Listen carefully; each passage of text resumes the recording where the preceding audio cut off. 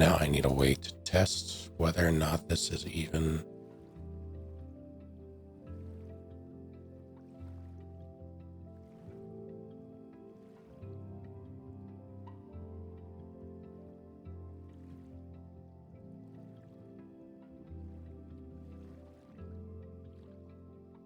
That didn't do a goddamn thing.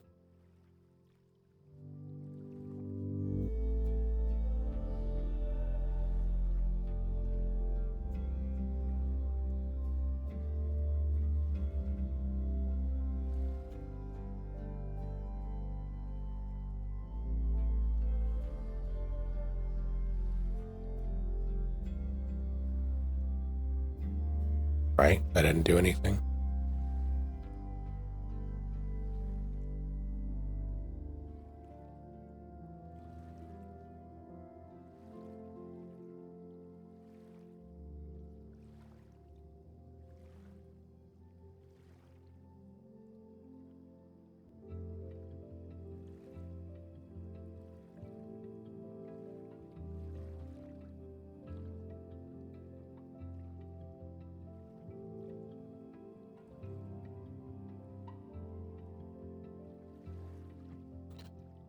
I can't really do that with browser sources specifically unless I have the like give it its own audio source, which I did not. I do have a monitoring hold on, let's see how this works. Oh, I'm afraid.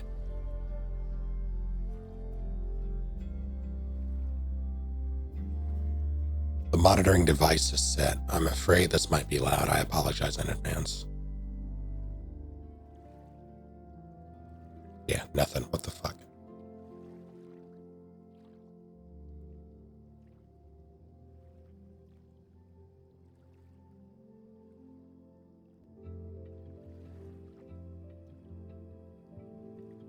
There's always something.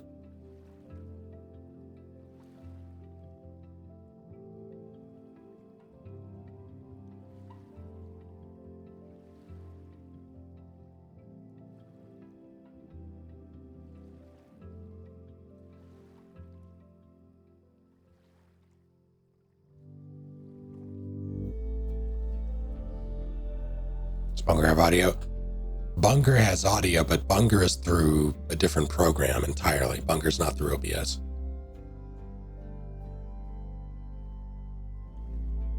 Yeah, it's specifically stuff in OBS that I can't hear.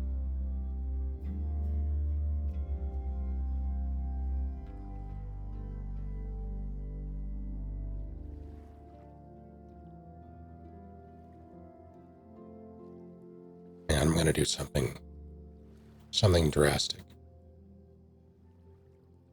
Can I just...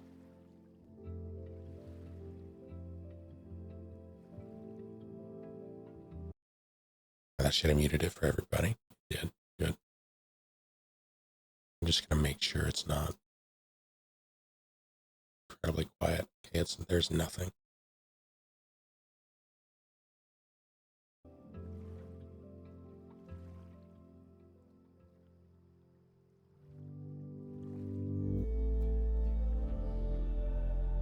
Turning the source off and on again. I have not. I can try that. OBS is weird that way.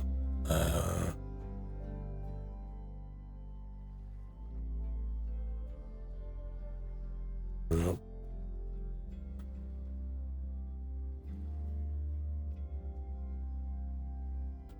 Overlays.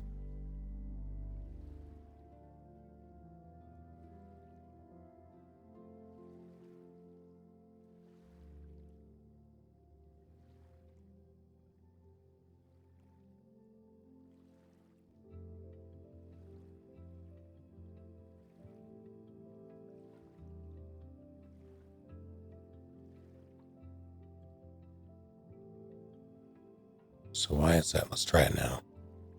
Hopefully this isn't loud.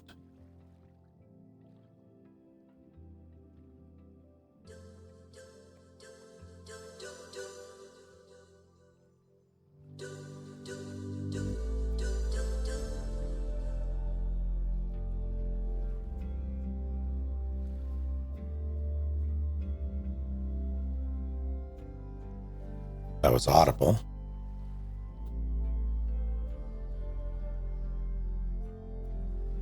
I had to give it its own audio source. For some reason, it wouldn't do it otherwise. Although the reason I stopped doing it, there's a reason I didn't use its own separate audio source. Hopefully it doesn't come back to bite me. How loud was that?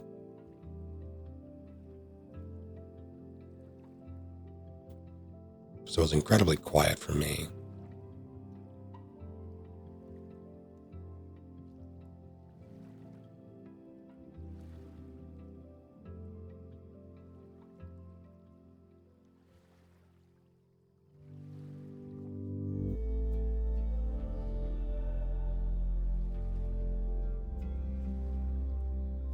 Okay, I need to see which thing it's actually on.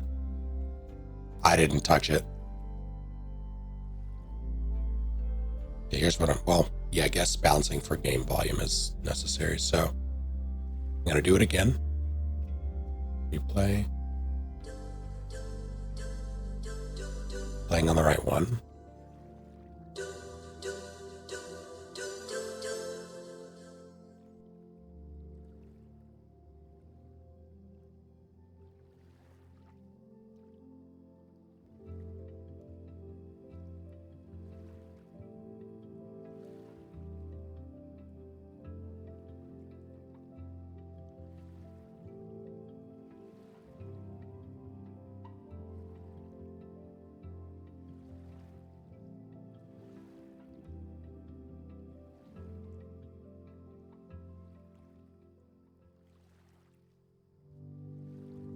Sounded fine.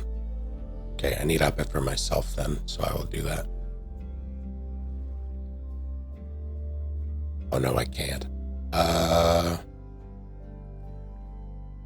can. I just have to escape 57%. So if I do that, lower you all to 57 and record to 57. That should be fine.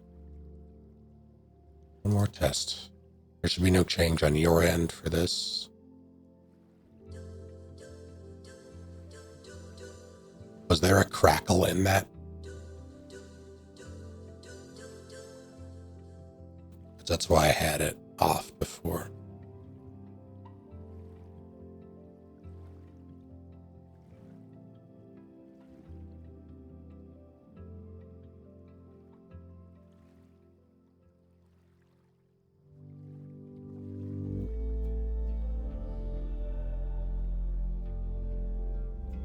Crackle would have been at the beginning.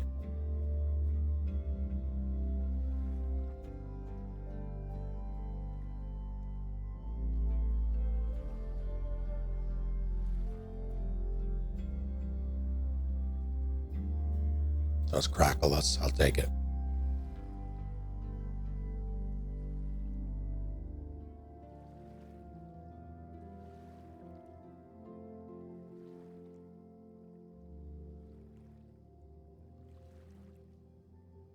And I'll do something a little bit dangerous. One final check. Let me know this is okay.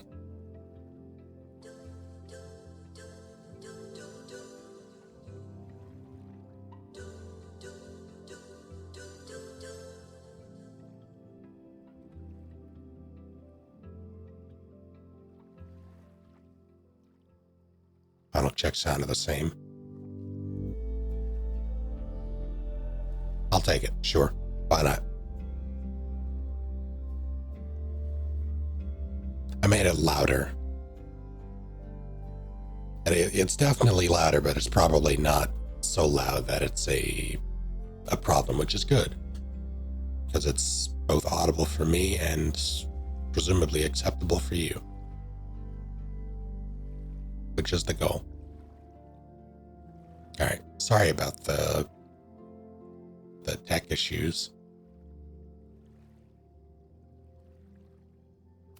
Where were we?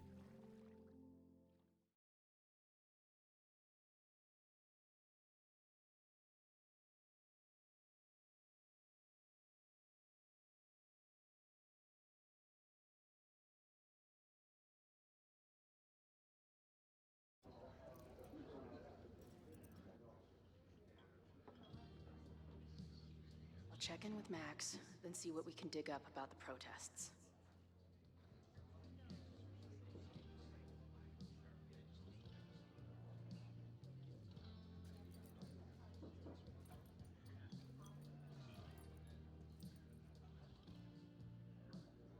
Ooh, not sure I want to step into the middle of whatever this is. New plan.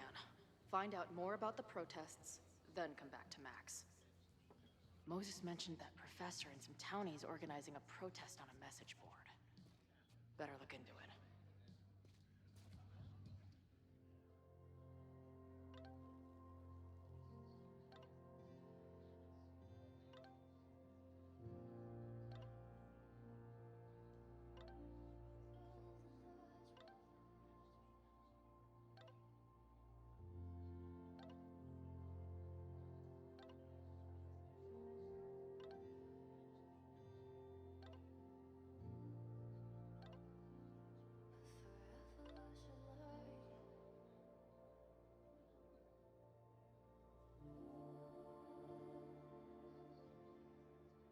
How's the game audio? The levels they seem to be very quiet. And they might be.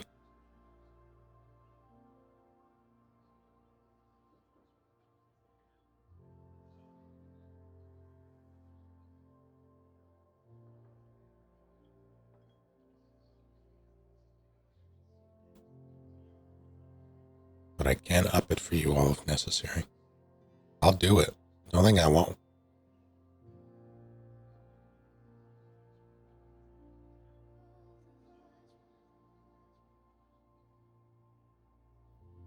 Like you hear the ambient music now? Like it's not showing on the broadcast mix for whatever reason.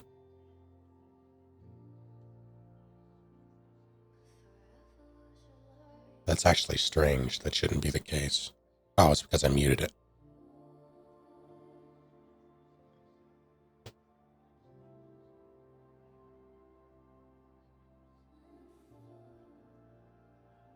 I'm not all tabbed. I just hit the mute button accidentally, as opposed to the up button on the volume. I do not have my knobbies yet, so I can't actually... The way I have to update these volume percentages is very annoying. All right. I'm just going to play. Please tell me if there's a problem or if something can be improved. Hi, Chloe. This is Moses Murphy. Yeah, Moses. Got some more dust specs that need naming. Not at the moment. Just wanted to open up a line of communication so you can keep me informed about, you know. Sure. Have you heard from Safi yet? Apparently Max has been chasing her ass all around campus. Really? No, I haven't. It will be interesting if you two meet, given that you seem to occupy the same quantum position. Use True Peak on OBS? I don't know what that is. So no. Tell me more. Usually save that position for the second date. That's a joke. I didn't even know what you're talking about, TBH. What I was saying earlier about the merge Max seems to have performed. The two of you are sort of cosmically entwined, it seems. Right, that clears it all up.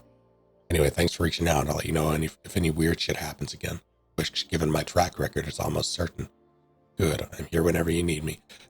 This brings up a very, very interesting question regarding the whole timeline merge thing. Phone numbers are often reassigned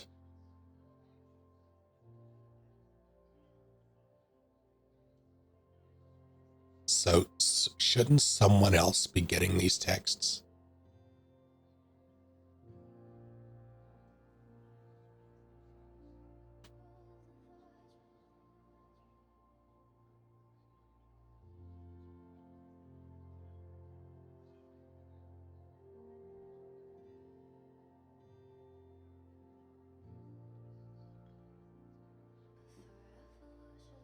Which reminds me, I have been receiving volunteer texts. Rather, people asking if I need people to volunteer at what is presumably a Jehovah's Witness church or gathering event. They refer to me as Brother Brown, which, you know, if I was included in that it was a Jehovah's Witness thing, I would be offended by.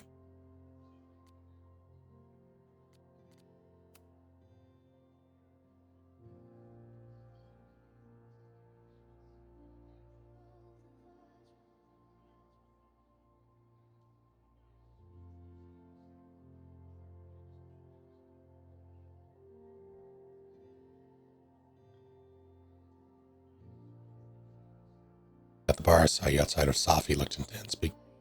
Inside getting down to town east to learn more about the upcoming protests. Let me know if you need me to run interference or anything else. I'll be there in 2 ass shakes. After a lot of effort making a jackass of myself, Safi was a step ahead of me the whole time, but at least she's ready to meet now and wear snapping turtle. Yeah, okay. Razzmatazz.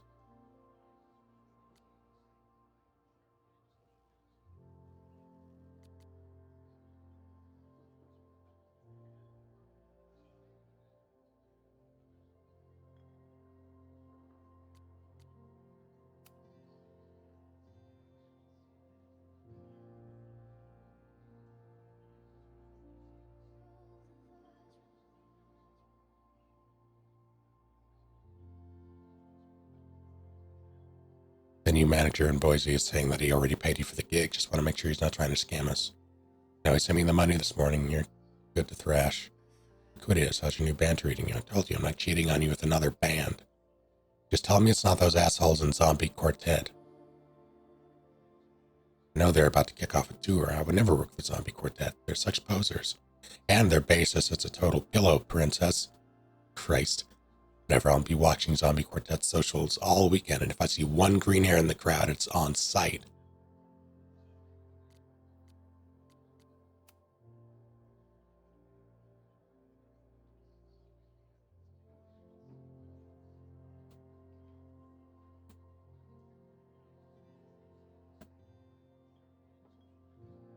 Already read this one. After my dad died, I had a lot of super vivid, pretty horrible dreams around the same theme. We'd be driving down the road, listening to terrible country music, then wham, 18-wheeler right up the ass. Or it'd be on stage touring some Shakespearean couplet, then wham, into 40 tons of death, stage right. No matter how it started, it always ended the same way.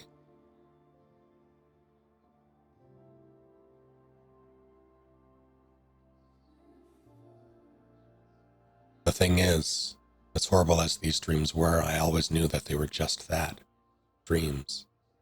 Scattered bursts of random brain goo. Emotionally harrowing, sure, but they could never really hurt me. For a long time now, I've been trying to convince myself that these nightmares were made up of the same stuff. Even as they've disrupted my life after I nearly went full freak out in that green room, even as I set out to find Max. And yeah, even with Max's time fuckery and my supposed death. Well, so much for that. Dreams don't make your entire mind and body disappear from existence before reappearing somewhere else in the room. The look on Moses' face, it was like the lab rat he was studying started firing laser beams out of its eyes. Moses, by the way, is clearly the best thing going in this school. If I had a teacher like him growing up, I'd probably be studying the effects of weight loss drugs on gerbils right now.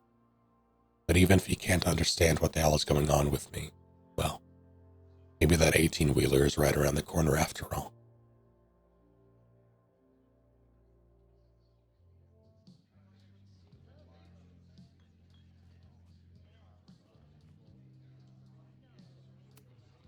This guy seems like he knows something. Does he?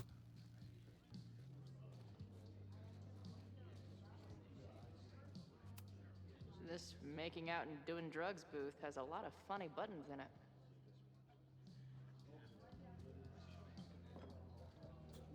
What? This isn't a phone booth. Password if I want to get into the forum. That only works if there's a phone booth for the payphone. Is the art upside down, or is our world? Whoa. Hey, buddy. You're like a month early. Maybe this pumpkin's actually an alien monster, just pretending to be a jack-o'-lantern. This guy's out of his gourd.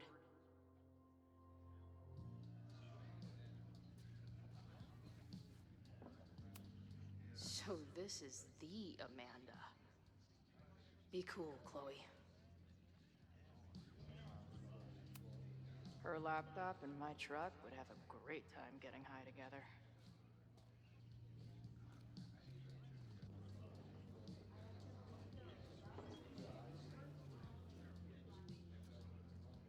I'll need that password if I want to get into the forum. Not much of a stage, but I could see drugstore makeup blowing some Mountain State minds here.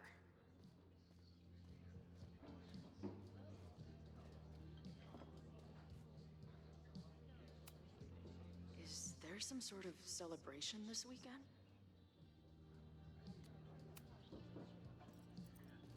Hey, what's the deal with these? Damn it. Hey, Joey!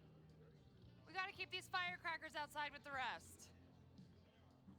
Some of the Lakeport dudes are apparently planning a fireworks party this weekend. Doesn't matter to me as long as it's not in here where they could quite literally blow up in my face. Sounds reasonable.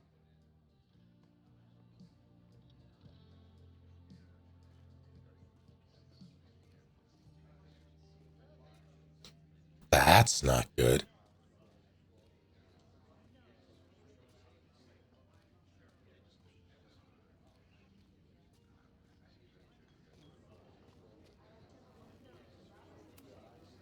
Imagine living in a place where you can just leave your coat somewhere and it's still there later. First one to stop a fire from burning down the school gets a gumball. I used to have a gumball machine. I technically still do, in that it's at my parents'. Still has the gumballs I left in it like 15 years ago.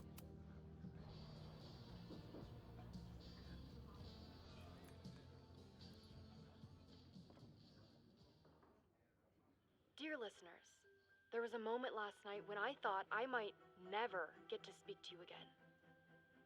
Never share what I've discovered. When the countdown rang out at the Abraxas house and it became clear that the very building I was standing in would be demolished in a matter of seconds, only my quick wits, my poise under pressure, and my determination to share the truth kept me alive. Stolen valor. And what have I discovered? That the administration is so hell-bent on destroying the Abraxas house that they're willing to break the law and put lives at risk. The Lakeport County Court has ordered that the Abraxas house cannot be demolished until a structural engineer examines the foundation.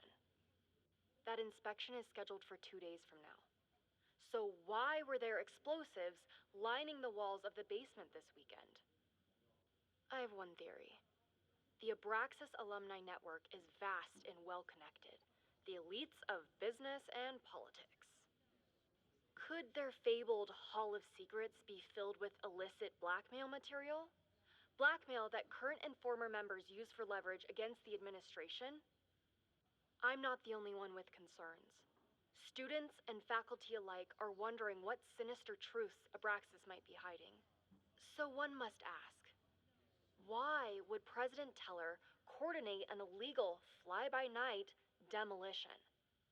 Is the Abraxas Society's iron grip on the administration beginning to slip? Or is the administration so intent on covering up whatever terrible skeletons lay buried inside the Abraxas Hall of Secrets? I will not rest until I have found the truth and reported it to you.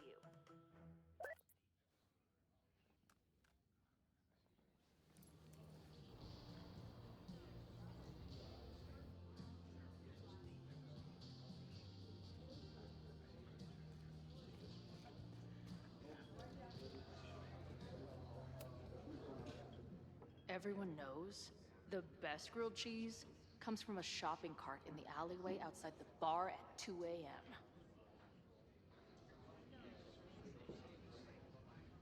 I don't know if that's true. Oh, I'm reminded of my woe, my misfortune.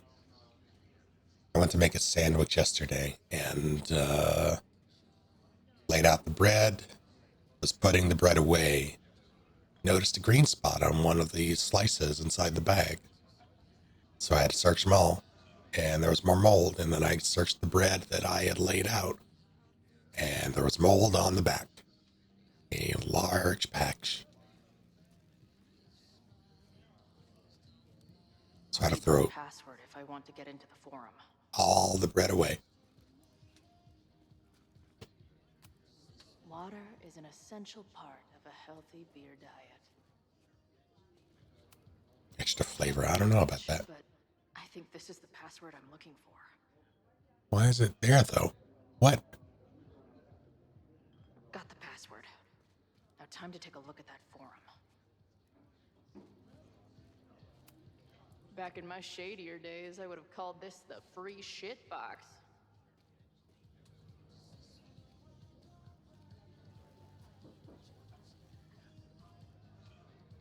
At least you hadn't eaten it yet. Yeah, there's that.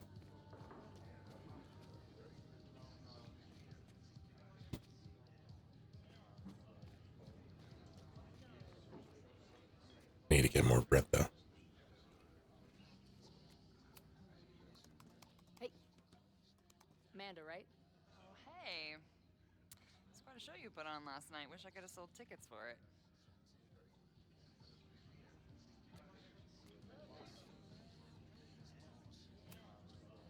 I'm sorry if all the stuff with Max is, I don't know, weird. A little. But what isn't weird these days? I'm just glad she's okay. More than okay, actually. She's, like, glowing. You didn't knock her up, did you?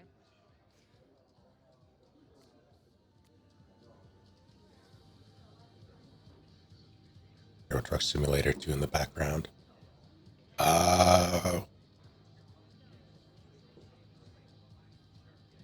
Berlin.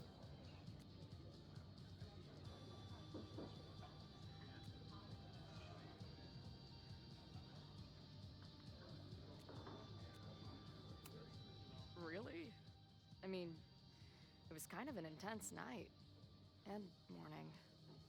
I'm surprised. You can go see for yourself. She was meeting someone. I think one of her students? I'm understaffed, so I'm not serving back there today. Makes sense. Thanks. If you're looking to book any shows this month, my band is headed east soon. Oh, you're in a band. Oh, I manage them. Drugstore Makeup. They're a mathcore synth-pop art punk band. Oh, sweet. So, like, the Minutemen mixed with a little Fall of Troy. Yeah. Spot on. Send me their stuff. I'll see if there's a date that works.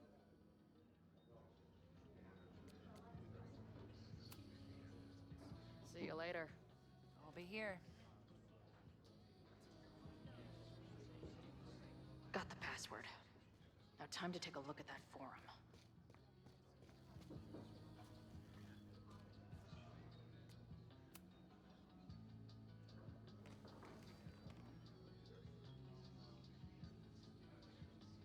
So, do you live here or what? I'm trying to work. Oh, sorry. Didn't realize this bar became a co-working space overnight. Get back to your blockchain IPO, or whatever.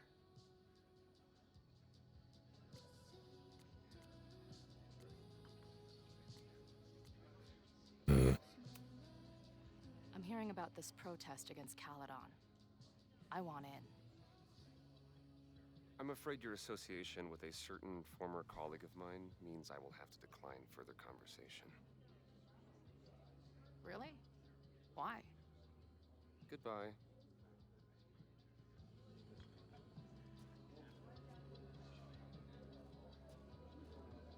I did just try to rewind as Chloe.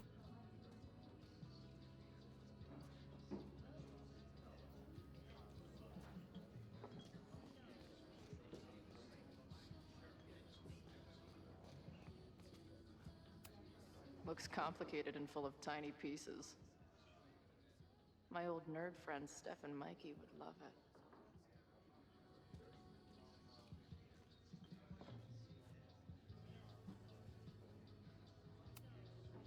Cool. It's my new best friend. I guess security's pretty lax around here. Guess so.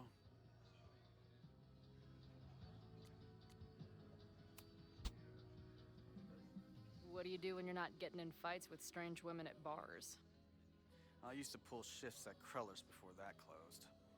Now I'm trying to get a job at the timber mill where my dad worked. What happened to him? He skipped out on us when I was pretty young.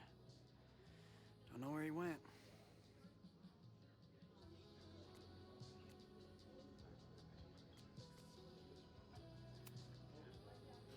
Sounds like an asshole. In my experience, no dad beats asshole dad every time. Good to know.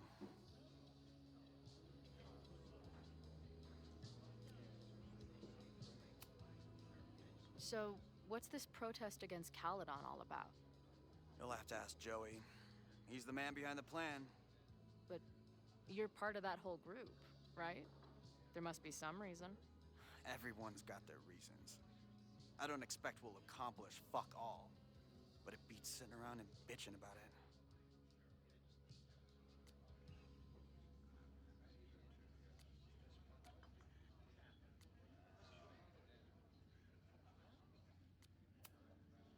See you later, Ren. You got it. Got the password. Now time to take a look at that forum. Add this to Amanda's laptop and my van for a full-on stickergasm. A what?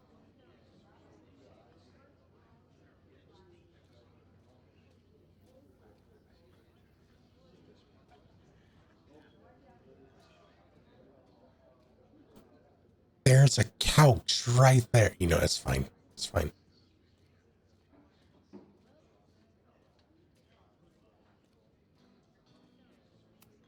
So this is Joey. He seems intense.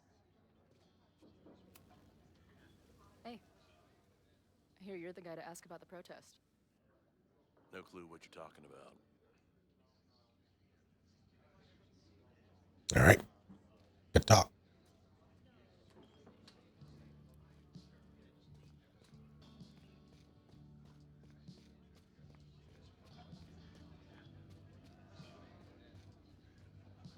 Can I borrow your laptop? Is that better or worse than can I borrow your phone? Hey,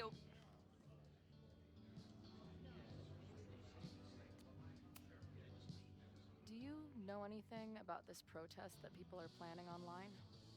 I've heard some things. I tried looking into it, but their forum is password protected. I think I might have that password, actually. For real? Let's take a look.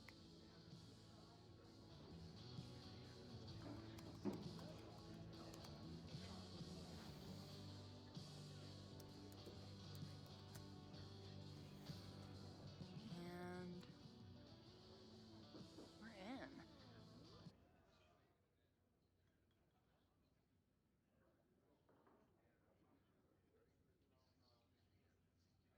Lakeport Citizens Against Caledon Corruption. A forum for like-minded Lakeport residents to organize for legitimate resistance against the corrupt leadership at Caledon University. Sic Semper Tyrannis, of course. Kreller's Forever. Mod. Wonder who that is. Protest is on. 9:22, time and place TBA. Find or message me for details. Lakeport lifer, hell yes. Been dying for this. Got my sign and torch ready. Oh no. BT Vet 22. Right on, brother. I'll have to skip bowling league. Hell. Drive up from Brattleboro for this one. Wouldn't miss it for anything. Truth will out. They will all pay tomorrow. All the elitist fucks who allowed Lakeport to suffer what Gallatin grows richer. All the students who turned their heads or didn't give a fuck about us in the first place. Cardinal sin. You won't be able to ignore us now, that's for damn sure. I know I haven't been to any of the meetings in person yet, but that's about to change. I'll be there with bells on tomorrow. Love the enthusiasm, but remember, even though this is a private message board, always assume infiltration. After that, heard boss, see you tomorrow.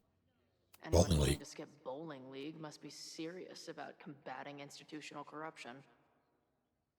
I'm guessing the mod is Joey. This dude is legit scary. And none of his buddies seem concerned at all.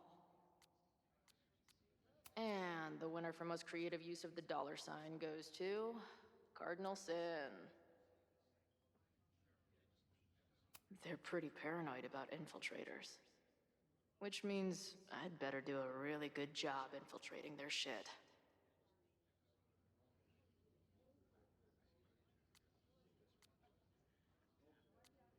Nothing like a little Latin to class up your angry protest.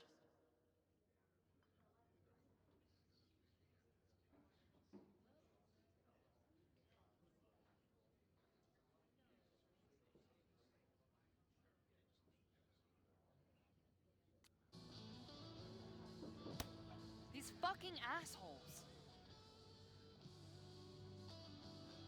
How is any of this going to help? They're gonna set back everything we're doing to rebuild the town.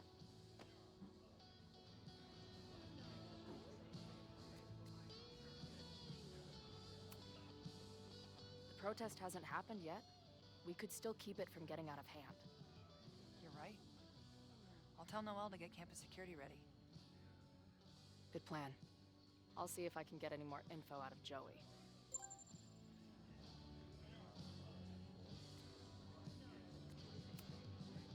I'm sorry if More than okay. you talked to her. Just for a beat. She was meeting someone. See ya. See you later. I'll be here. The forum is scary. But it gave me a lot of good intel to use with the bartender. Funny thing happened on the way to the forum where Joey, you were right here.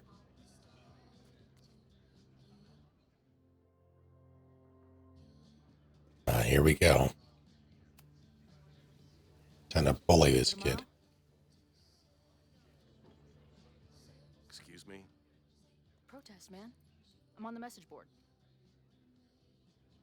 What's your tag?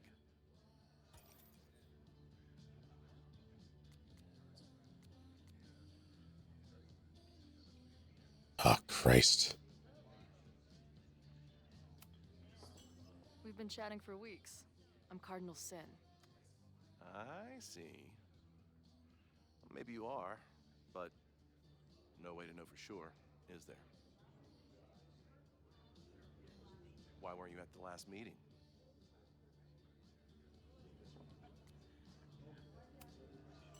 Dude, it was bowling league.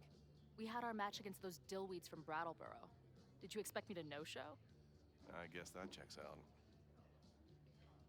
How? Maybe The you information. told me, but you must know the group motto from the message board. What is it? Sic semper tyrannis, which I believe translates to, how sick will it be when we squash these tyrants? Close enough. All right, you're good. Hate to be so paranoid, but you know how it is. We muster here, noon tomorrow, and then head straight for the admin building. And prepare yourself.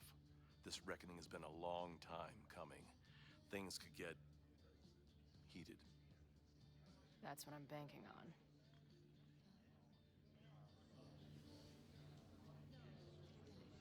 This lady doth motherfucking protest. Time to tell Max she's got a girl on the inside. Just got an achievement, but the audio didn't play because I need to fix that too, apparently. Actually, let me do that now. Where do I want that?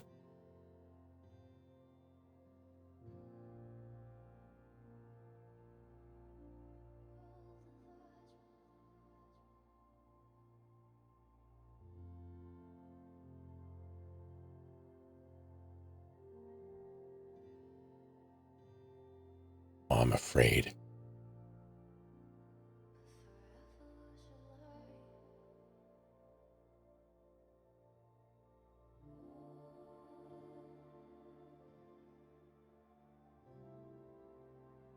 Hopefully that works.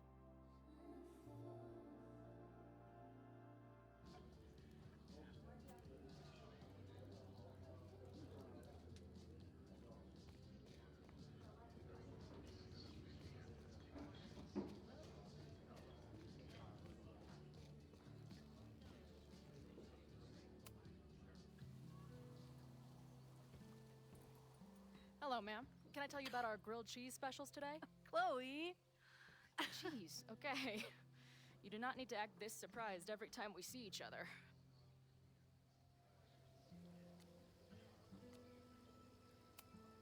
How did it go with Moses? You did not prepare me for that guy's office. Holy shit. No, I mean, did he help you? He tried. Not fixed yet, as far as I can tell. What about you? Did you crack the case with the Abrax holes?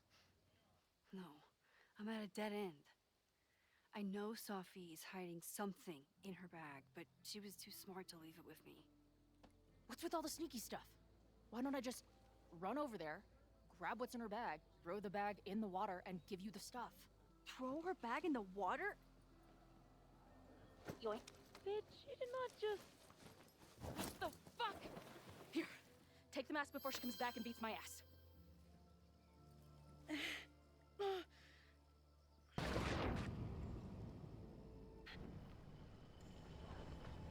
See, this is the kind of shit that I've been talking about. Sophie had an Abraxas mask in her bag. We have it now, thanks to you. So many questions. But for now, I think we better run before she realizes she's missing it. And I have just the getaway. That's how you use Max's powers. She's the best and worst influence.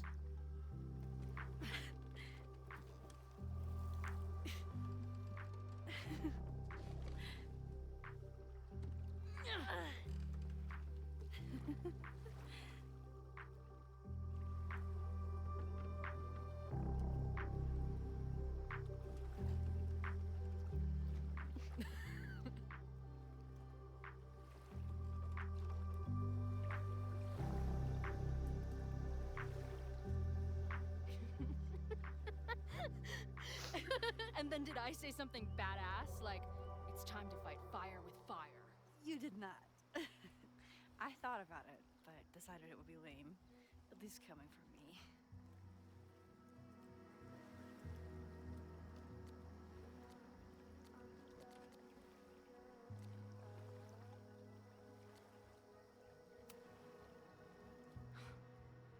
I bet I loved being a part of it. Using your powers. I bet it felt...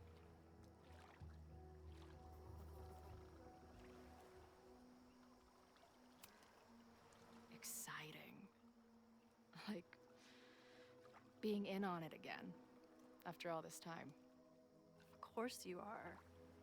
Ever since that day at 2L's. I think I would have gone insane a long time ago without you as my confidant. But... it's weird. That version of me that just fucked with your friend. What happened to her after you rewound? Moses has his theories. I don't really understand them.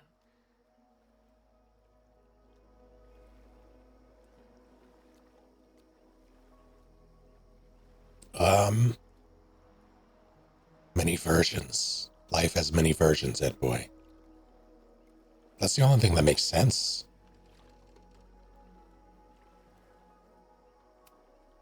I just think we are much more than the one version of ourselves. We're like a kaleidoscope of all the choices we could make and the people we could be. Damn, Max. You send a girl to Vermont for 1 year and she gets all heady. I like it.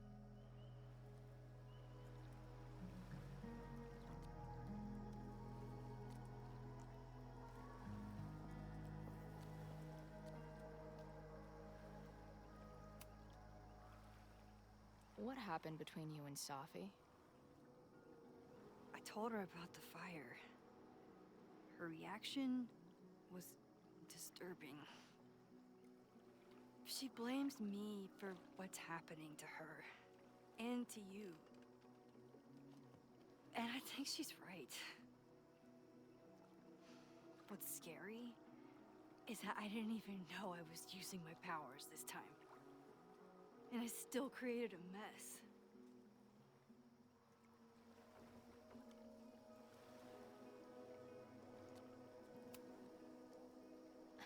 Look, I don't know Safi, but from what I can tell, she was plenty fucked up before you ever met her.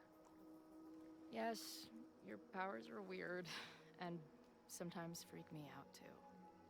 But there isn't a single person in the world I would trust with them more than you.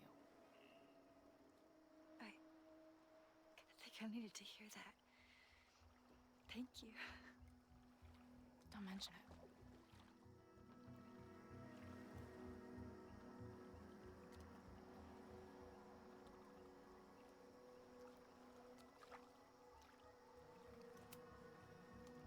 Okay, so Amanda.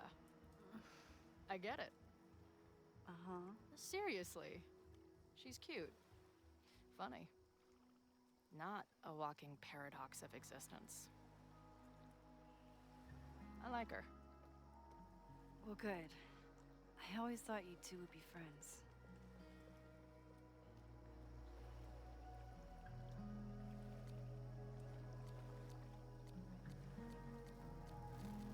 Oh shit. Oh, I said I like her. I didn't say I don't want to murder her. Understood. That's not what I meant to pick. Fucking scroll wheels. Can I rewind that? God damn it.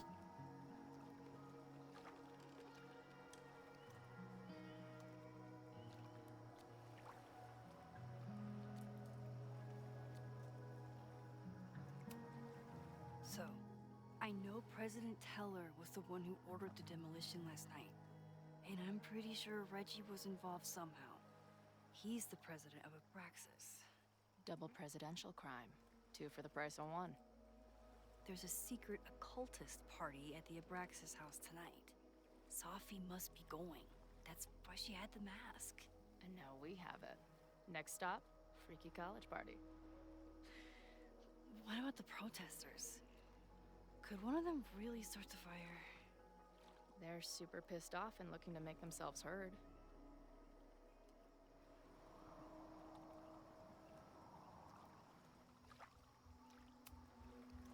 Honestly, with what I've learned about Caledon using the storm to take over more of Lakeport, I can't say I blame them for being angry. But this shit's dangerous. At least we know about it now.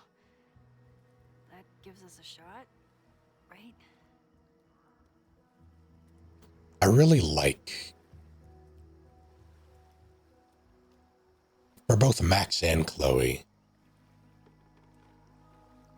I like their writing as adults. Are you alive?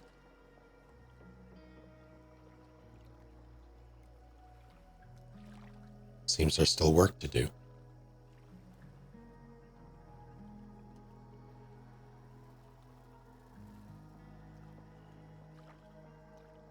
You can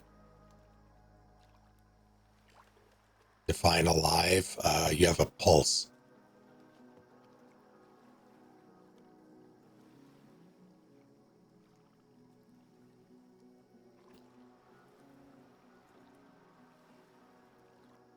I'm very glad that they wrote them as characters who can mature.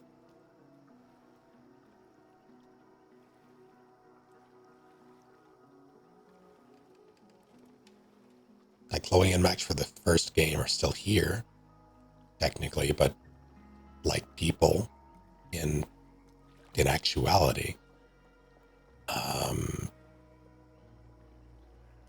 they grow. At the end, I don't think so. No, I haven't been going for too long.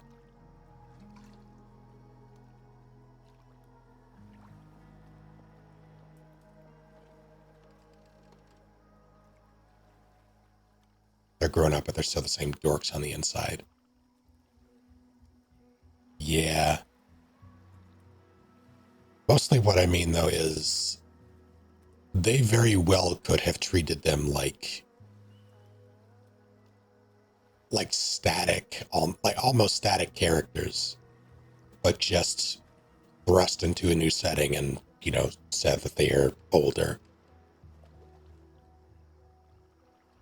You see it in the first thing that comes to mind is cartoons, various forms of animation.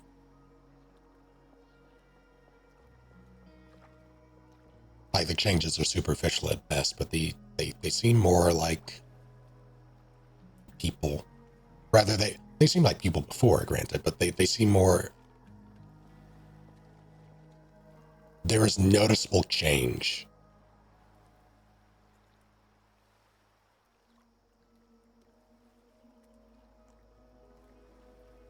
I was afraid for it with double exposure with Max. I was afraid it was just going to be more of the same. It didn't feel that way to me, and I'm also glad that they made Chloe feel like less of she's no longer a teenager, she's an adult.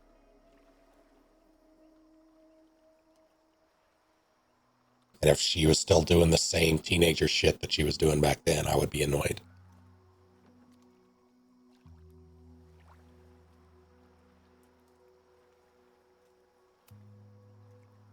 Hey, I made you something. Now that Super Max is back in action, I thought she needed her own badass action figure. Happy birthday! This is incredible! With everything going on, I barely remember today was my birthday. Good thing my ass is here then. Didn't already. I know he didn't fix you, but was Moses able to figure out anything? Hard to say. I got the feeling he couldn't decide if he was more interested in helping me or studying me. What does he think is going on? The word paradox was thrown around a lot. Also, anomaly.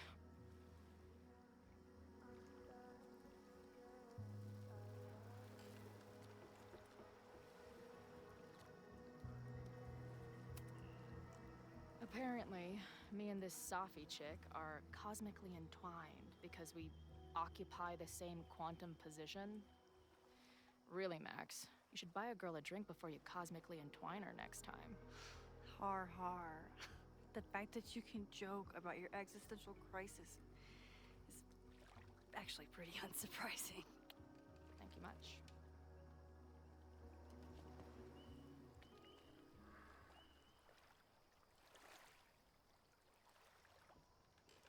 That has to be especially weird for Max.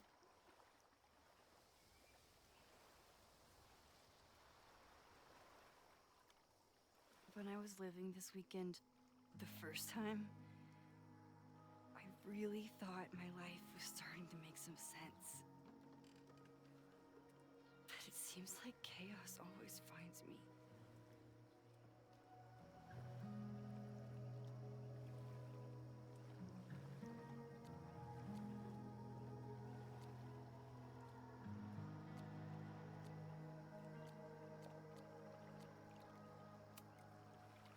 The only chaos you're dealing with is me. Everything was fine before I showed up. You have a whole new life here. I know I don't fit into it. No, that's not what I meant at all. Okay. So, try again. And if you rewind, I'll know. I wouldn't dare. I thought my life was starting to make sense, but I was wrong. All those years I spent grieving you. I was grieving myself, too. I never felt more alive than that week we spent together. I convinced myself I could never be that person again. Not without you. And now you're here.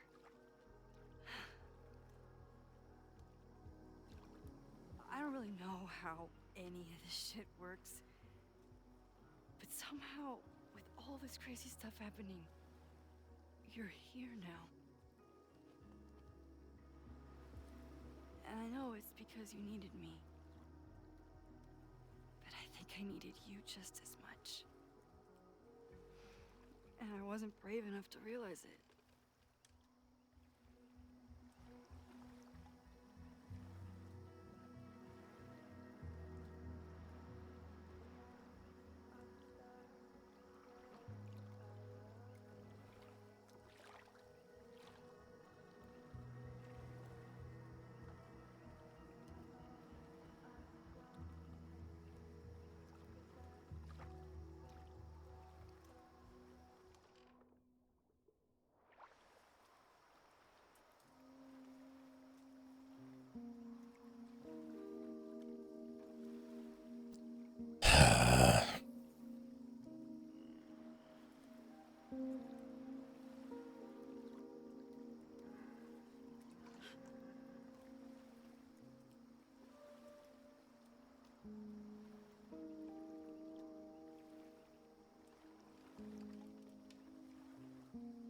Guess it's counterpoint, hold kiss.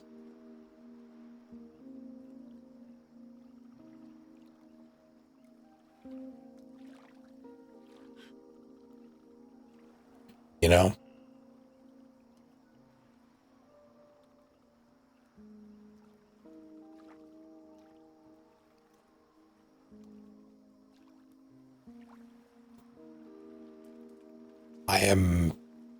I'm very afraid of this not having a good end for Chloe. Which makes this so much more tragic.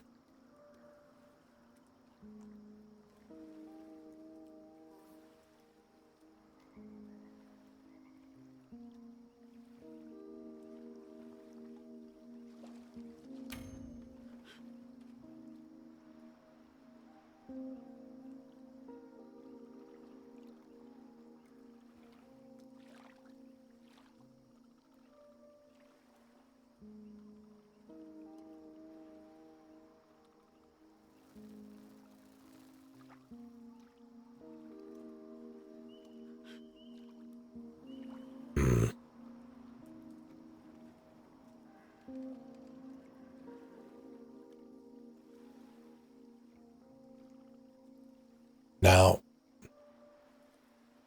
the only thing giving me pause here is I know that by doing this, the camera's gonna pan back to the shore and it's gonna be Safi standing there, and then a health bar is gonna appear below her. And a boss fight is gonna start.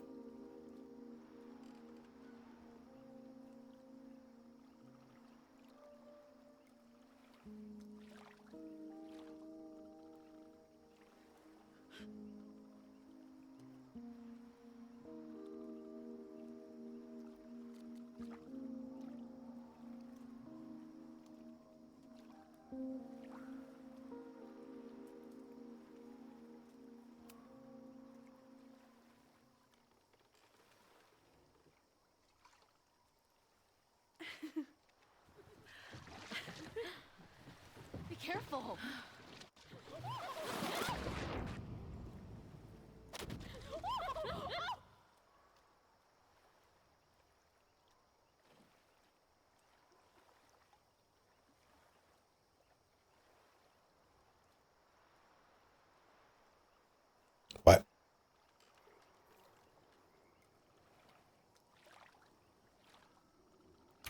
try us again.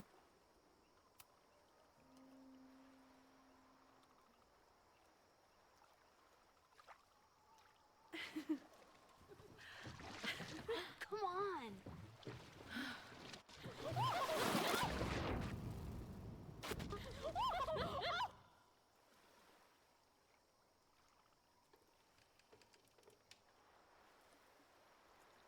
That's kind of really good if that's the...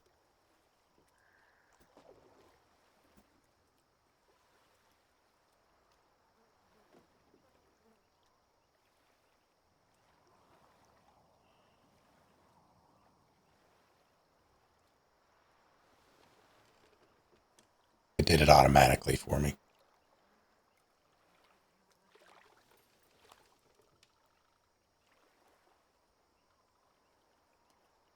You ever feel like the universe is trying to fuck with you? We have met before, right? I'm Chloe Price, the universe's crash test dummy. That was actually really good. Max Caulfield. Did you try to kiss me? What? How did you know? Again, I do know you a little bit. So what happened? I fell into the lake.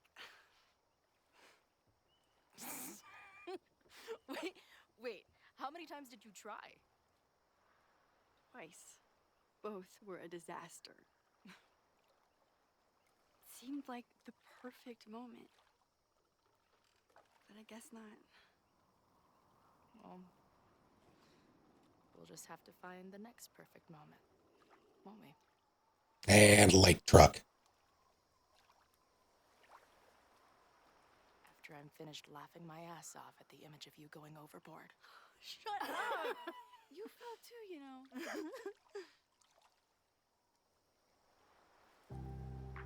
I can't believe I never took a boat out here until now. Just add it to the list of conveyances I've dragged your ass into over the years. I mean, in my reality, anyway. I want to hear so much about your reality that it becomes mine. Let's hear the list. Well, there was my truck, of course. That shopping cart in San Francisco. Then there was that Vespa we had in Salt Lake City. Was I in the front or back? Are you kidding? You were in the back, holding on to me so tight, I thought I would suffocate. We had that tandem bicycle in Chicago. That was a disaster. And Izzy's friend's weed dealer's tuk-tuk we joy rode in Nashville. You're just making stuff up now. I am not.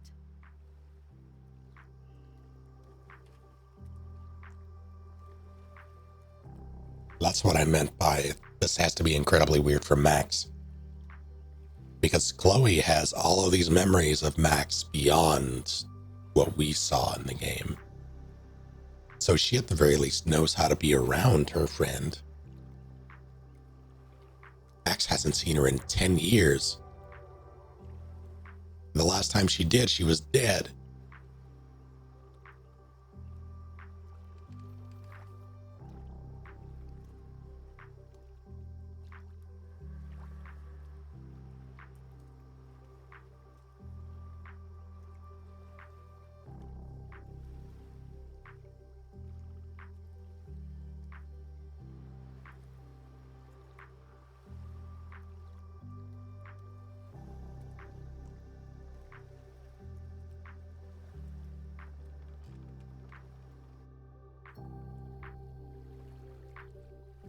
The Mabon party is starting soon. We've got to get to the Abraxas house.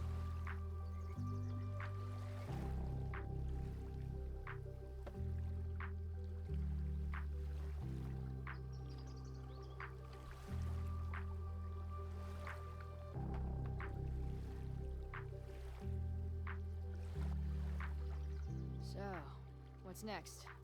Change into black robes? Black shirts, going by the old photo. Then we head over to Fremont Street.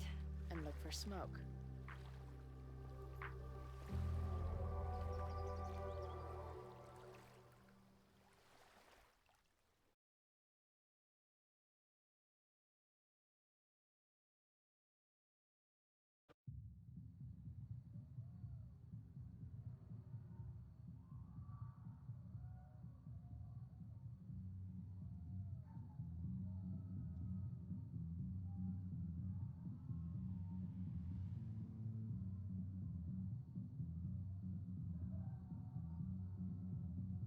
This is it. It could all start tonight. We know that Reggie kid is up to something. Think you can get me another Eyes Wide Shut mask so we can sleuth together? You're on. Stay out of trouble.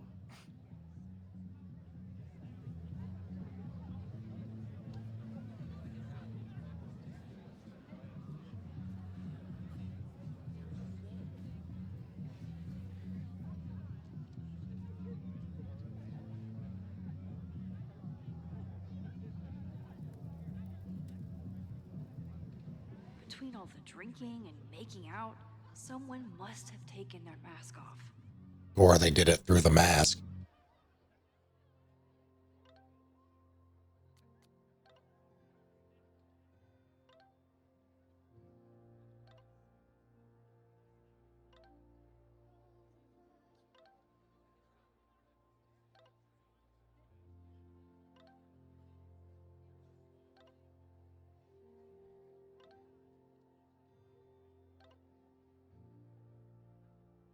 What's interesting to hear?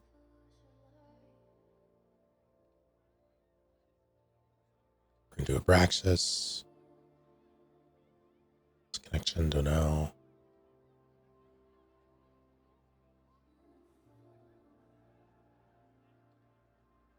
Just had a student stop by the office and asked to audit my class next year.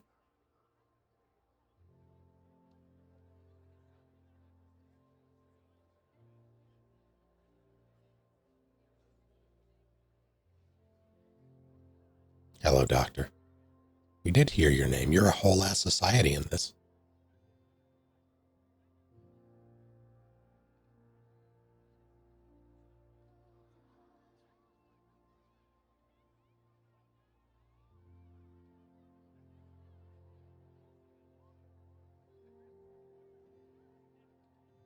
I was talking a lot the last game too about how Max was moving on from Chloe and her relationship. Yes. Yeah, the answer to that question is yes.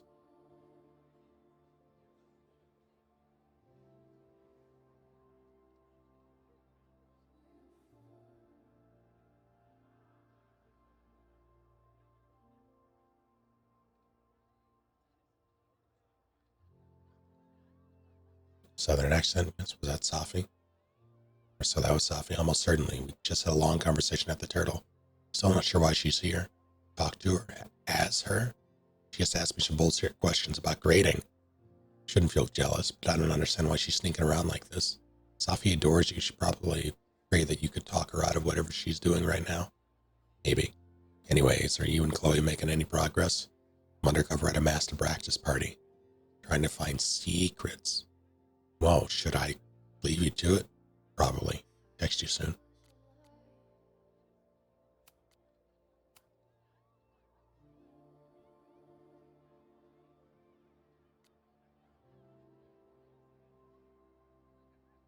Safi has always had a way of getting past my walls. She's the first person to join the best friend tier since I met Chloe, and today, sitting on the Turtle's back deck, she was the person to help me realize the truth. I did this to Chloe. I brought her back to life because I couldn't let her go. It must be the cause of her weird visions, and God knows what else. There are no free lunches when it comes to using my powers. Maybe Safi is right. I'm just being reckless. Maybe I can handle the consequences. Maybe any consequence is better than the one I lived with for years. I still don't know what Safi's doing in town. I think she wants to trust me, but she doesn't know how anymore. I told her about the fire. Maybe if I prove that I trust her, she'll respond in kind. I sure hope so. Don't fall in, Lily. I was reeling from everything Safi and I talked about, but Chloe was there to rescue me again. He hatched a plan to steal an already stolen mask and found the one place in Lakeport where a shapeshifter couldn't sneak up on us. Sitting there in the canoe holding her hand, I felt like I could breathe for the first time all weekend. I didn't know what it would be like to spend time with Chloe again. How do you just hang out with your once dead friend after so much time apart? I was afraid it might feel like talking to a stranger, But I didn't need to worry. Hanging out in the canoe, it felt like just like when we were kids in her backyard, watching the clouds roll by, or watching the stars come out. Chloe used to be someone that I could just sit and watch the world with. Maybe she can be again.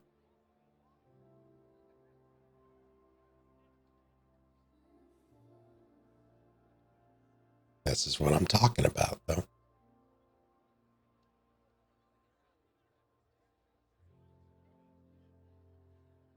Every now and then, someone I knew from either like high school or before will randomly message me or call me or like get in contact. And just those conversations alone, it's like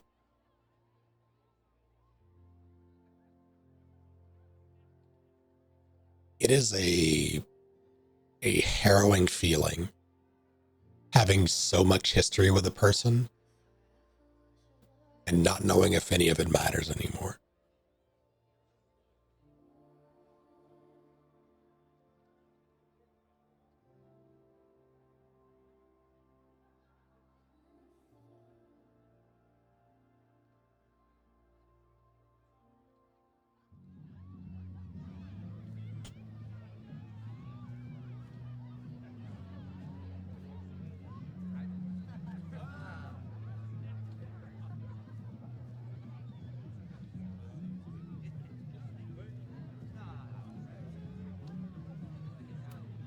What's the point of a Mabon party? Half of these decorations are for Samhain anyway. You haven't been inside yet, have you? Trust me, Mabon has its own special charms. Why did you say it like that?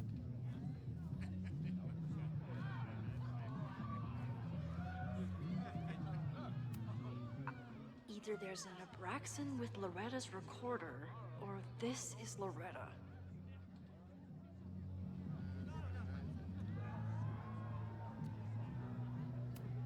Loretta? Oh, hey Max. Thought that was you.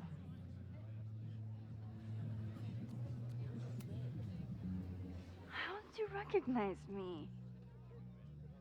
You're standing like a teacher who snuck into a party. Relax your shoulders a bit. I'm gonna check out the house. Maybe you should do another round out here before people get too drunk.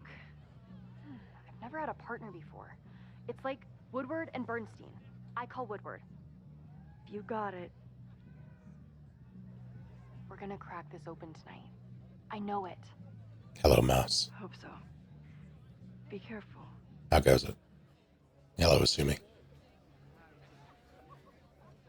We just said that right in front of... They were standing right here.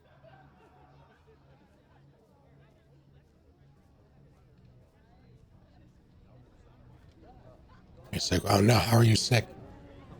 What happened? Who hurt you? Could this be the fire that starts everything? I could douse it right now. But I'd blow my cover. Better stick to the plan. Swarthroat Fevo, no.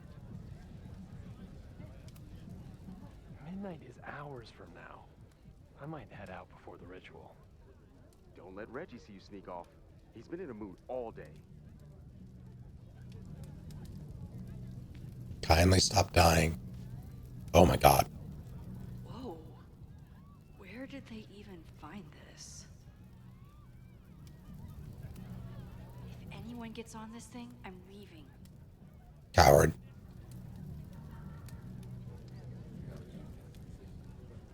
Kindergartners. They recover their mouths. Yeah.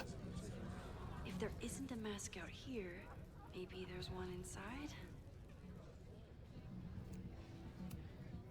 Leave it to Abraxas to turn eggs into something that screams death cult. Can I offer you an egg in these trying times?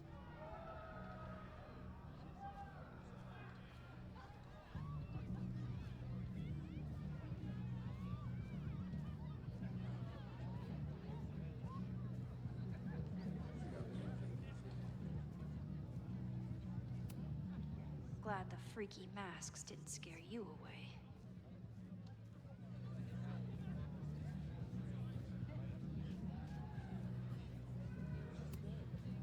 So the door password is whatever monster is on the tapestry?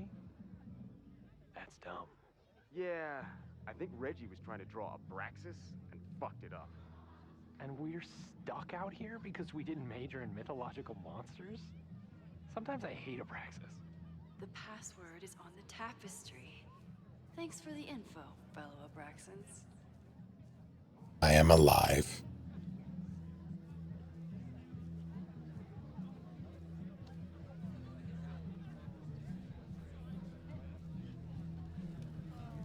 Fair enough, Darius. Enjoy your lurk.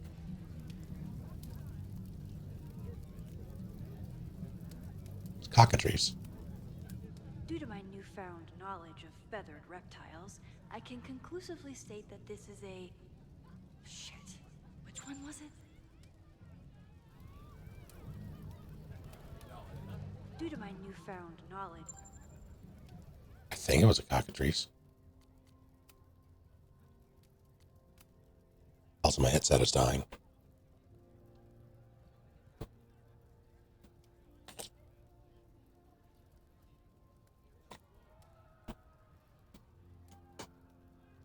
Did I just put...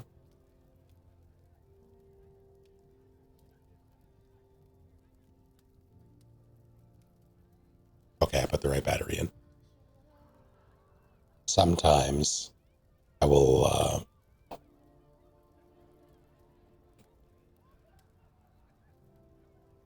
no, did I? Okay, good. Sometimes I will, like I do it all one-handed. Take out one battery, then swap it.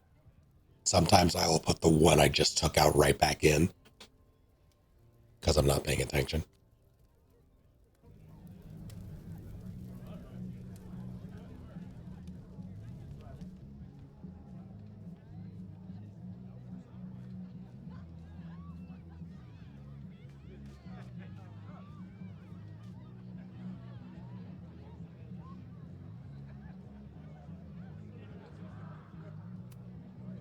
Even candles seem threatening right now.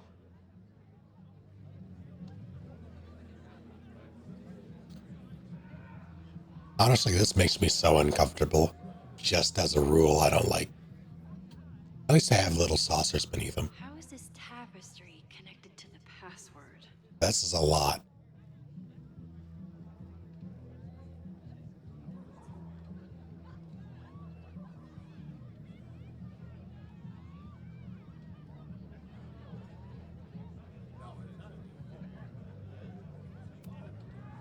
Here goes nothing.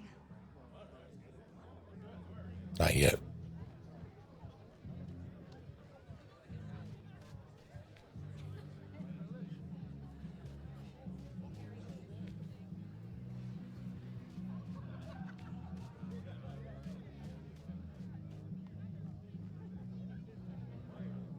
Maybe if I identify the logo on the tapestry?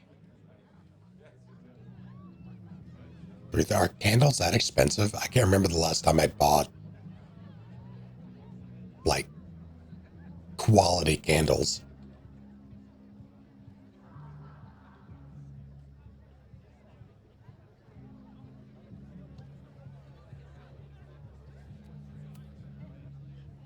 Password?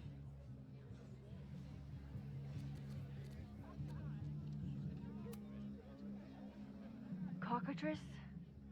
Nope. Have fun outside. Dang it. Password? It's basilisk. Bullet Harrier. Oh, nice try. Now shoot. Dang it. Thank you for 119 whole ass months. That's so many months. Password?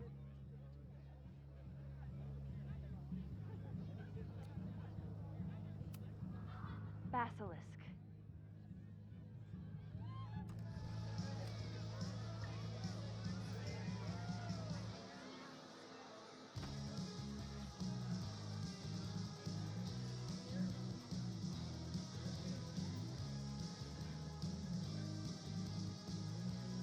At least they're having a good time. I need to blend in and find that mask for Chloe. I thought Abraxas was mostly about parties and ambiance, but there are rituals involved too. You know this. You did the research. You saw the... If I really wanted to freak these kids out, I'd play something from my DVD collection on here. Oh, that reminds me. I was at my parents' doing laundry yesterday. I had to bring up a photo. There's gotta be a mask laying around here. On my father's, like, DVD slash VHS, one of the DVD slash VHS shelves, he had the Twilight journals, 4 keepsake journals in a collectible tin.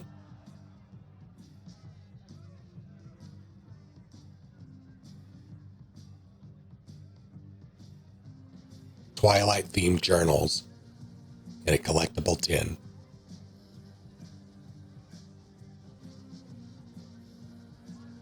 Sealed in plastic, granted, but Party too hard and you're going to lose your mask. yeah, it's a little concerning. It's really like, I don't know if he's even seen those movies.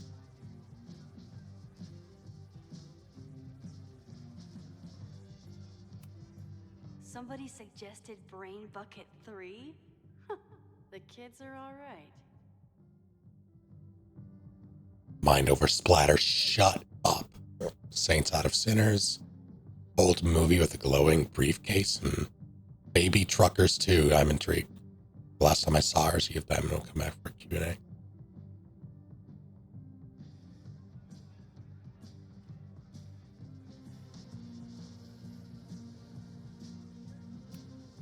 He thinks he's the coolest guy here, but he's trying too hard. Azrael, is that you? Mr. Cool here would like a drink. And dare I suggest, his picture taken?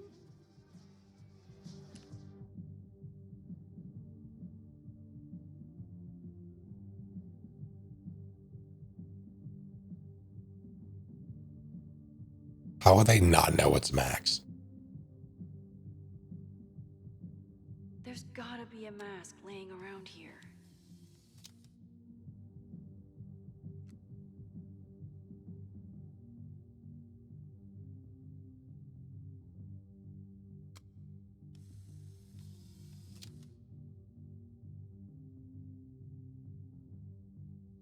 Let me retake photo. God damn it.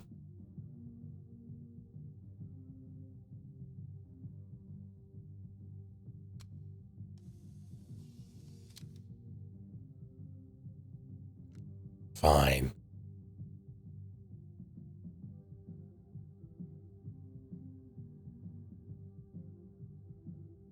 Party too hard and you're going to lose your mask.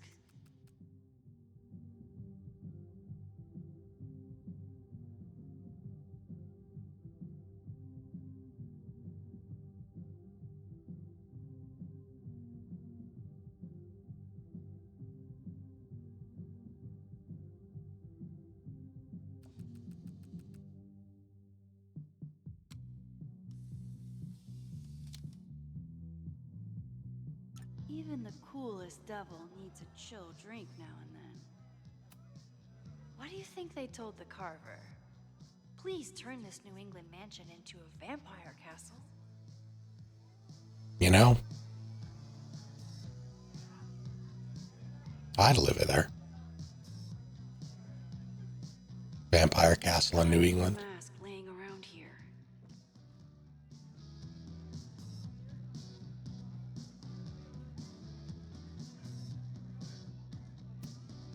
There's a label on it. Presidential thong? I'm not sure I want to know what this was used for. You already know. At least it's not a dance party. My undercover skills only go so far. I think you'd fit right in.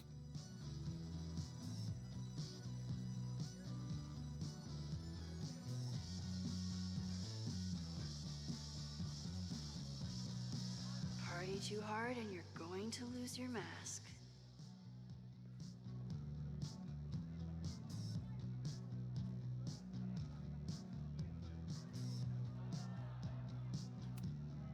Reggie doesn't seem super comfortable with leadership, but he's definitely trying his best. Because enough people asked. Yes, there is an inspection scheduled for the house. No, it is not a drug inspection. A structural engineer is coming, but still, you shouldn't have drugs in the house. Get them out before Monday, just in case.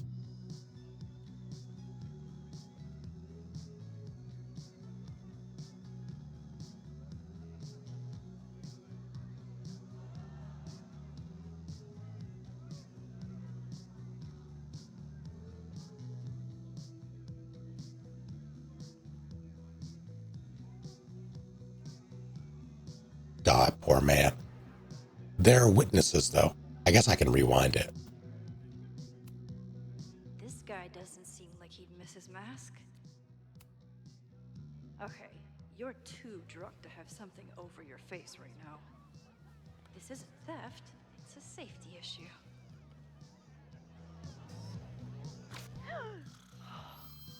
She's in the trees.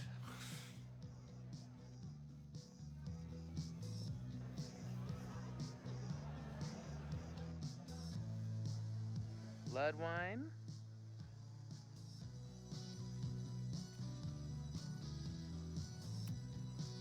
What's in it?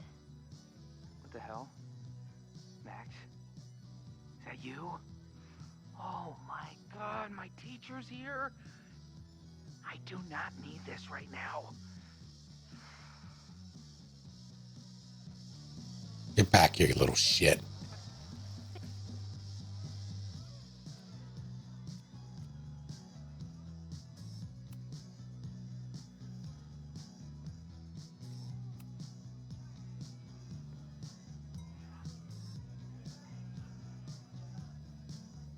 Oh, thank God. It's not blood.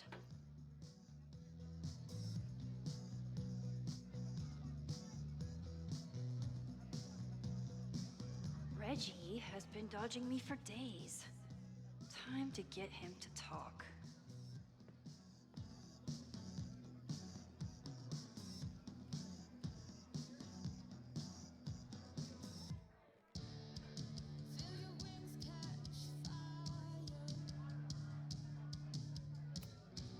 Reggie's pretty tight-lipped about Abraxas. But what if he thinks he's talking to a fellow Abraxan? Show you, huh? Greg, right? Congrats on becoming a senior member. Greg?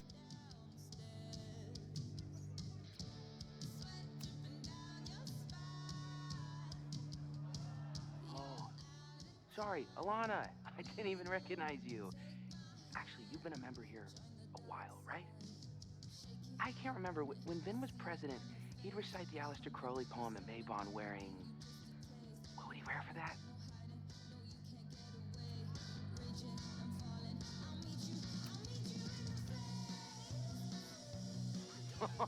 That's right. No wonder I fell for that guy. Well, maybe that's a tradition that should end with Vin. Maybe that's all Abraxas is. Just a bunch of bullshit traditions that no one will miss. This stuff with the Hollow Secrets is silly. Right? We wouldn't ruin Abraxas if I destroyed... Sorry for venting like that. You're a very good listener. See you around. Wow, Reggie. I think it's time to level with him and get the full story. Got a chainmail thong? Yes, 100%.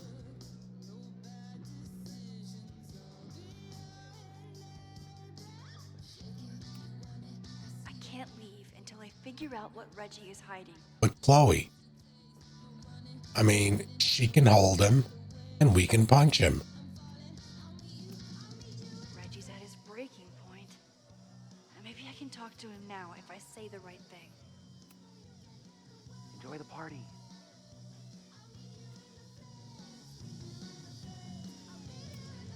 But Enjoy the party.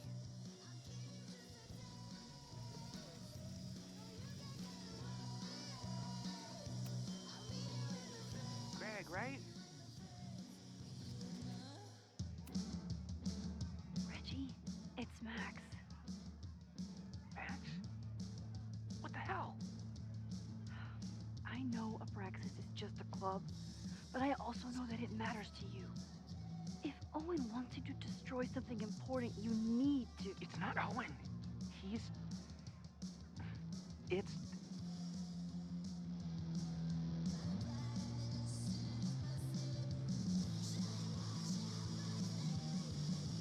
Owen's been getting pushed around by the board.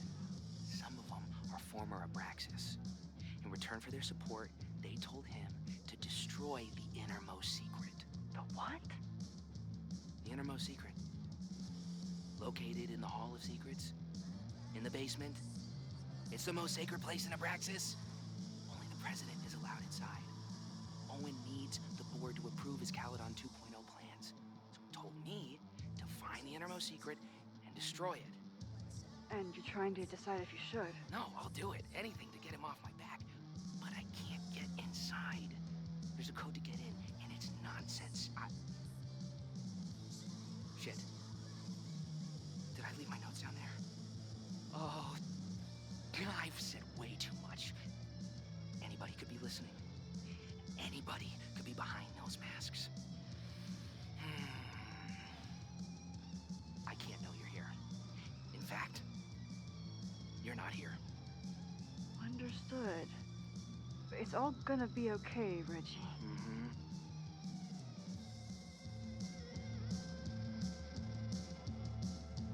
Wow, Reggie.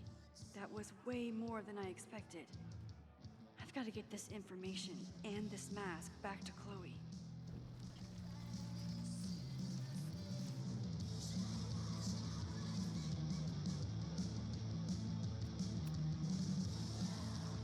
Hunting for a secret room in a spooky house? Chloe's gonna love this. The game told me he can't know I'm here.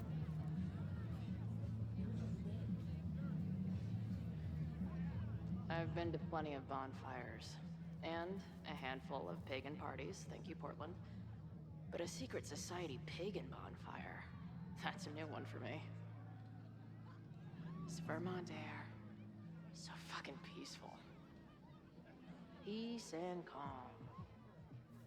The kind of calm that makes you think about the endless void of non-existence. Here. Jesus! Sorry. I think you should check out the basement. The door password is Basilisk. I'll do another swoop and sneak. I'll do another sweep and try to snoop. What's in the basement? Hall of Secrets. Owen told Reggie to destroy whatever's inside. He's looking for a way in. We have to get there first. We know the fire started here. But was it to destroy the house or the thing inside? Why is she animated in 2 frames? So, split up?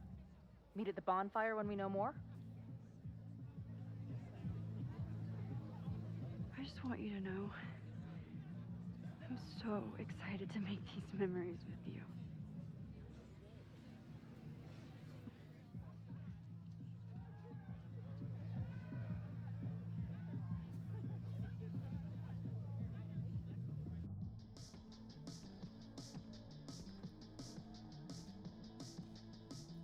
And then the game turned into a brawler.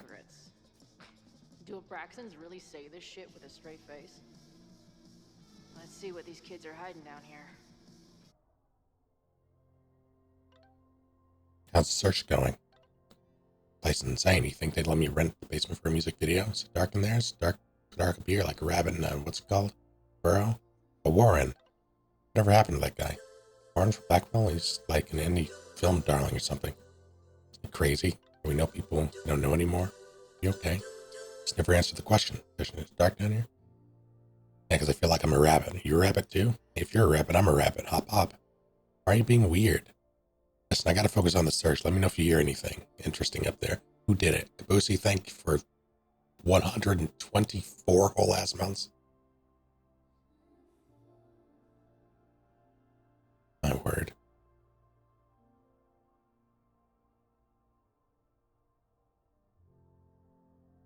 Thank you. How's it going?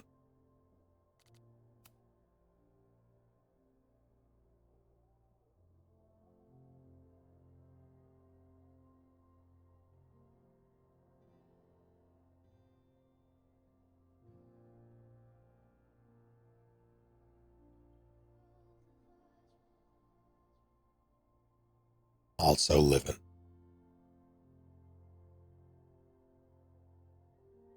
How are you feeling? Any more trips to the overlay? So proud of the name, aren't you? Has a ring to it, yes. Haven't been back, but I had a close call. Okay, maybe you're learning better strategies to tune out the cognitive dissonance. Sure, we can go with that. Max loved their Supermax gift, by the way. Glad to hear it. I'm doubly glad you thought of it. There's no way he was able to whip that up in any sort of CAD program that quickly. Is Max a little drunk from that single sip of wine? 100%. She is the lightest of weights.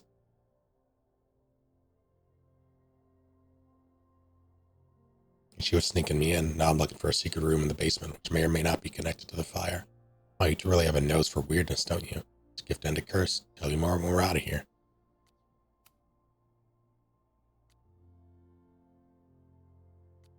Some people are creatures of society. Others are creatures of comfort. Me, I'm a creature of dive bars. Ever since I snuck into that old mill to see Firewalk, I felt at home among the great unsober masses. The snapping turtle is far from a dive, but every bar has its colorful elements. My job is to infiltrate and learn everything I can to help Max stop this fire. There's Joey, bartender, protest leader, and self-righteous loudmouth. He's convinced I'm one of the good ones, so hopefully I'll get a jump on all of his plans. Then there's Ren, your typical quiet kid who hides behind his beer. I don't have much patience for smirking townies who need liquid courage to make a dumb crack. Finally, there's Lucas, the condescending, intellectual drunk. I can't stomach him long enough to hold a conversation. I did enough digging to learn that there will be a protest tomorrow. Is that where the fire comes from? If so, is there any way I can stop it? All the hard sleuthing paid off with canoe ride with Max. I know it's only been a day, but it feels like we've been back together for much longer. We talked about our lives, the past, us.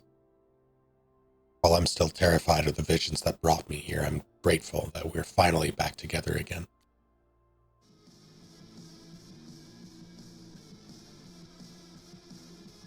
Why is there a flag above my head? Sense of justice? Interesting. Secret room in the basement, accessible only by President of Abraxas. Cipher behind the bed in the President's quarters. She who enters the Hall of Secrets must embody the key Abraxas virtues, the sense of justice. Diamond says she never went inside, no help at all. Ben didn't respond to text, can't find any trapdoors or false walls. How do I prove my sense of justice to a basement? Justice will open the door? What's wrong with the damn key? You need dead parents. Justice in scales is a thing. Keep on weighing crystals. Or whatever it is you do. Justice is blind. But this lady looks like she's waiting to receive some other than justice.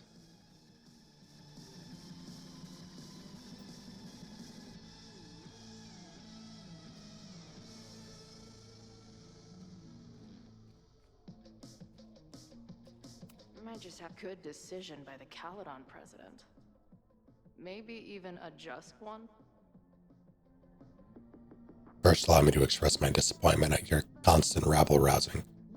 As a member of Caledon's first co-ed class, I expected better than complaints of feeling unsafe on campus, lacking a forum to advocate for women's issues. Nonetheless, I've decided to meet your demands. The Caledon Women's Equality League has been granted status as an official Caledon extracurricular society. I hope that this victory does not embolden you further. Regards, Henry Walcott, President of Caledon.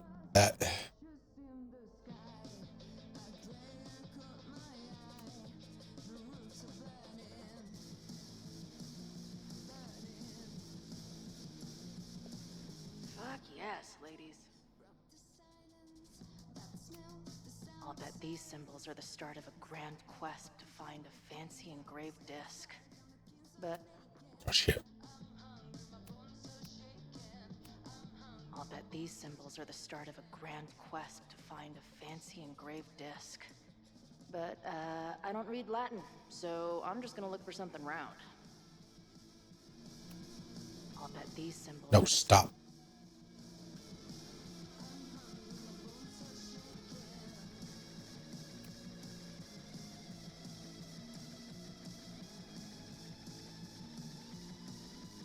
Looks like the blade is dull. That's a relief.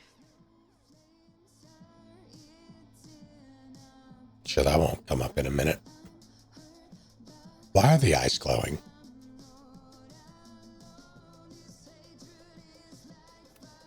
Justice in scales is a thing. Keep on weighing crystals. Or whatever. Keep on weighing crystals. Or whatever it is you do.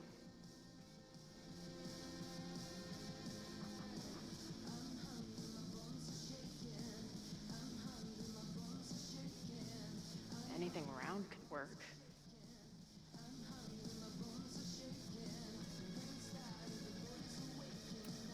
What are the odds that this party turns into an orgy? Please open a hidden door. Please open a hidden door. And then Chloe started the fire.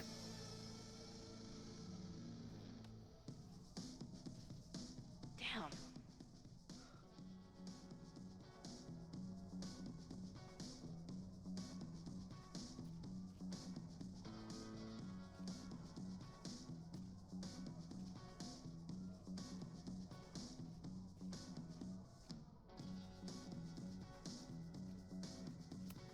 That might fit. And seriously piss off the pretentious puzzle master who built this place. Come on. You've got a date with a wall. Too big. Also, don't want to let out whatever demon is trapped inside. Free it.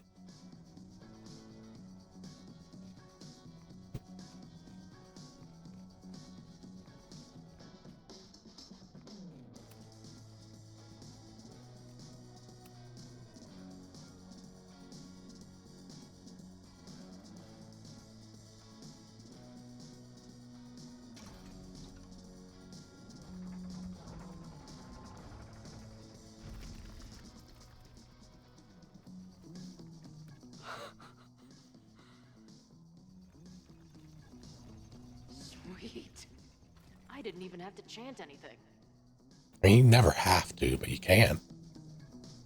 Search for sequence.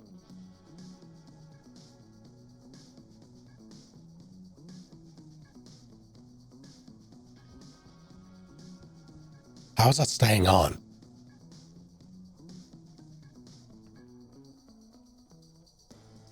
Time to find whatever this big spooky secret is and get the hell out of here. What in the witchy cottagecore grimoire? Midsummer, June 19th through 23rd. Prior to the celebration, organized hike to Quarry Creek to watch sunrise. Get out the jugs of mead that were bottled during the Yule celebration. Check for taste, signs of spoilage. Choose someone to play the Oak King. Day of the celebration, midday, serve berries and honey. Floral wreath making at 2 p.m. The dance of the Oak King, see next page at 5 p.m. Bonfire and mead at 6 p.m. General notes, decorate the house with sunflowers and daisies. Don't set up the maypole, used only for Beltrain. Clothing optional. At least these weirdos aren't playing with knives anymore. September 20th through the 24th. Prior to the celebration, ensure everyone has been given a mask. Brew the blood wine, recipe on the next page. Choose someone to play the sacrifice. Day of the celebration, 8 p.m. bonfire and gratitude circle. 10 p.m. blood wine ceremony begins, senior members only. Midnight perform the rites of Mabon. The sacrifice kneels upon the basement altar. The president readies the dagger and recites, I ready the ceremonial dagger for the blood offering. With love and gratitude we offer the sacrifice upon the Mabon altar. As the sun sets, we give thanks for the bounty of the year. As the twilight shines, we offer our lifeblood as a token of gratitude. As the night falls, we pledge to sustain ourselves and each other through the dark. 3 drops of blood are taken from the sacrifice's palm and spread upon. No blood, knives replaced with dull replica. Ceremony continues as written. Cowards. Must be the founder. What a baddie. What the? Why did it? What kind of freaky shit would someone want to listen to and hear? Something super heroic, apparently. Amazeballs. New wave post-core experimental rock. Sounds weird as shit. I'm in. My record player probably misses me. Maybe I'll buy her this as a souvenir for when I get back.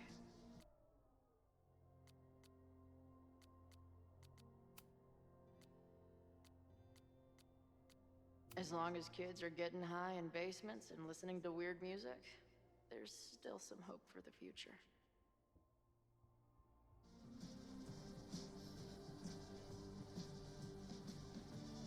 I love scrolls. The Renfair cosplay is reaching new levels.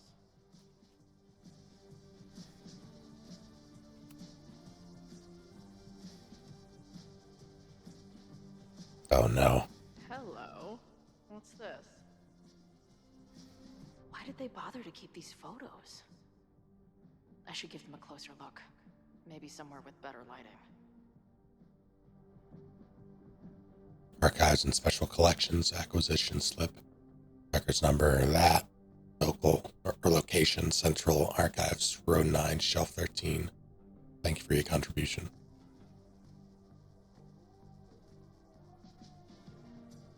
I should go find Max and show her what I found.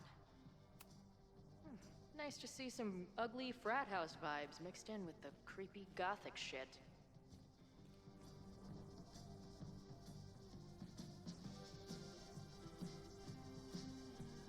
You can't fool me.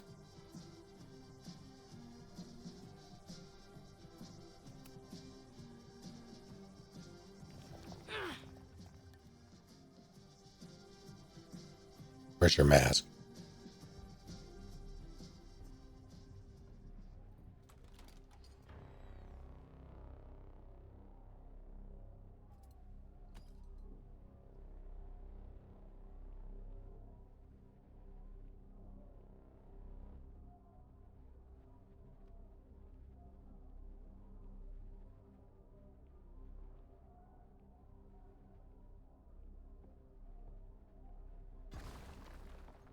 Yeah, there it is. How hard can it be?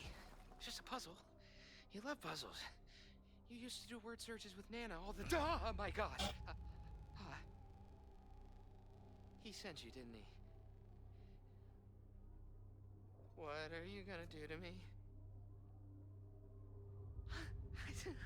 No.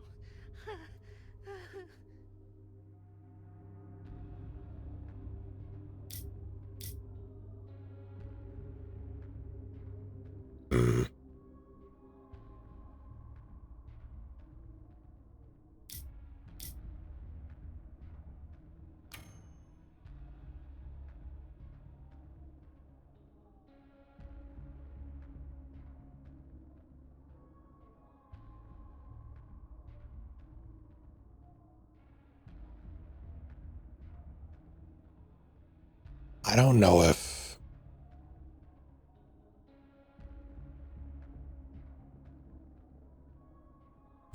immediately throwing hands with a guy who has a sledgehammer is a good idea, but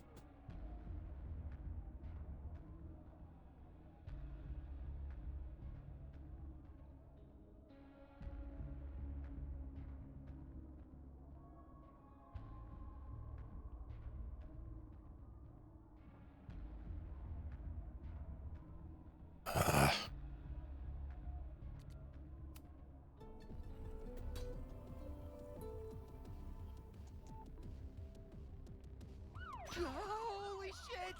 It's the cops! Down here! There's a psycho with a sledgehammer!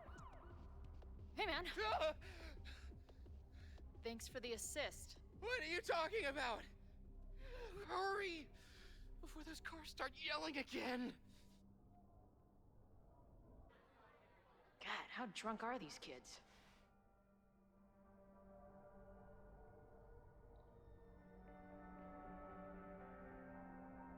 hello, Kappa.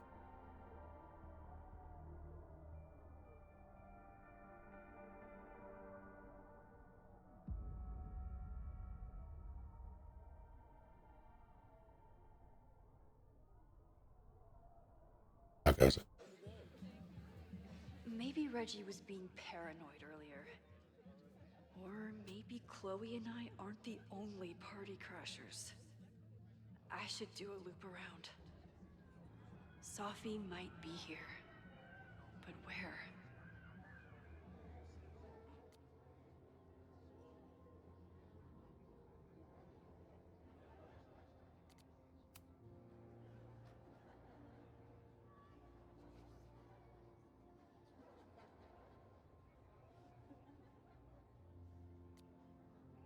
This mask itches.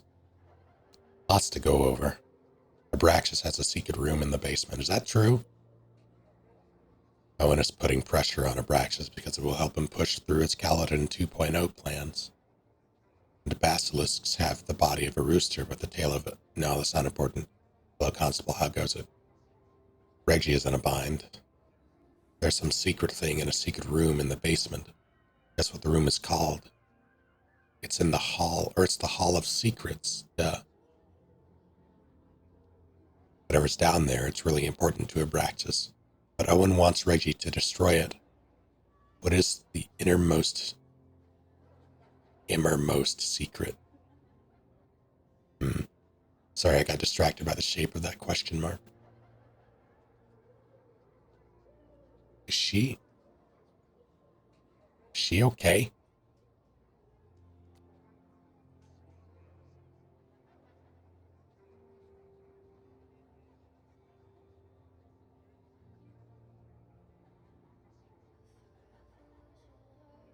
Oh no.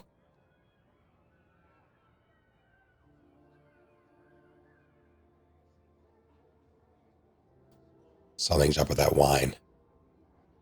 Reggie could potentially start the fire if he finds what he's looking for, but he won't. But we won't. Is everyone staring at me, or is it just the masks? Which one of you floating white faces is Reggie, or Sophie, or Chloe? No, she's in the basement. I wish I was up here. I wish she was up here, though. She'd be better at fitting in, except for her hair, so I'm stuck in secret agent mode. Mode? How the fuck do you spell that word? Sorry, I got distracted by question marks again. Gotta go, I think those fireflies are waving at me. That's not good.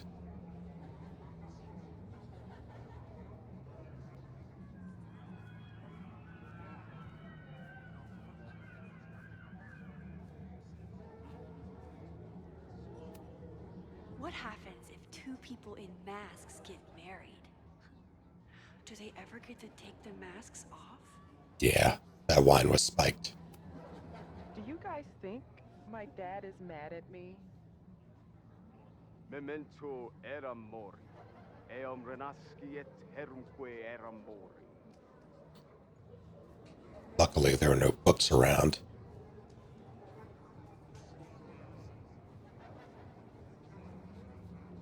I see some new masked faces around. I should investigate. Was that Sophie? What?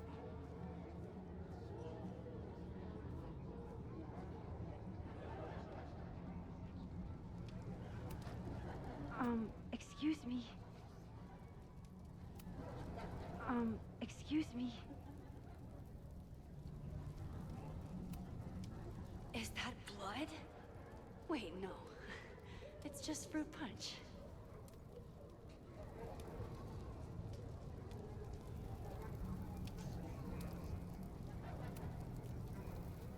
Get us out of here!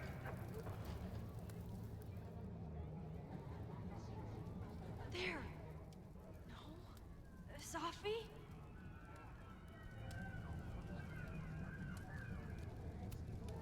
Why is everyone being weird besides me?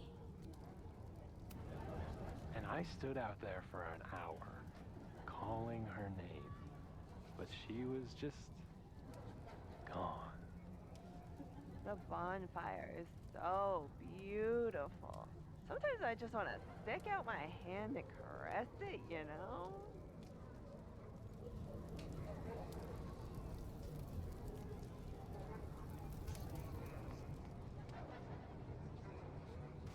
I won't find any party crashers by being shy.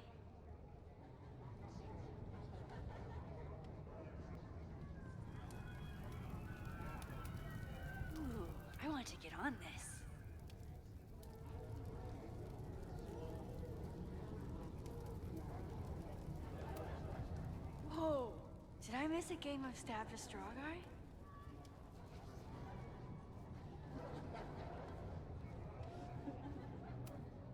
What kind of birds are you?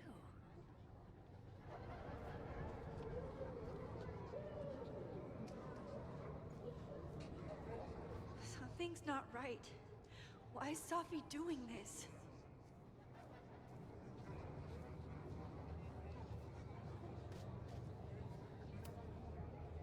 You don't have to turn on your love lights for me. I'll love you anyway.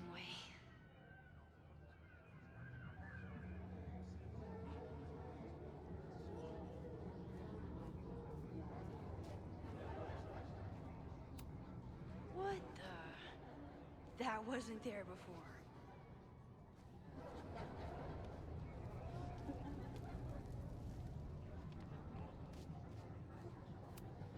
Is the furniture always this antsy?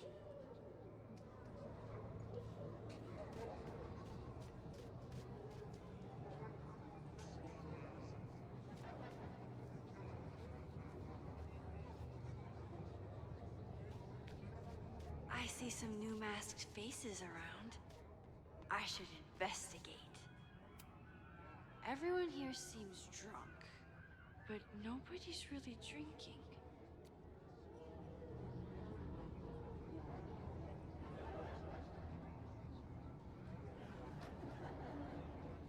Something in the fire? Is it? You know, the autumn equinox is the moment the sun is positioned directly over the equator, at which time night and day are nearly equal lengths. That was Moses.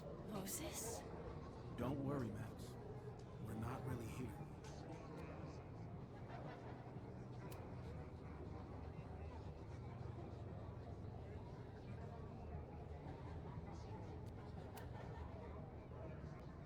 I won't find any party crashers by being shy.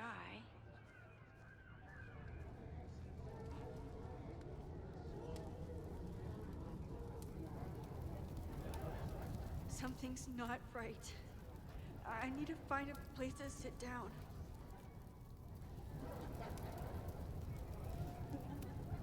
So, did the snake fuck a rooster, or...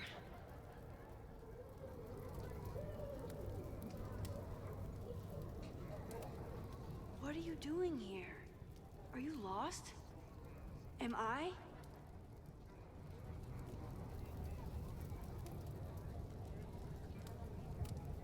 What's happening?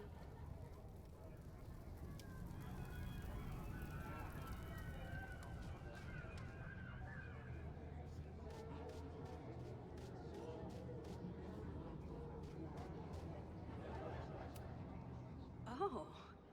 Well, it would be rude not to listen.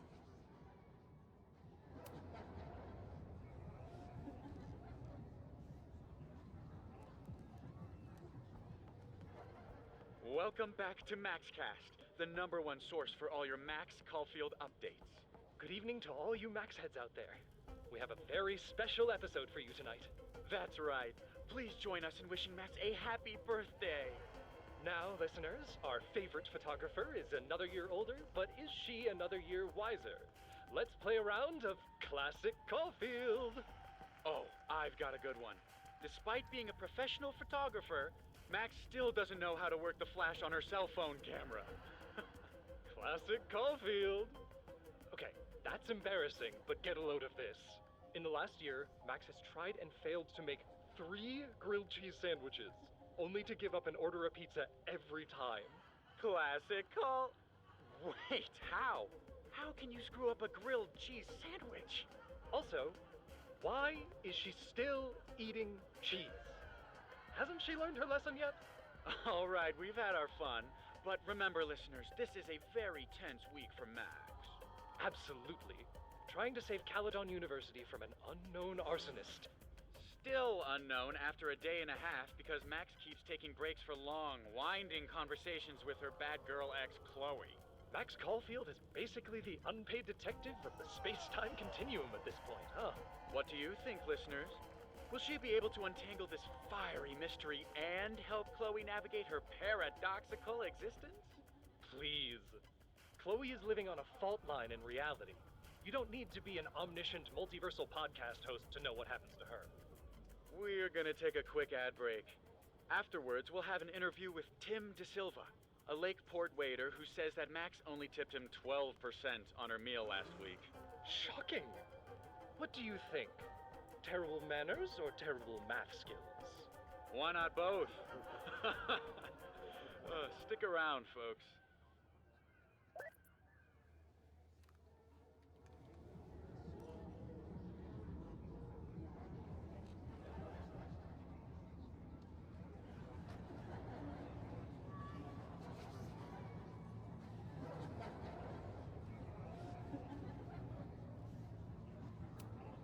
I need to sit down.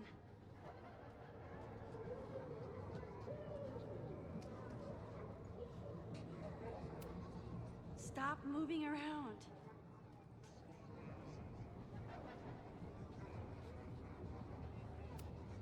It's quieter in there. I should see if that guy will share the couch. Batch nerd.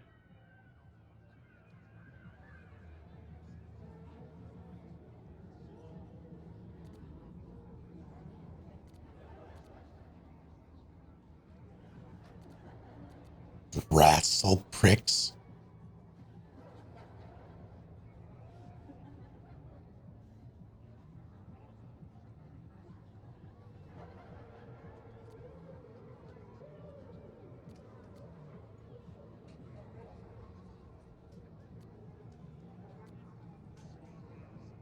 Frame snacks.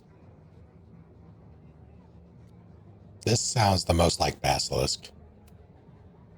Rascal pricks.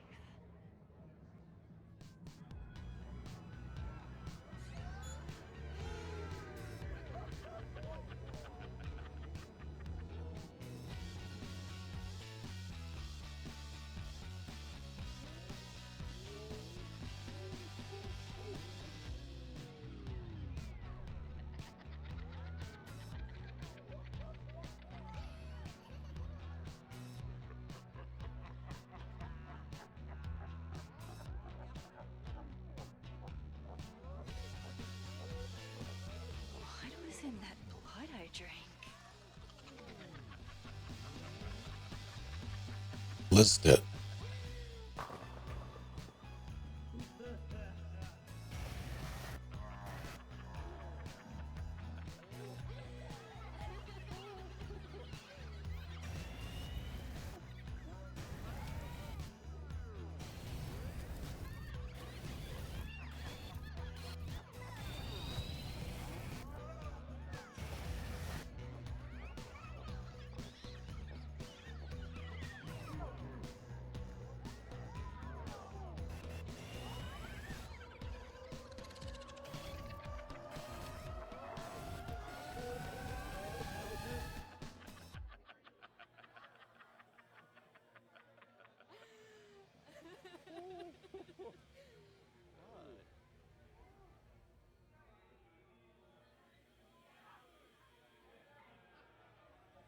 I'll sit here and let things calm down. Holy shit.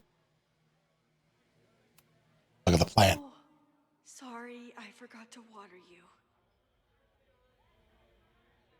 Oh boy. Max, what are you?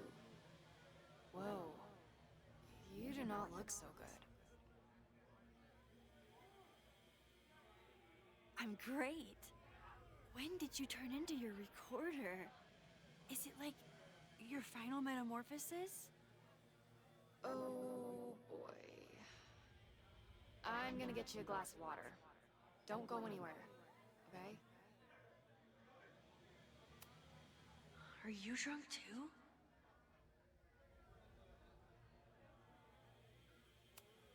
Hold on. Hey, little guy. Are you hungry? Please don't feed that. Or that. Did you come down the chimney? You're early. Max?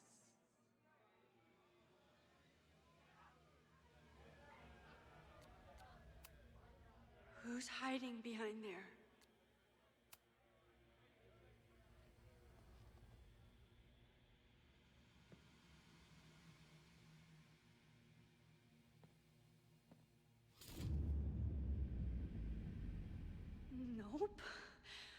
ready to face myself yet.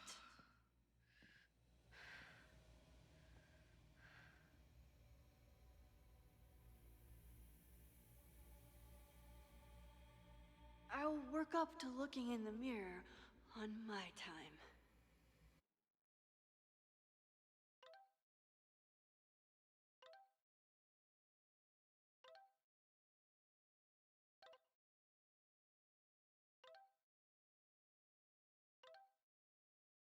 Gonna kill her.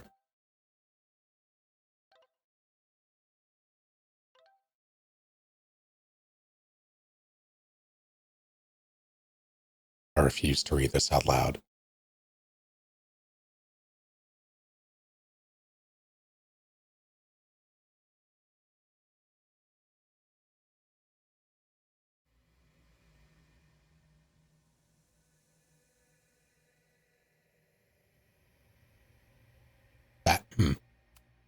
I don't think mirrors are my friends right now. Are you feeling okay?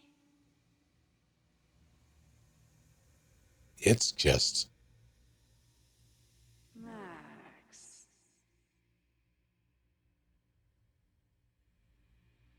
Christ. Hey, tarot cards. I keep meaning to learn more about tarot. 5 of hot dogs. Ravens. Whoa. Oh no. I wonder what this one means. That's fucked up. 3 birds.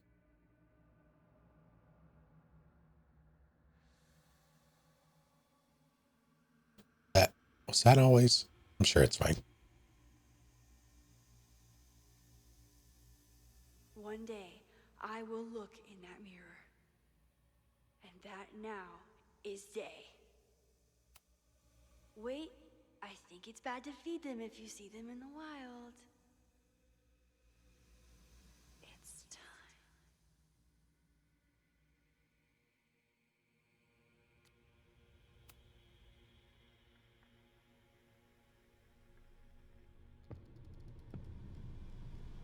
Oh, great.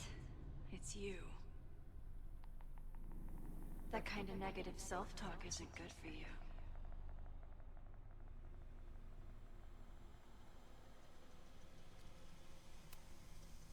Ooh, what's it like to live in a mirror?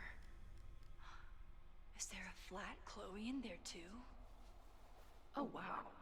Everyone here is tripping, but you're just in free fall. So, how is all of this going? Great. Never better. You and Chloe are having a fun little adventure together. Just like the old times. Think it'll save her?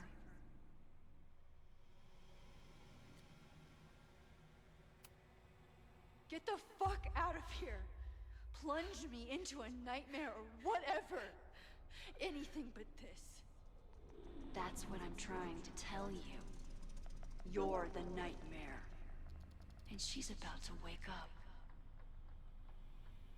I'm wasting my breath. You've already bent, broken, and skull-fucked reality trying to save her. I know I can't stop you. So do what you want. Nuke the school. Flatten the eastern seaboard.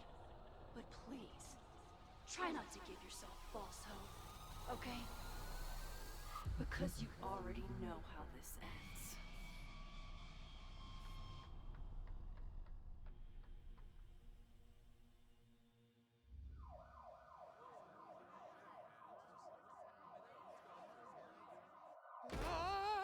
Somebody just attacked me in the basement with a sledgehammer!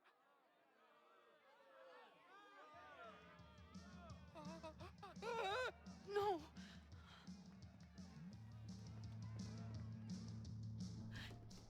Chloe, are you okay? Please be okay! Fuck, this is heavy. You're not gonna believe what just... Max? Ooh, what happened to you? I think I'm allergic to fruit punch. Either way, we should stay down here until those bowling balls go home.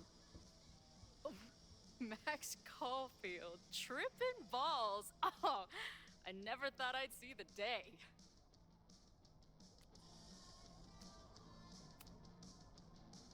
What were they passing around up there? Blood wine. What do you think was in it? Please don't say blood. Mushrooms, by the looks of you. But Chloe the Trip Sitter is at your service. Let's get you out of this spooky wizard basement and... No, we can't go up there. Please, the girl in the mirror, don't listen to her. Promise me. Hey. It's all gonna be okay. I'm right here. For now. That's how it works. You drive your truck back into my life. We have a few incredible days together. And then you're gone. And I have to learn how to live without you. And I don't know if I could do it a second time. I love you so much. But it's not enough. If I really loved you, I'd tell you to leave. To get as far away from me and my powers as... But I can't. We're doomed. We are not doomed. We're Max and Chloe. I'm sorry. No one should ever have to make the kind of choice you made back then. We were so young. And you had to be so brave for so long. Listen. I don't know if the school will still be standing tomorrow. I don't know how much time But it doesn't matter. Who fucking knows what will happen next? But it will happen to us, okay? Because I'm not going anywhere.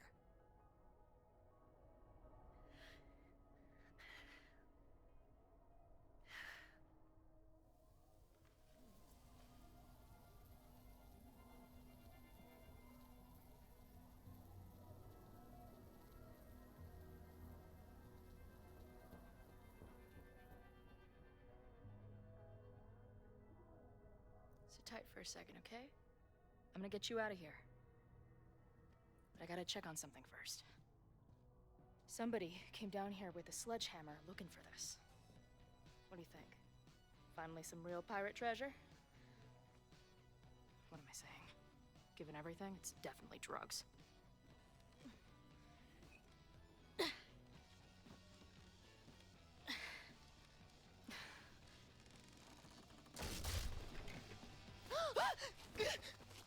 What is it? Nothing. Max, you don't want to see. Oh my god.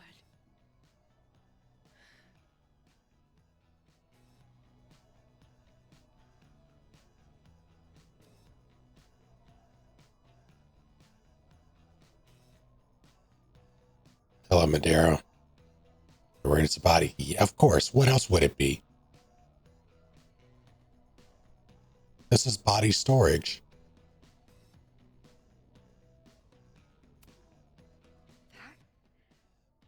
That was the innermost secret?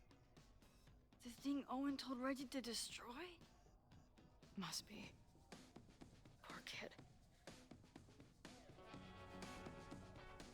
All of Owen's lies and manipulation. It wasn't about a fucking science building. It was about that. What do we do? Hide.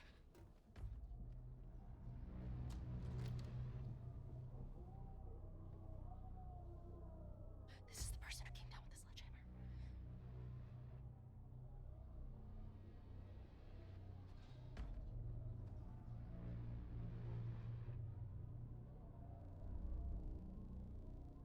Get ready, Max. They'll come for you next. Shh.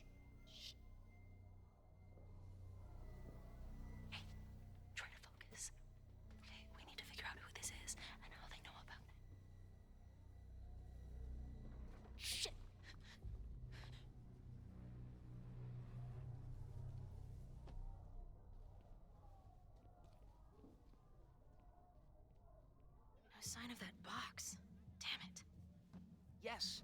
It's 3180 Fremont Street. It's the house where all the shit keeps happening.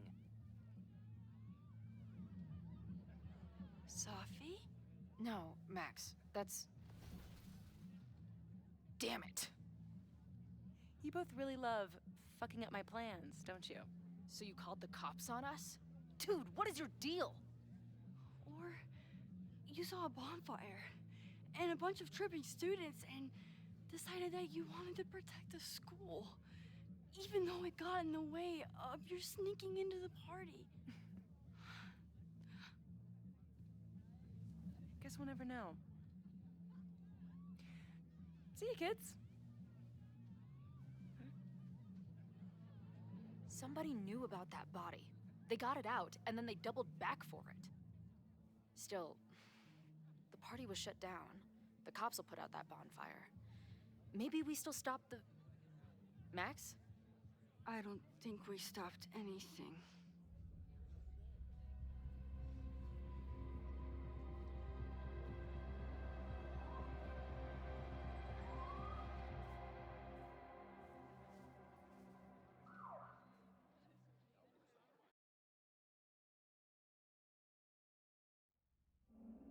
From our neighbor Alpha Centauri to the distant shores of Arendelle, some 28 billion light years away, our universe remains a vast and mysterious tapestry. And our solar system? But a single thread. Our planet Earth? A speck of fiber. And we who inhabit it? So many atoms. This has been Moses Murphy at Caledon University. I hope you have enjoyed your journey through space, the majestic tapestry. I thought that would wake her up for sure. You did? Dude, your voice is like a velvet snuggie.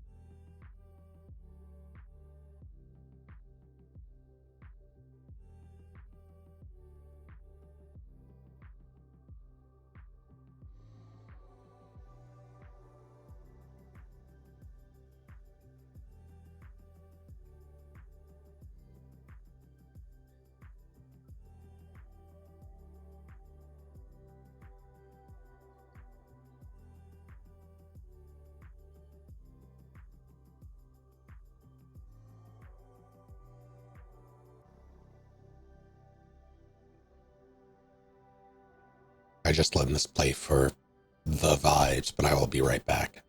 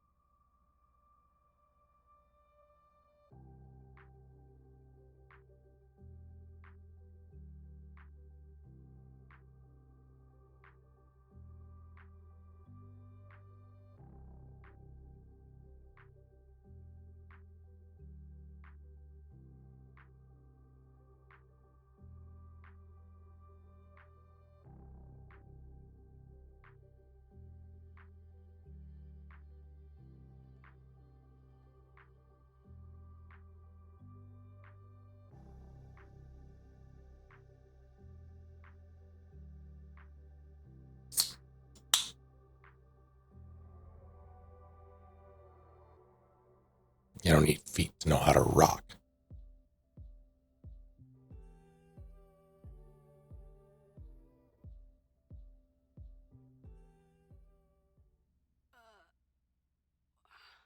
Same.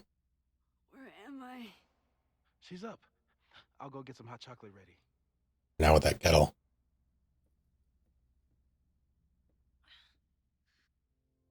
Hold on.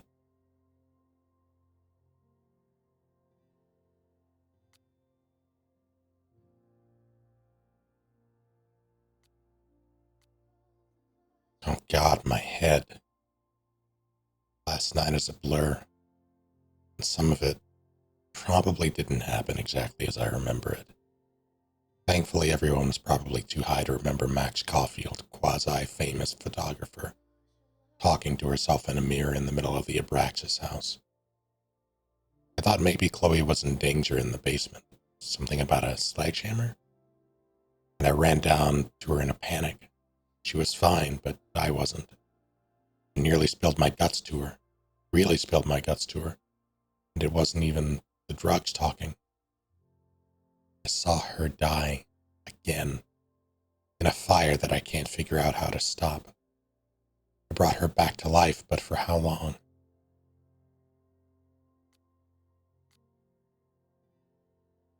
Really like that sketch.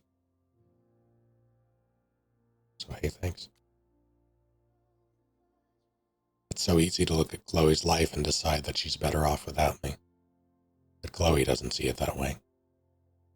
I know that she believes in me, but I think I really needed to hear how much she believes in us. It felt like everything was going to be okay until... Wait. A skeleton in the basement. That was real, wasn't it? Fuck. I always thought Owen was desperate to get rid of the building because it stood in the way of his plans for the school. Does he know about the body? Does Richie? Does the person who wrote that graffiti on the side of the Abraxas house? And wait, how did we even get out of there? Chloe must have called Moses. I should see what they've been up to since their heads are probably screwed on better than mine. At least I sure hope so. We're running out of time. Oh, we have a group chat. Group text activated. Max, if you see this, drink some water and come find us in Moses' office. Chloe has told me about your adventure at the Abraxas house. Get some rest. We'll see what we can put together when you recover. While you recover. Kay found another whiteboard, wheeling it back over now. Just past the kitchen area. You want coffee? No thanks, I have hot chocolate here. If you don't mind the indignity of heating water in the microwave. Why the fuck would I mind that? Note to future us, tell Max the red marker story. It wasn't that funny. Don't listen to him, Max. We laughed for like 3 straight minutes about it. We haven't slept. We're probably delirious. I can see you laughing about it again.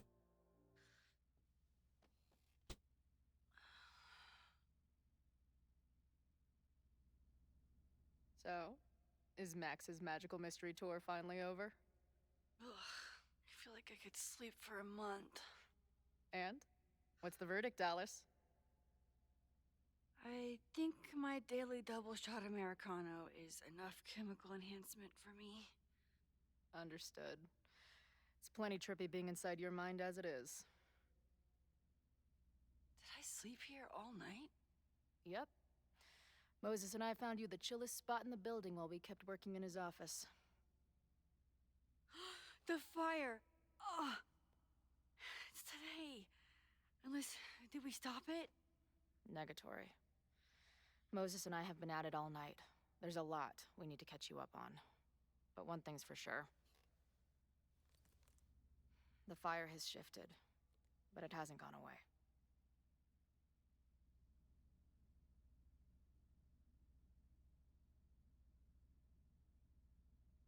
They rescued her while she was having a trip, and they posted her up in a chair. Her neck has to be on fire. Well, okay, bad choice of words, I guess. Last night, the body, the sledgehammer, was all of that real? Afraid so. The human sacrifice part was just a gag, but there was some seriously fucked up shit going down in that basement. And we're no closer to solving anything. All the secrets in my ass. When I saw these photos down there, I was so sure it was the key to everything. But Moses and I have been poring over them all night. It's just some old Mabon party. Everyone's wearing masks. And one of those photos is too blurry to see much of anything. Hey, maybe you could zip into one of them real quick and find out what's going on? My power doesn't work that way. Even if it did, I don't know. Maybe Safi was right. Am I just making everything worse?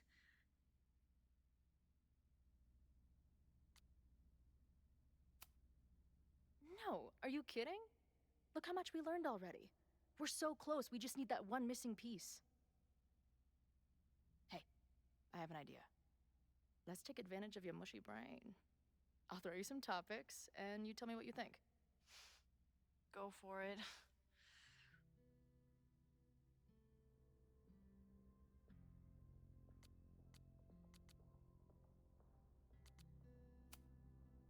What do you make of my dude bros at the bar? Do you think they could get rowdy and start a fire on campus? We know the protest is happening in a few hours, and according to Joey, it could get, quote, heated.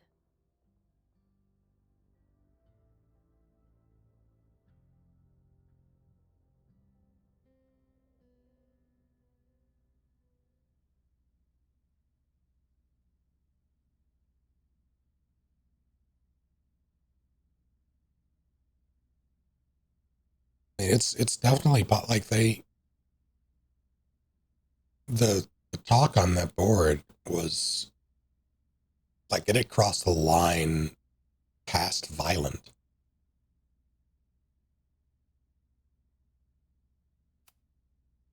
I think it's a high possibility. We know there were protests on campus before the fire last time. It only takes one asshole to go rogue and turn a protest into a riot.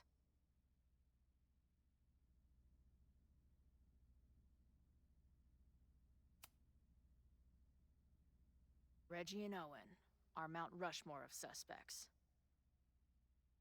Reggie was willing to destroy the evidence last night. And Owen was trying to bring the whole house down.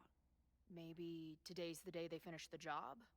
With a fire that quickly gets out of hand? Could be whoever took that body.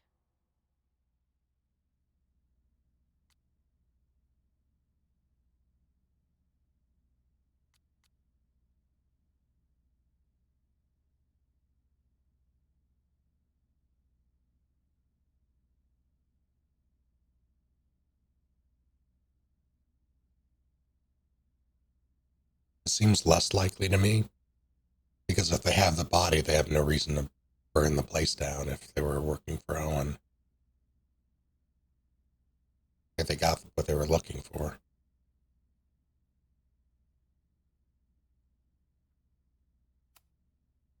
But now we've removed all the evidence there was to find, right? And after Loretta nearly died, Owen would have to be crazy to do something so brazen.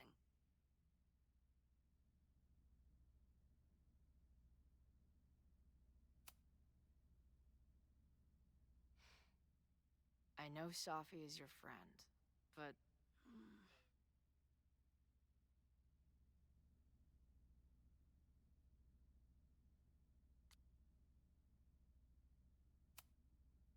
Safi can be volatile. I know, but she wouldn't do anything to hurt innocent people. I actually believe that she wouldn't. Especially now that she knows about the fire. You're a good friend. Better than she deserves.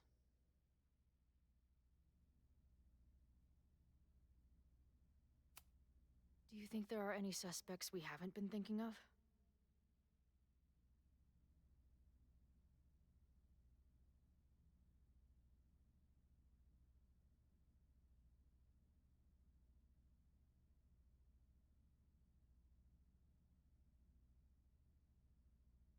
Hmm.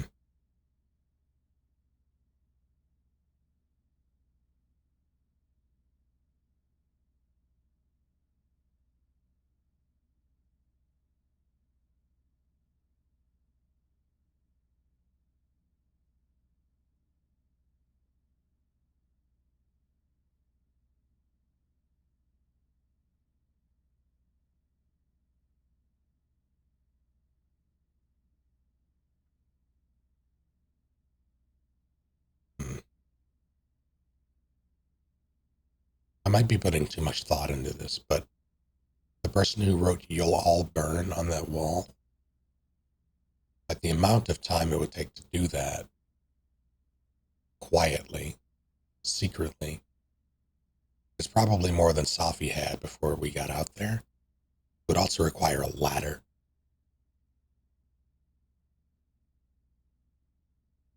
So it sounds to me like, or I would expect it to be a group effort that I might, I don't know.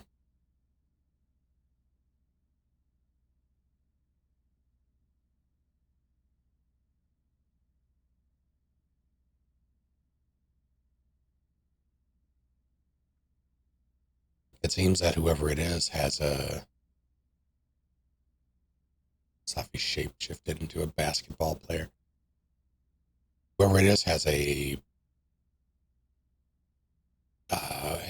beef with Abraxas specifically.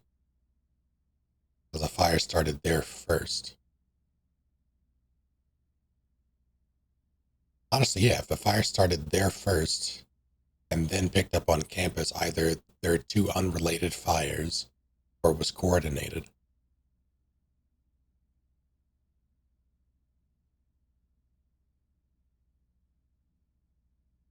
It seems that there's a group involved, so my money's on those the protest boys, but there could be something else. It could still be anyone. Hell, Moses almost set his office on fire 2 days ago. There's no way to know. At least there's still time. Last night is still pretty jumbled up in my head. I know I went to a dark place by myself for a while, and then a really dark place when we saw that body. But somewhere in the middle there, when I saw you in the basement, I felt filled up with so much joy and gratitude. I'm not sure if I managed to get those words out so clearly last night, so I wanted to make sure to say it today. I feel the same way, even without the benefit of the freaky fruit punch.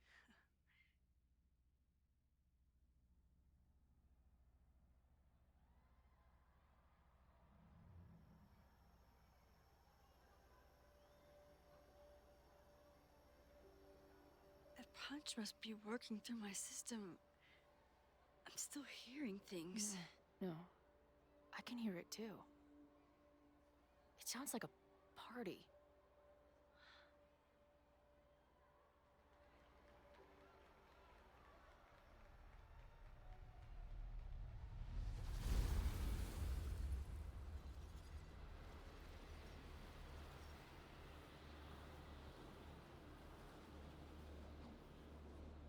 Max?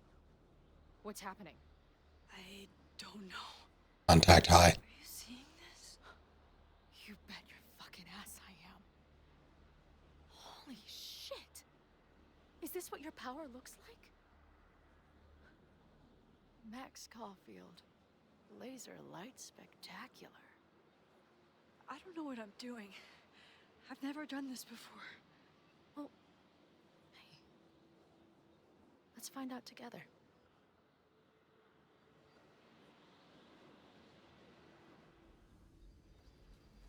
This is incredible.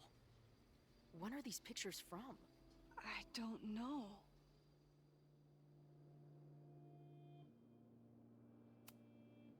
Hey man, senior members only. Holy shit, it's real. These college kids are nuts, man. Real Illuminati type shit. Just stay cool. Stay cool. I don't even know if that guy was a member.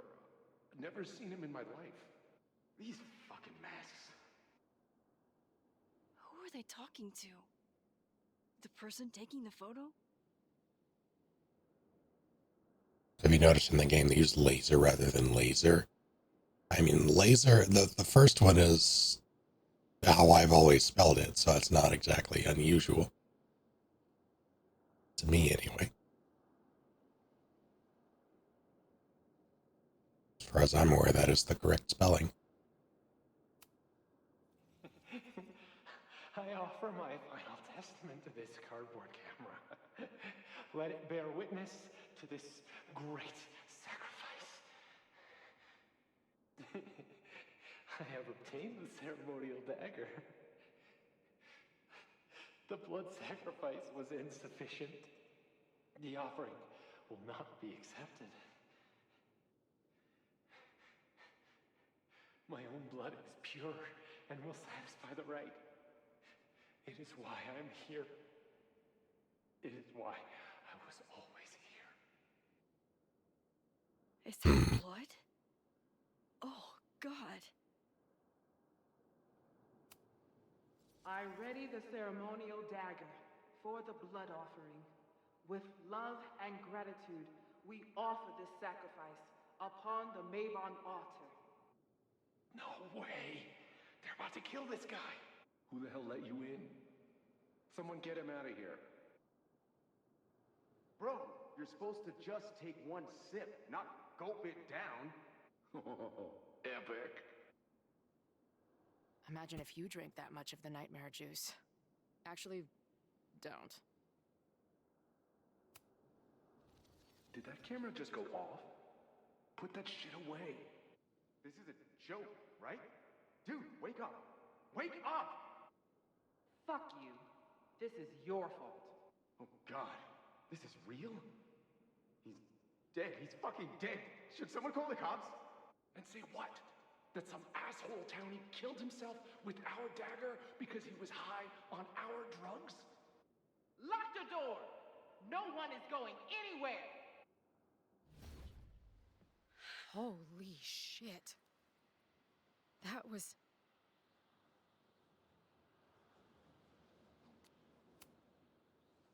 terrifying. Seeing and hearing the dead guy's last moments. That poor kid. Sneaks into a party, drinks the punch, loses his shit. Seems all too relatable right now. Except they weren't fucking around back then. Real knife, real blood, and they ended up with a real human sacrifice. Real demon. They covered it up. And now, decades later, what? What does any of it have to do with the fire? There was something else in the Hall of Secrets. A record number from the archives. Moses was going to try to pull it. All right, is Max ready for some...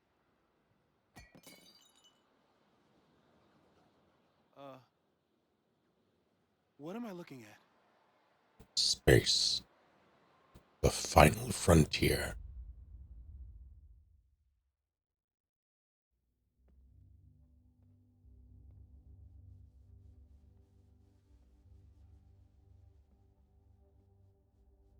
When all this is done, you and I are gonna need a whole battery of testing. You're on. Did the archive number turn up anything interesting? In a sense. When I got there, it had already been checked out.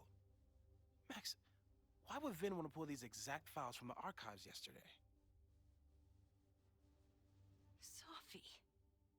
She was impersonating Owen. I saw her ask Vin for a document from the archive. Damn, Max. Look at those synapses firing again. So Sophie knows something related to these photos. But she was still poking around the Abraxas house last night. What does that tell us? Not a damn thing. And we still don't know how any of it connects to that original fire. Or my bro-tester friends. And here's some more disturbing news. I walked by the chem lab this morning. Someone had broken in there. I alerted security and I locked away the most flammable solutions I could find, but whoever it was now has a powerful fire starter. What do we do? I suggest we all review the evidence, then reconvene to share our thoughts.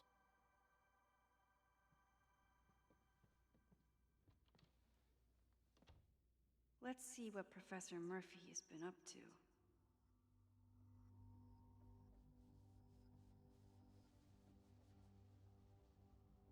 Okay.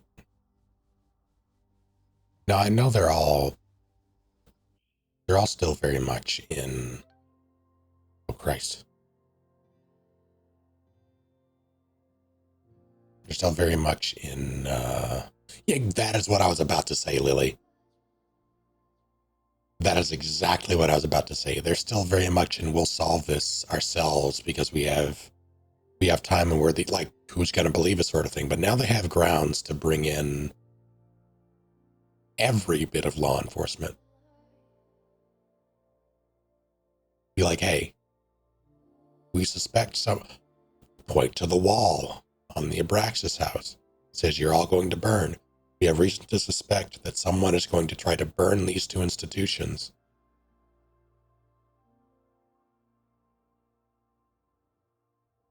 We don't have evidence of the body.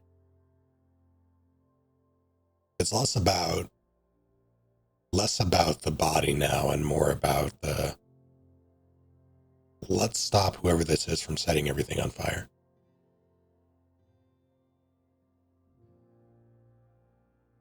This is when you bring in the police. All campus security notice Gallatin Security is aware of a planned protest on campus this afternoon. Due to the potential threat to student safety, we are stationing additional security personnel around campus and restricting access to academic buildings. We're also coordinating with local Lakeport police and fire departments to provide additional support. Yeah, good luck. We're aware that some students have made plans to break into buildings in order to watch the protests and recommend for your safety that all students avoid campus buildings until the protest is finished. Any student caught breaking into school buildings will be subject to disciplinary action. See Paddlin. Thank you for helping us keep Caledon safe. Not cracking, I wonder if they used that specific mug simply because they already had the model. I mean, that was his special mug.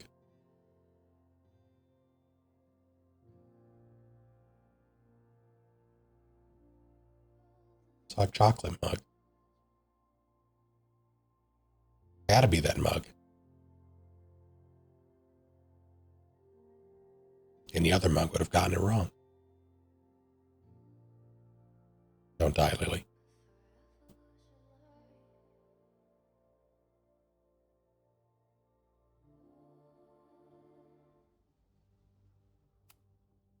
I thought Moses was just being a mad scientist when he said the photo was reacting to what we were doing. But he was right.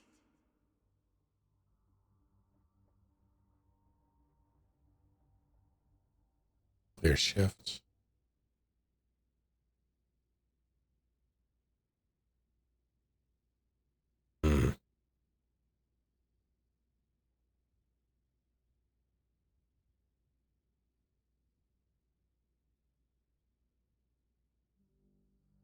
So we know the fire has changed, but does it tell us anything we can use?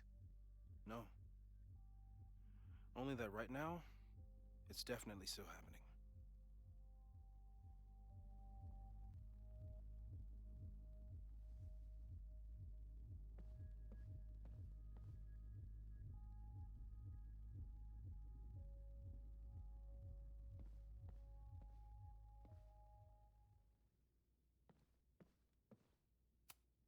Between Reggie's actions last night and that poor kid, I just know Abraxas has to be connected to the fire. There's something in the archive that Abraxas wanted to keep secret, Owen wanted to destroy, and Safi wanted to find. It must be important.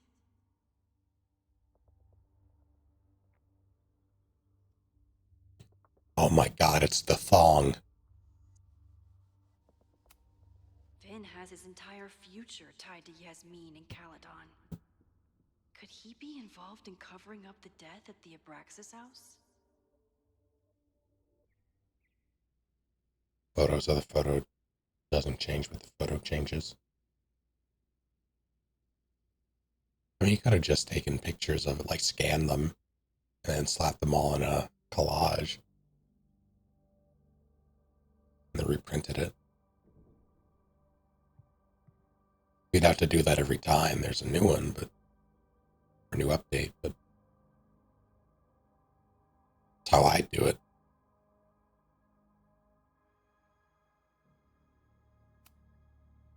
Someone is desperate to cover up this kid's death from decades ago. Why? And what does it have to do with the fire? Question becomes, who's the kid? Like, obviously someone wants revenge on Abraxas for letting this happen and covering it up.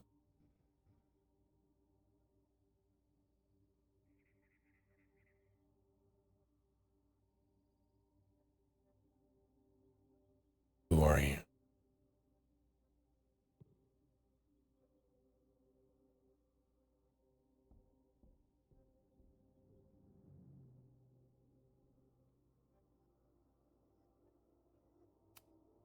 Mabon's history is darker and more mysterious than anyone realizes. Even Loretta.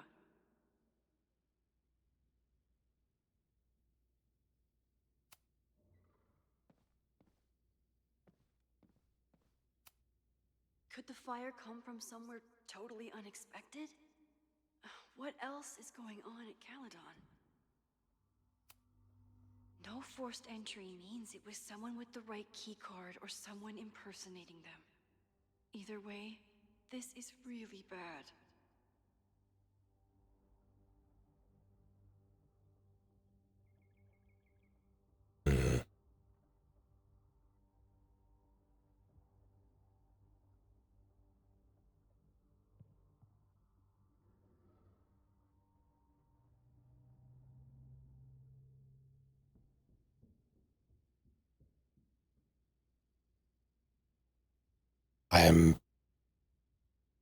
I'm hoping that it's not Safi.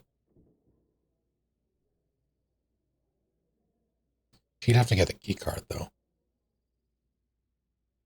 Like, even if she impersonates him, she'd still have to acquire the right credentials to get in. That seems less likely than someone faculty going, Owen.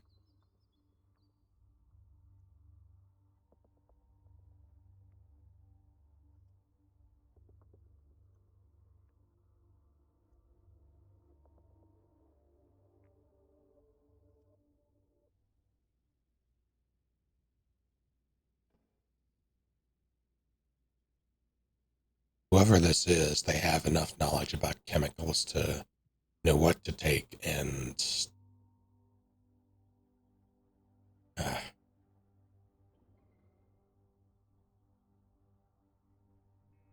she'd break into Moses. Wasn't that like forced entry? I don't remember. I thought that was forced entry.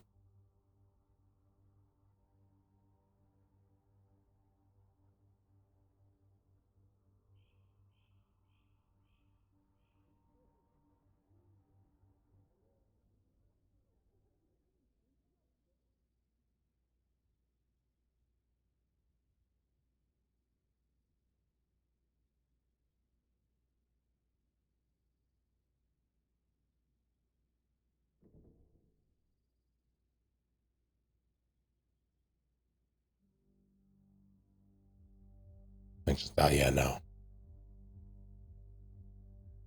Yeah, you're right. Although,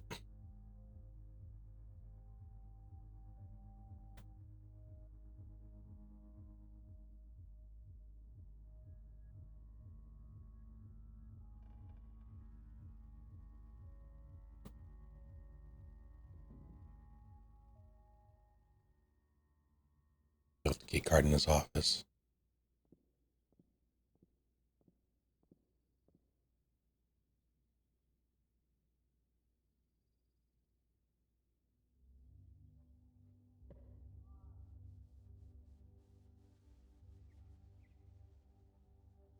I think the break-in happened before the audit.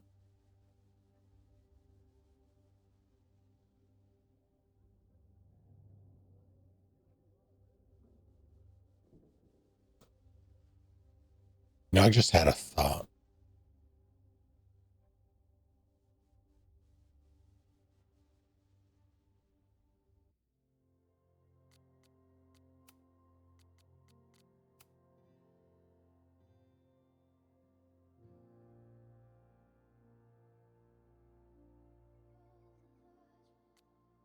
How did she contact me before?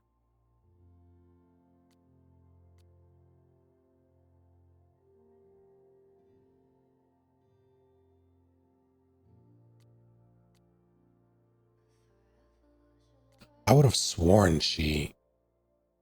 Didn't she?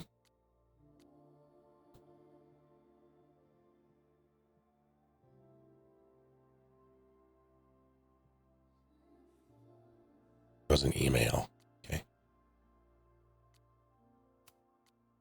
I don't think I can't access it, can I?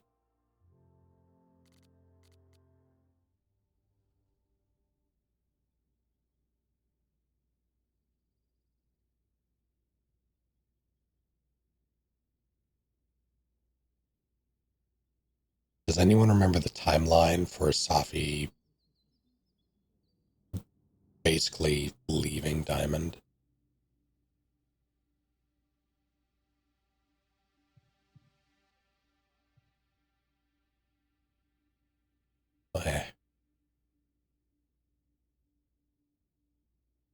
That's far-fetched. Wouldn't make sense, too convoluted. It's bad enough fighting Abraxas, the protesters, and the administration without also battling the unseasonably dry weather.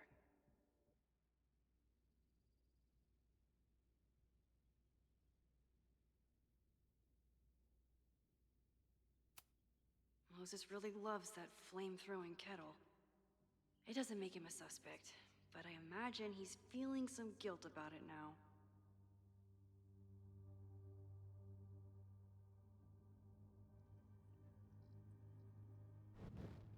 Oops.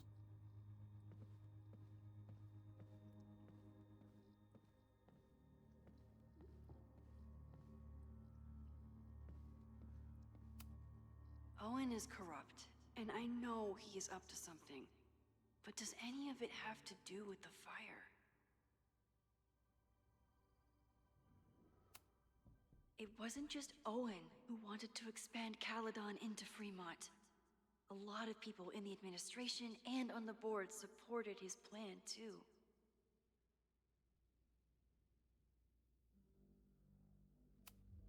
Abraxas wanted an inspection to prove their house didn't need to be demolished. But maybe someone was more concerned about the dead body being discovered?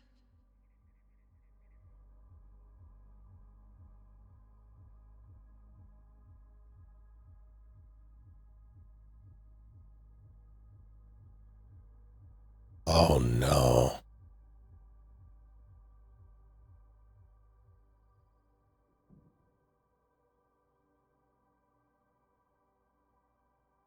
Well, that was...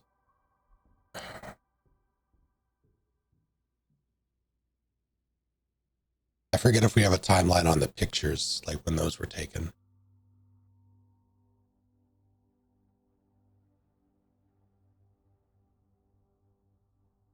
Because we do know someone on the Board of Regents.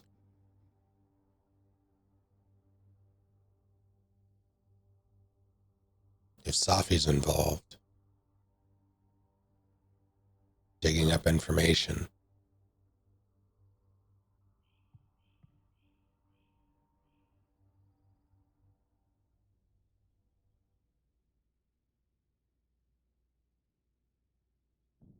What did our mother know?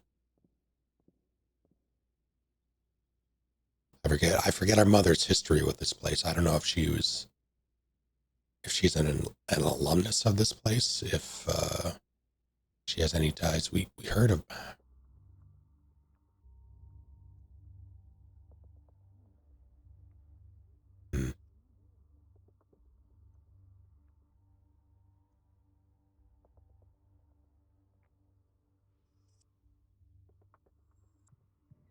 Hello, Smiling Angel. How's it going? I didn't realize how involved Yasmin has been since leaving the presidency. I wonder how much she knows about the Abraxas house. That's what I'm saying. Former President Fayad's connection to Caledon University is far from over. In fact, it may be stronger than ever. When I was president, I was always jumping from one emergency to the next as chair of the Board of Regents. Or as chair of the Board of Regents, I can take a bird's eye view of Caledon and its place within the Sisterhood of Academia. I have many projects I am excited to pursue. Those projects range from the relatively small mentoring the newest Regent's Chair, grant recipient Vin Lang, and a promising young administrator and MBA candidate to the massive supporting President Teller's bold Caledon 2.0 plan to reshape the school.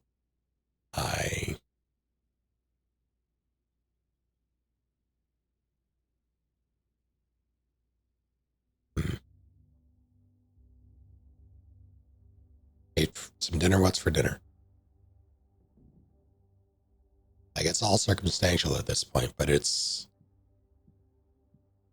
the thing that makes me very, very skeptical of her is the Safi connection.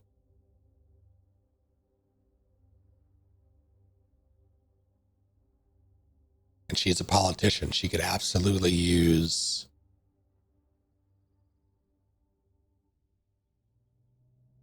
what's probably very real worry for her daughter's well-being as a cover for trying to get information about what she's doing. Spaghetti squash and breadsticks, delicious.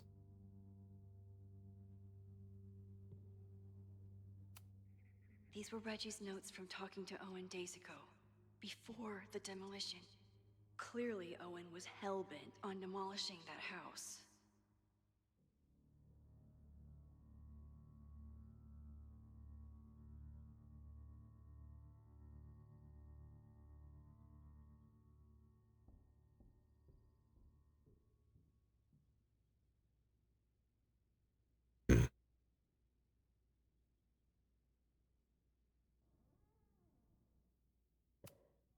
Owen is a young and ambitious new president. What wouldn't he be capable of to protect his Caledon 2.0 plan?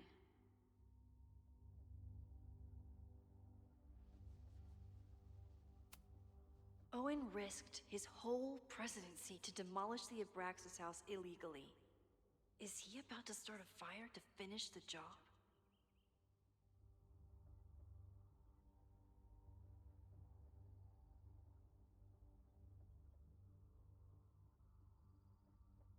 I don't know, it seems far-fetched to me that, I mean, it could be possible that the "you'll all burn" graffiti is,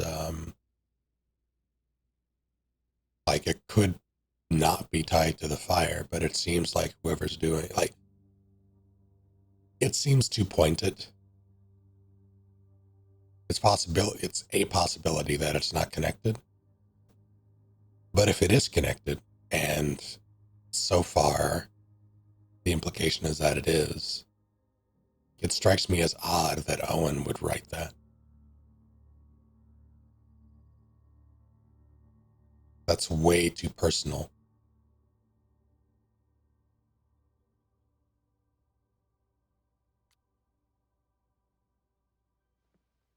Owen, members of the board, even Vin. They all worked together to bring down the Abraxas house. But did they know about the body? Or is it a coincidence? As Sherlock says, the universe is rarely that lazy.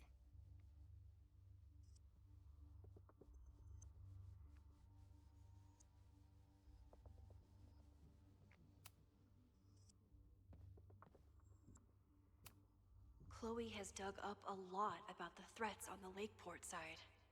Don't know what I would have done without her. Moses was able to recreate the flyer I saw during the fire, but I still don't know what Loretta's march means.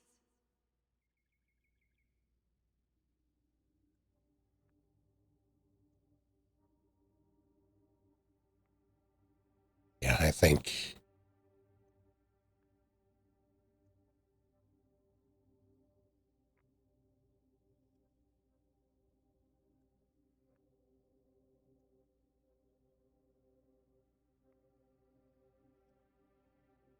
this was about.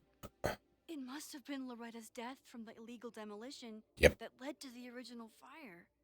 So I was It getting at. March. Right, that makes sense. But does any of it lead to a fire in this timeline?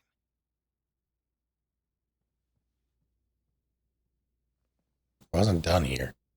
Good. Lucas reshaped his whole personality around fighting academic corruption. Is it just talk, or would he actually attack Caledon? I don't think he would. Although, it would be potentially devastating to underestimate him.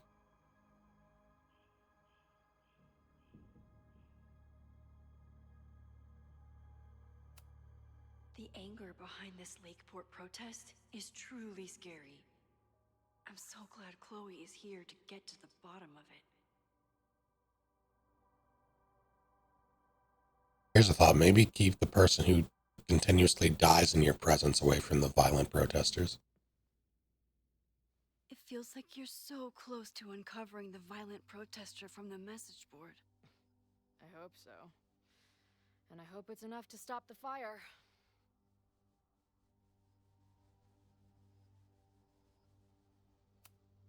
Joey lost everything in the storm and stands to lose even more if the Caledon expansion goes through. He has every reason to be angry.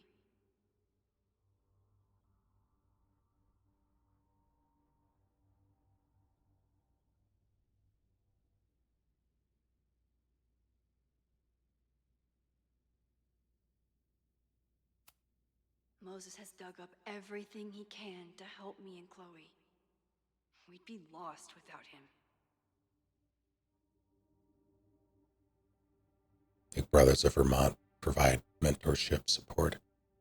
Like many Little Brother participants, Rennie Landry, age 11, has grown up without a father. It's him. His father was the one who died.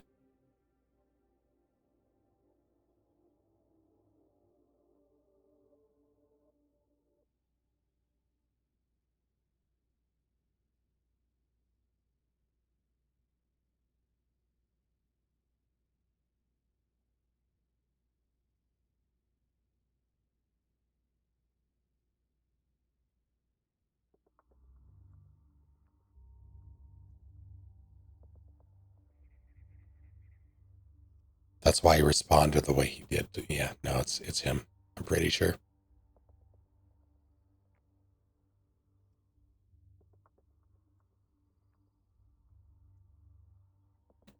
Grown up without a father figure in his life after being abandoned at a young age. This led to a distrust that made it difficult for his big brother volunteer, Troy, to overcome. Brenna's a sweet kid, but it can take him time to really build a bond with someone who has learned to have their guard up.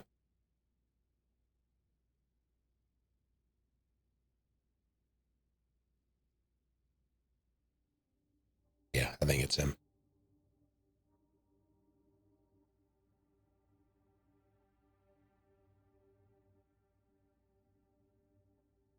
If it is, even if it isn't, it's a hell of a red herring if it isn't. But if it is, I'm especially impressed with the way they inserted him into the plot and made him as unassuming as possible.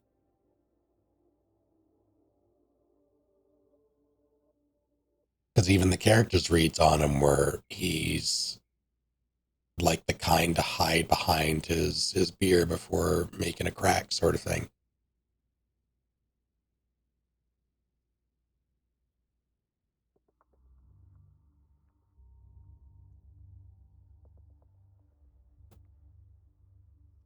I'm pretty sure it's him. This group has been growing and organizing for some time. They all have their reasons, he said. Leading to today's protest. In the conversation with Chloe, he was like, yeah, everybody's got a reason for joining this thing. He has his.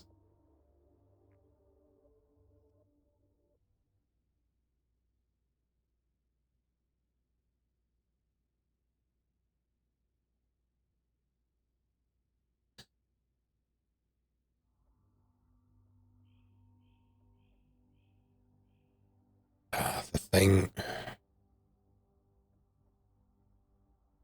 The only thing I'm not sure on is the timeline, because I don't remember if we got any dates for when those pictures were taken.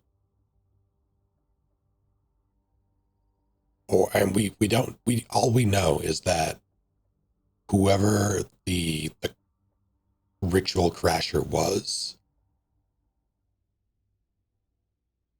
like, he was a crasher. He wasn't supposed to be there, so he could have been any age, not college. He referred to them as college kids.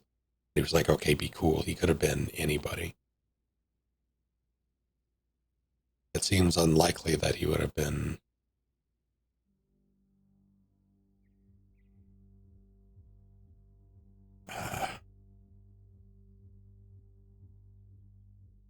he sounded young, though. I don't know.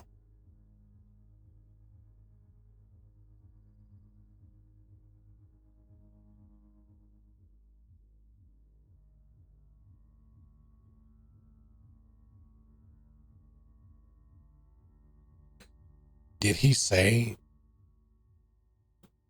hold on. This said that he was 11. Moses has dug up everything he can to help me and Chloe. We'd be lost without him. Being abandoned at a young age. Okay, yeah, so this could have... We don't know how old he was when his father left. He could have been 2.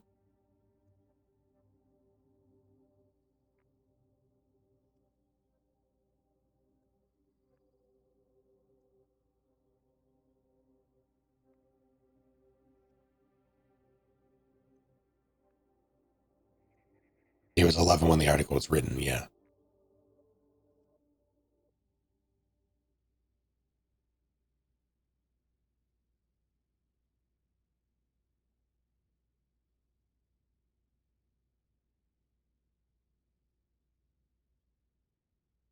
The problem here, though, is that there's more than one. I'm convinced he is prime suspect for me. But the fires happen in 2 different places. So there's...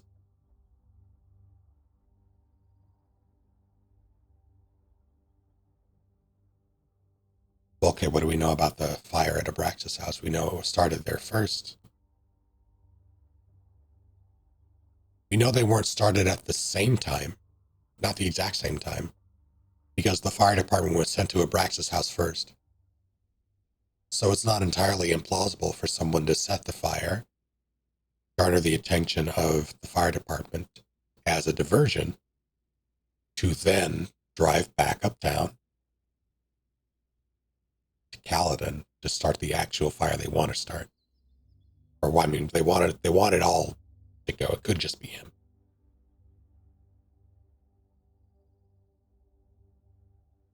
But it makes sense that they wouldn't be started in tandem.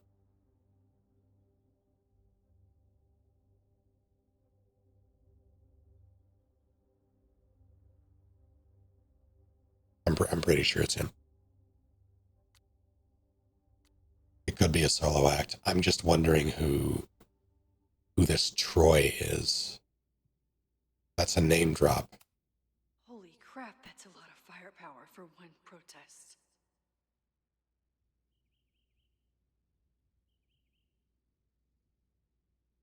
Is it normal to bring fireworks to a protest? I don't think it is.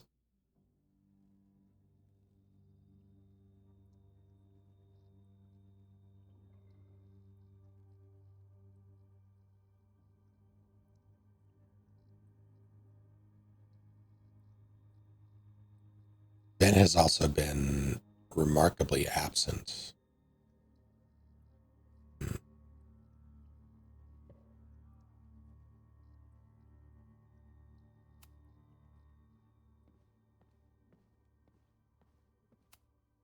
Moses took a very comprehensive approach to this suspect list. The timing of this protest with the fire has to mean something. But which of the protesters is the most dangerous? Yeah. He's even got the same hair color. Yeah, I mean, they all do.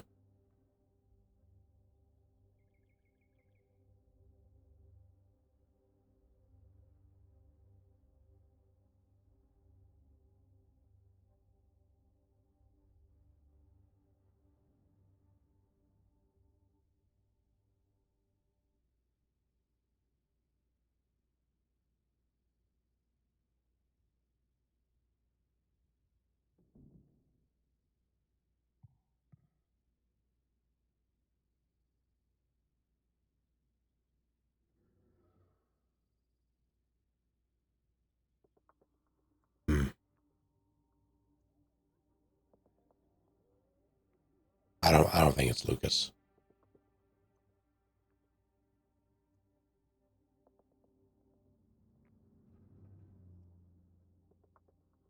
I'm not ruling him out of anything. Like, at the very least, no, I don't. I am ruling him out. I don't think it's.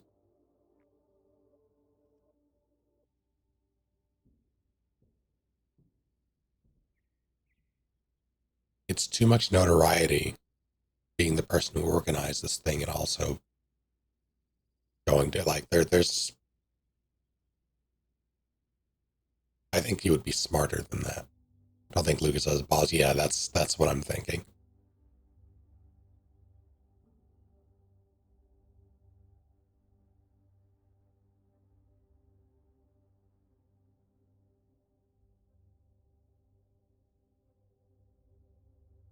I was going to say I also don't think he's clever enough to pull something like this off, but I would not underestimate this man.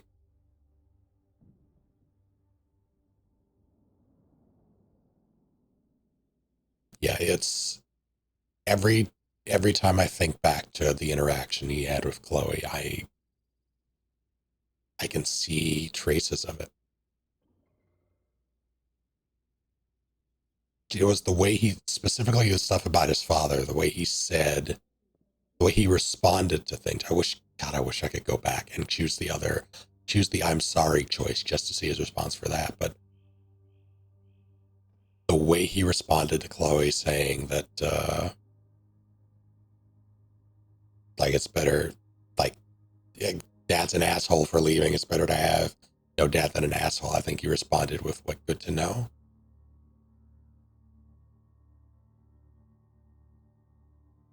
And it was the way he said good to know that struck me as a little strange. Like, incredibly guarded, which, I mean, he very well could have been in that situation, but it was still a very, very weird way to... Oh, it was a weird exchange. And the way it was delivered put me on edge a little bit.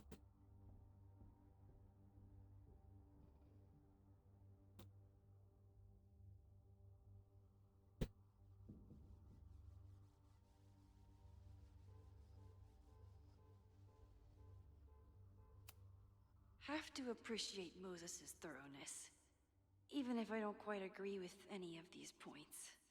No, it's no. Perfect reasoning. Don't fire threat, scientist archetype. Subconscious pyromaniac, okay. Vendetta against Owen Teller, tends to invite disaster, coincidence, controls time. Timing arrives just as fire breaks out. Paradox issues, perhaps not aware of all of her actions. Jennison heat lamp, question mark. I appreciate your thoroughness, but I think you can remove Mae Jemison as a suspect. Not to mention you, me, and Chloe. Until exonerating evidence is presented, I'm keeping all possibilities open. That's exactly how I responded to that, and I hate it.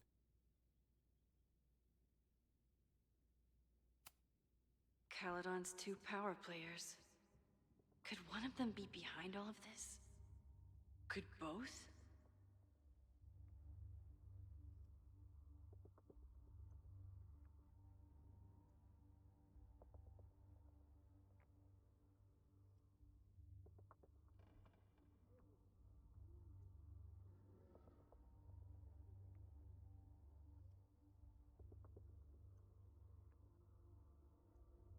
Yeah, the one thing that I can't figure out, rather the one wrench in my theory that it's Ren.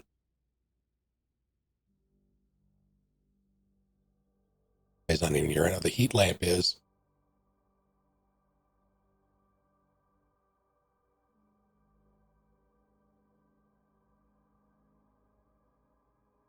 Yeah, the one wrinkle in that theory is the Safi connection. How would she know what to look for?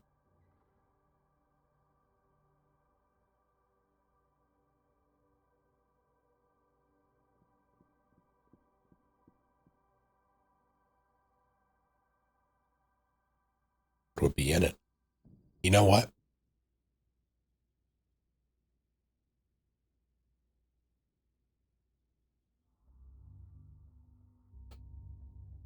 I think it's right here in front of me, the connection, the Safi connection. She's on the board. We know the board is manipulating Owen. Someone on the board gives Owen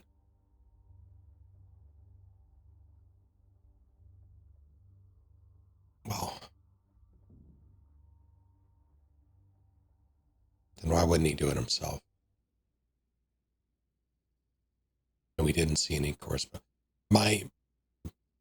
My thought just now was that perhaps Safi somehow intercepted communication between Owen and Yasmin, with her instructing him on which files to get, which information to get from the archive, and took it instead.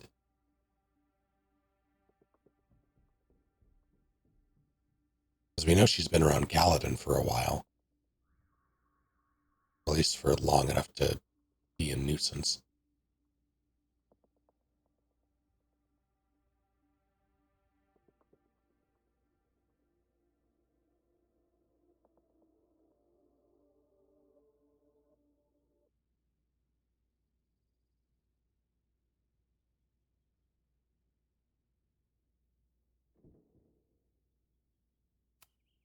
The timing of this protest with the fire has to mean something.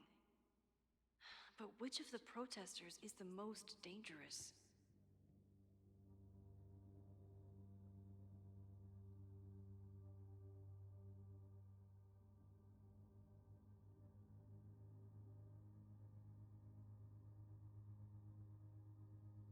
I need to see him. I need to see him again, but Sledgehammer Boy was one of those two.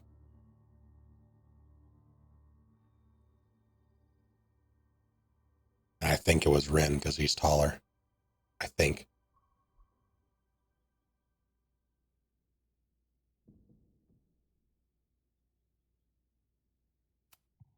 Would Reggie actually burn down the Abraxas house? And Vin. He's the ultimate puppet master. But why would he start the fire? Hell, it could have been Vin.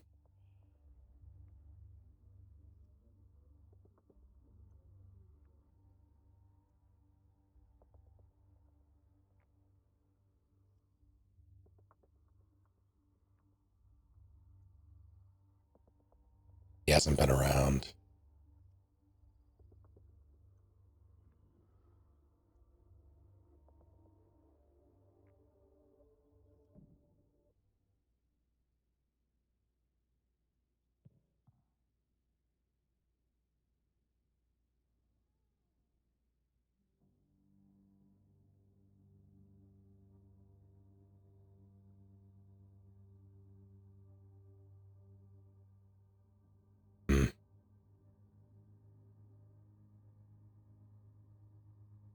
It could have been Vin.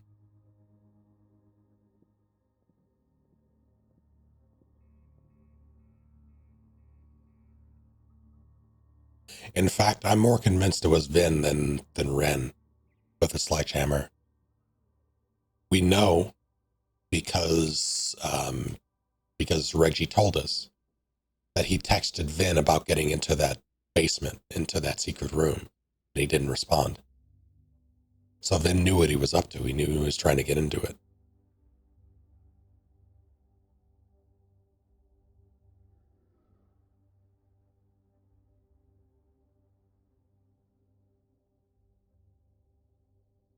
Did a Vin Dower. I have so many things I can throw right now.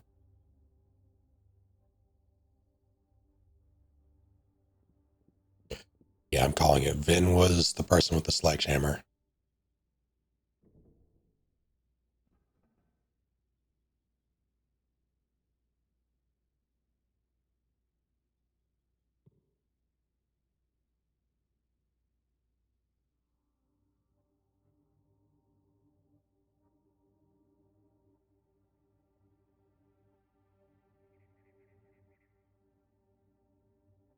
What do we know about...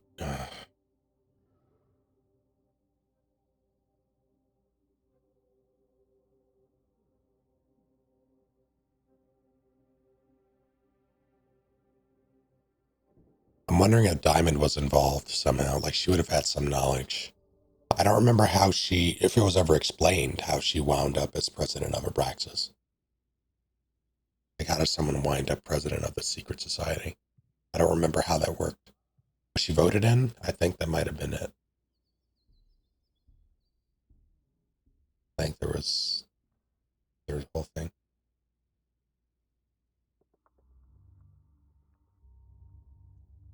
It is incredibly far-fetched that she is connected to this in this particular moment, but I'm not ruling it out.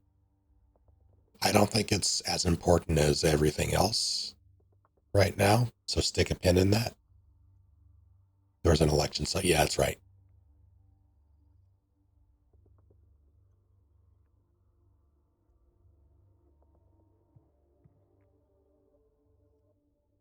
I'm just putting it out there that Diamond is on the brain. Try to take over from Ben. Right.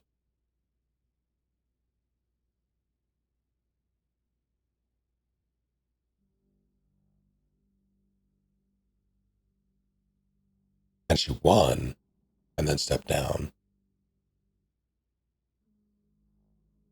And left.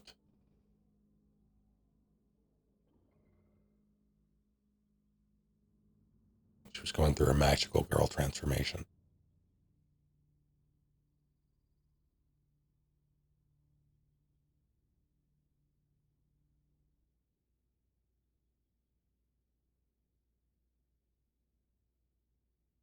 Yeah, I'm pretty sure.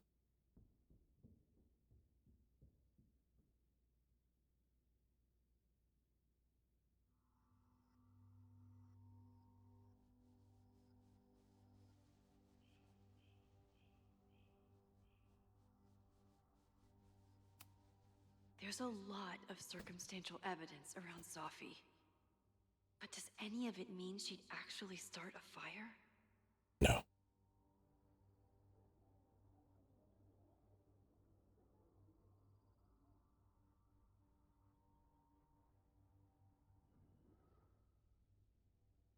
Well.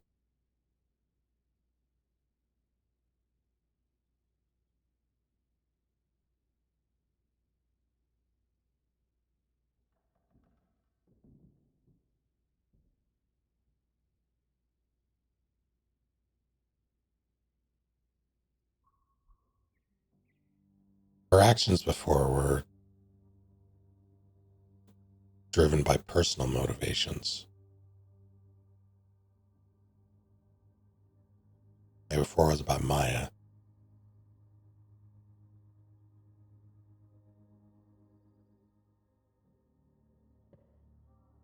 And then everything else that stemmed from that was about how she was treated and regarded.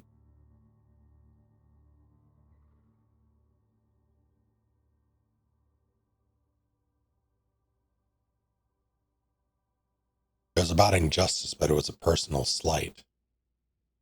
Or at least a slight against someone she cared about. This seems too far removed from her to be her.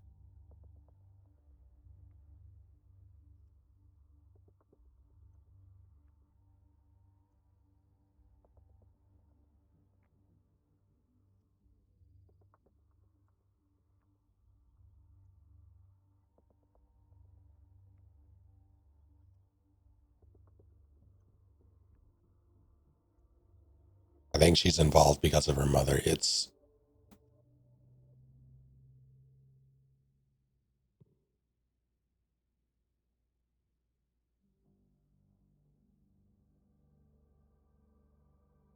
I hope I don't regret this, but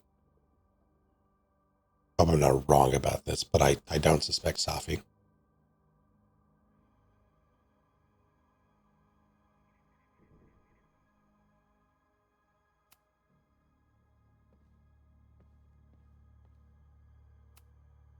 Maybe it's the sleep deprivation, but I don't think I've seen Moses look this beaten down before. It's scary. With everything going on, I still can't believe Chloe remembered my birthday and made such a kick-ass gift.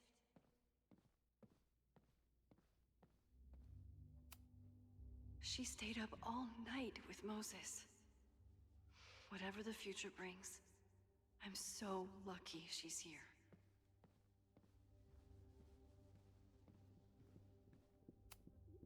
After the break-in, Moses isn't taking any chances. Hope he can keep any combustible science stuff from falling into the wrong hands. Okay.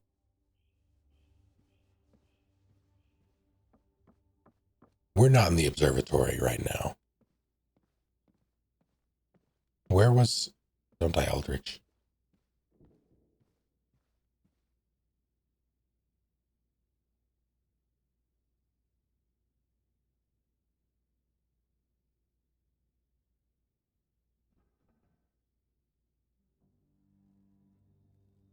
Isn't that where...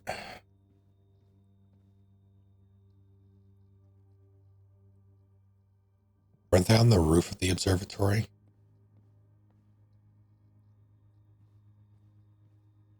When the fire happened? They need to move these, is what I'm getting at. Because if a fire does happen, and we know a fire happens. So having catalysts here, accelerants here, just in a single cabinet, that's a mistake.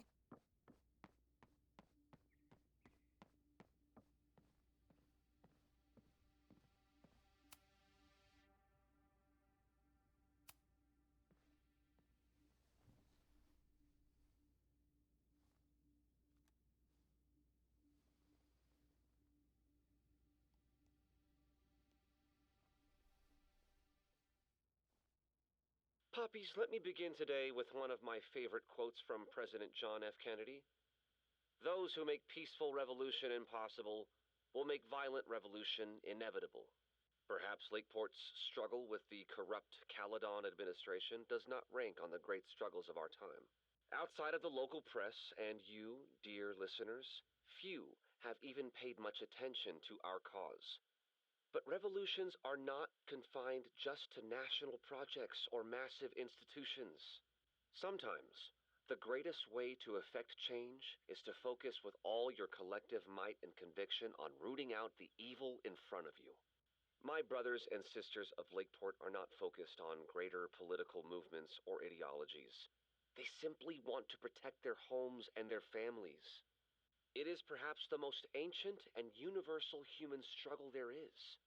And that is why I am so honored to be counted as one of the leaders of the protest this Sunday. When we finally march on Caledon, we do not come as meek petitioners to their mercy. We do not submit to their elitist codes of conduct and acceptable political speech. No, we come to shake the foundations, to instill a healthy appreciation and, yes, fear for the power of our cause. Because make no mistake, power is the only thing these people understand. When I speak to you next, it will be on the far shores of the Rubicon. Until then. Vox Populi.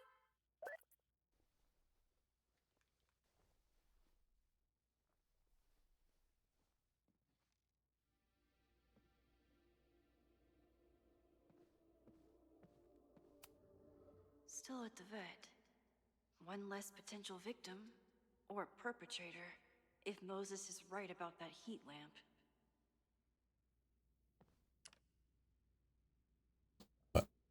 What?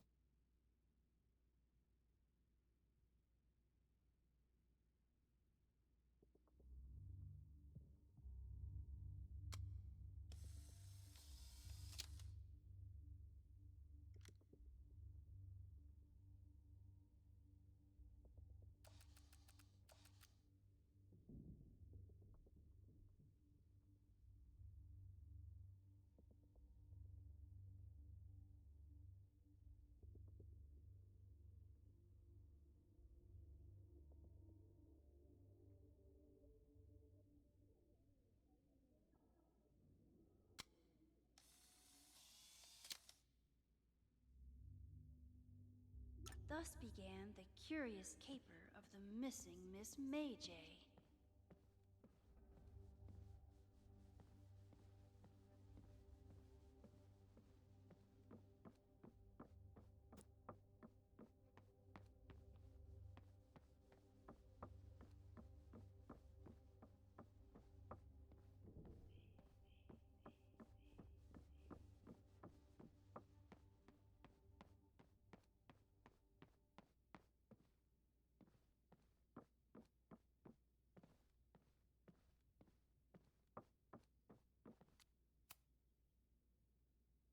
Thank you for helping Chloe yesterday. I'm not sure how much I helped her. I don't know if anyone could. I'm highly concerned.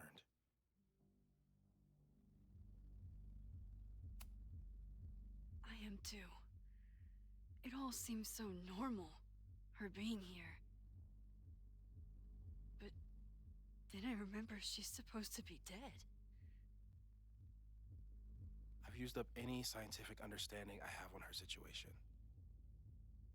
All I have left to offer is hope. As your friend, I sincerely hope reality isn't as unforgiving as it so often appears.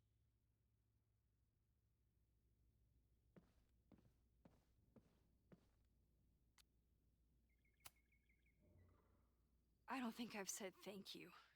For what? You came here looking for help. I don't know how much of it you found, but you definitely helped me. If we stop this fire, you'll be a hero to the whole campus. Well, I haven't really been thinking about the whole campus. I've been thinking about you. But if we're throwing the H word around, I will take a plaque when all this is over. Or a statue.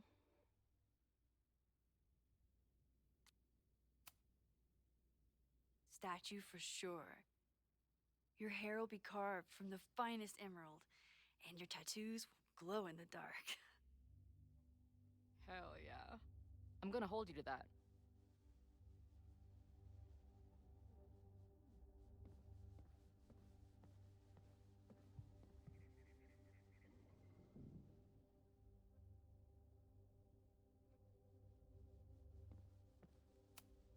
The selfie that started this all, and the fire that will be here soon if we can't stop it.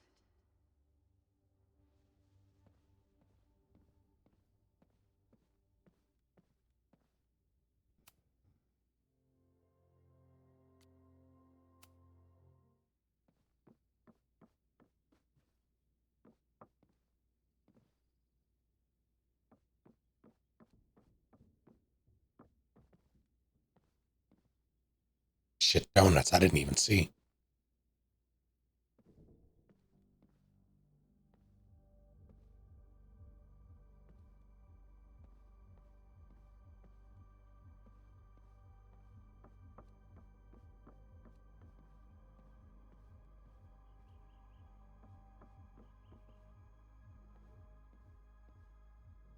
All right.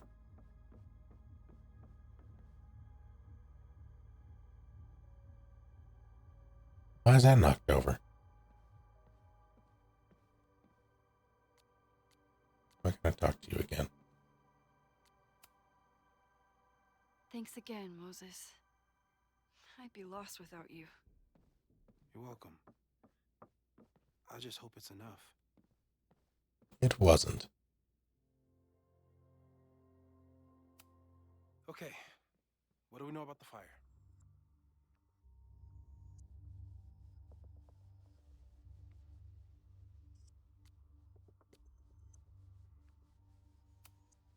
We know it centers around the Abraxas house, either because of the body, or Owen's plans, or both.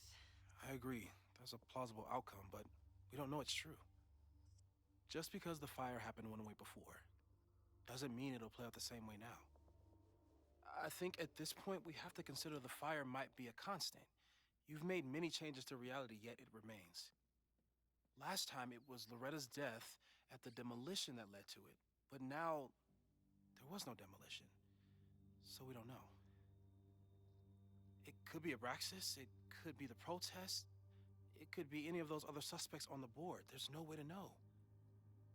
Furthermore, every step we take to stop the fire, even something as small as this conversation, is likely to shake the snow globe again and change what causes it. If the fire's a constant, that means that it's not related to anything that happens over the past 3 days, which leads me to believe that it's the body, which leads me back to Ren. So the more we do, the less we know? That's fucking stupid. No, that's reality.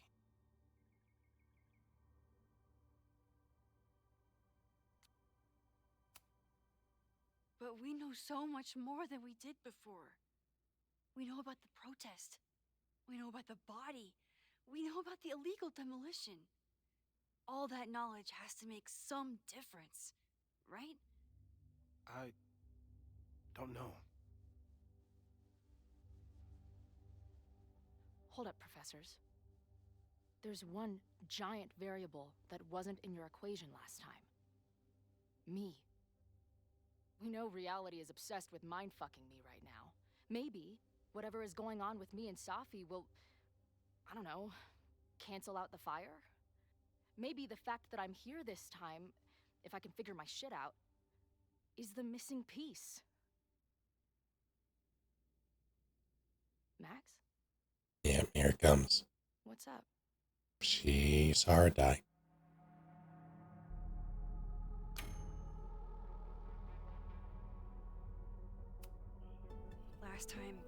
Last reality, you were here. You came to find me and I was gone, but I guess you met Moses.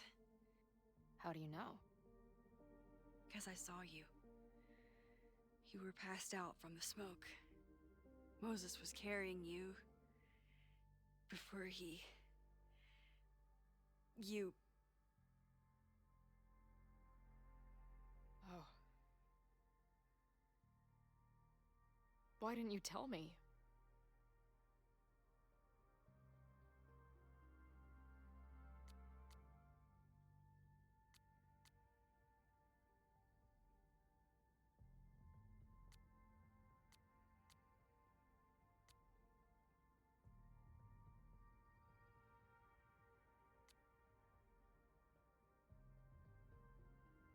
I think it was this. She used shock as a lie before. I've been so focused on you and us and stopping this fire. I didn't want to derail it all. But that was last time. Like Moses said, everything is different. Now we know it's coming. Yeah. And we still can't stop it. What if the fire isn't the only constant? What if our deaths are, too? It's possible. No! It doesn't work that way. It can't. Whew. There is only one thing to do when reality fucks you this hard. I'm gonna go smoke. But fire. That really messed Chloe up. I should wrap up here and go check on her. So are you ape posing, or are you... I'm assuming your hands are just on your hips. Maybe it's the sleep deprivation, but I don't think I've seen Moses look this beaten down before. It's scary. Thanks again, Moses. I'd be lost without you. You're welcome. I just hope it's enough.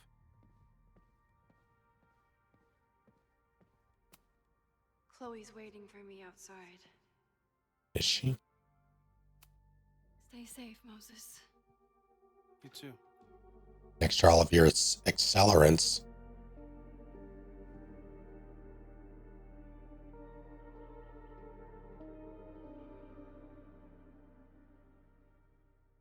Tell me that kettle is gone, actually.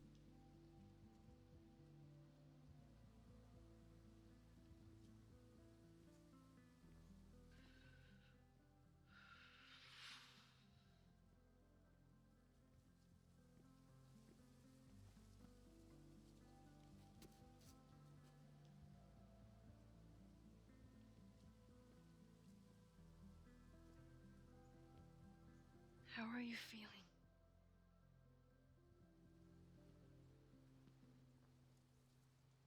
I think you mean any last words?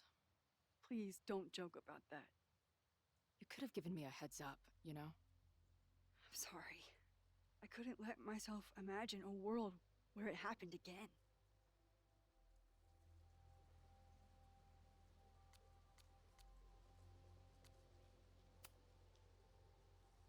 I get it. I just got you back too. There are things I can't let myself think about either. Still, I'm sorry. I'm going to the admin building. Hopefully Owen is there, and I can confront him with the evidence. What about you and Moses? I'm gonna head to the Turtle. The protesters should be meeting there soon. If I can figure out who's plotting violence on Caledon today, I can tell Noelle, and maybe we can stop this. I'm basically an honorary member of the Lakeport Townies. Someone is gonna let something slip. I know it.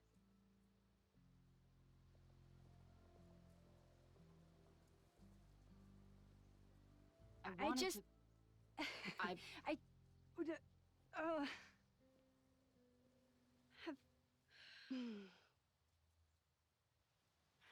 You first. Okay.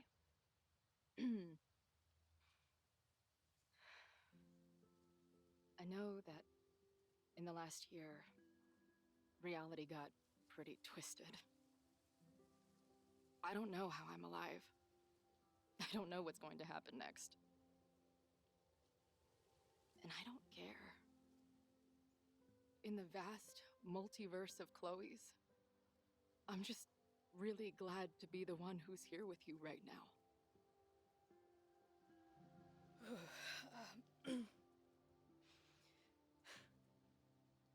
Your turn. I don't know what I was gonna say.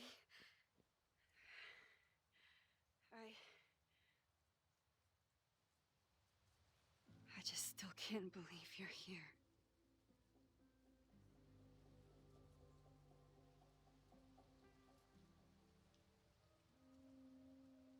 Round 2.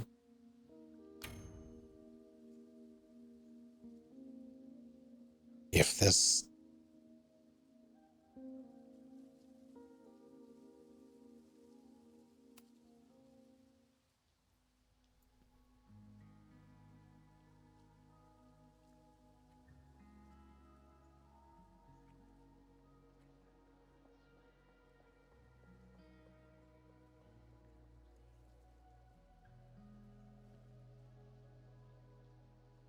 We'll get through this, Max.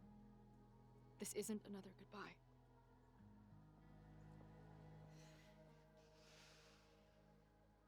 And space truck.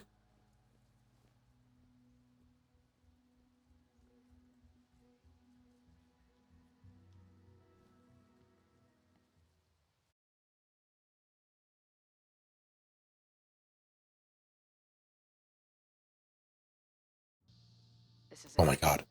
If the fire starts from here, I have to stop it now. I'm telling you, there are elements within the protest who are actively threatening the school. We need a credible threat. Online posts don't count.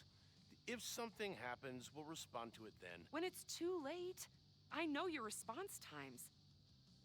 You're basically telling us to fend for ourselves. Hey, isn't that what Caledon always wanted? Your students can put all of their defund the police theories into practice. Good luck.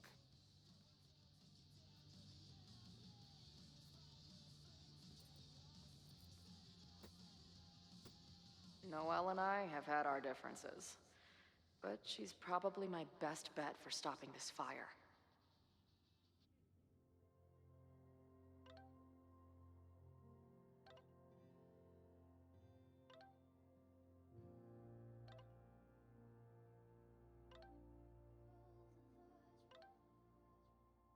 Getting to Marshall at the launch point, signs, torches, bullhorns. Other supplies are on hand, but feel free to feel free to bring your own. If you meet any resistance along or on the way into the bar, let me know. I will send support. Or to anyone in your group looking to get extra spicy with torches or firecrackers, that hey, that's who I want to be with. Plenty of spiciness to go around. See you soon.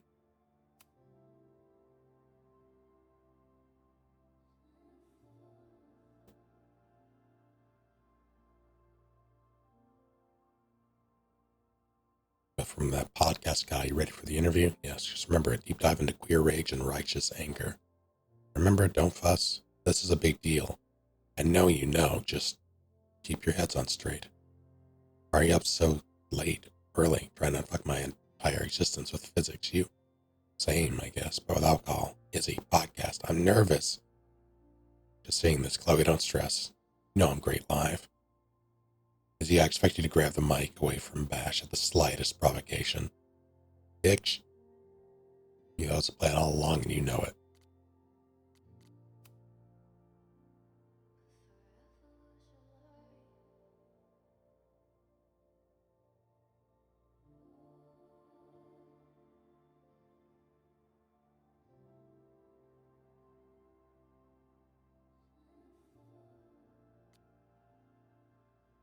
I remember when I first started journaling after Dad died.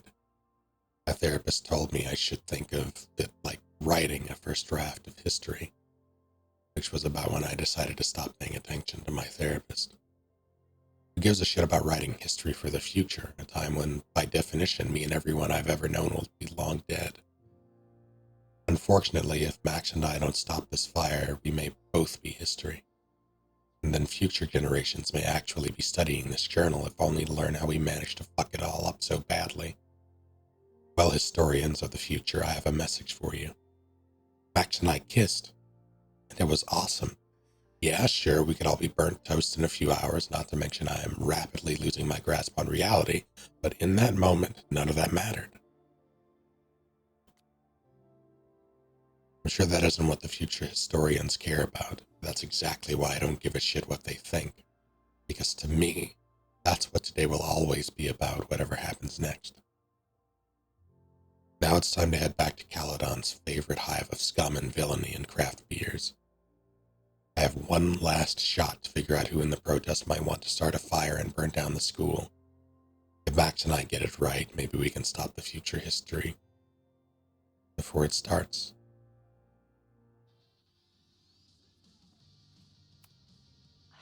I'm glad I managed to stay on Noelle's good side. Maybe she can help stop this fire. I guess people are steering clear of this place today, with the protest looming. No cheese, only Drosters. Not cool, man. What did grilled cheese ever do to you?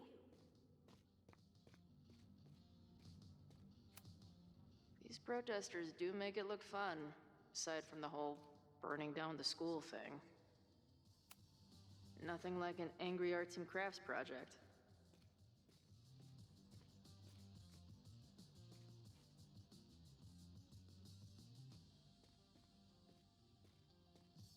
I'm sure someone here can give me a lead. Amanda's benefit for Lakeport was just 2 nights ago. She must be wrecked by all of this. Have to admire what Amanda has tried to do with her bar. Too bad it all led to this. What kind of bar are you running here anyway? It's hardly my bar anymore. Belongs to the Angry Throng. Bring together Lakeport and Caledon, she said. Create a space for coexistence and learning. Ugh. You can see how that turned out.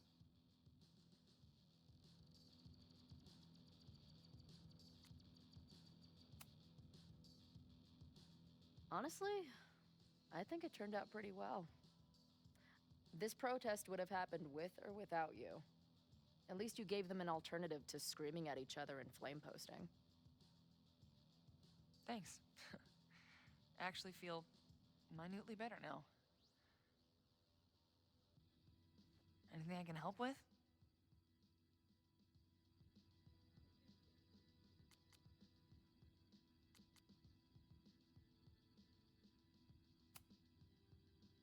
Who do you think wants the protest to turn violent? I hate to say it, but Joey has gone straight off the deep end. It's sad. I don't want to say he's capable of violence, but I don't know anymore. What about Lucas? Or Ren? I don't know. Lucas seems like all talk and no action, and Ren's my guy. He helps me mop up around here, and we talk music. He's a sweet kid. He just needs to keep better company.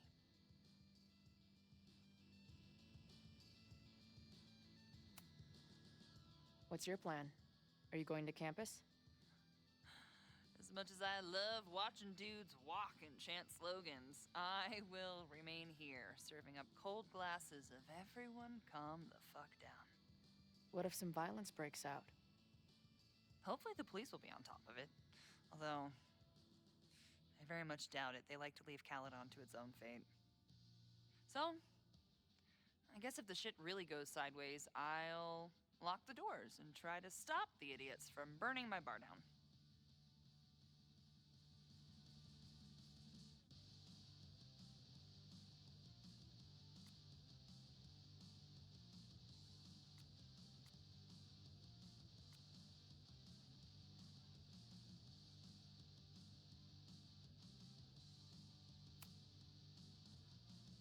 So, Max has this, I don't know, feeling about what will happen today. Oh? She says there will be this fire on campus. I know it sounds kind of hard to believe. I but believe it. You do? I'm not super into the new wavy stuff, but whether it's a third eye or a sixth sense or whatever else you want to say, Max has it. I take anything that girl has to say seriously. That is, when I'm lucky enough to see her ass these days. Thanks for the tip. You got it. Stay safe today. You too, Chloe. I really like Amanda's actor.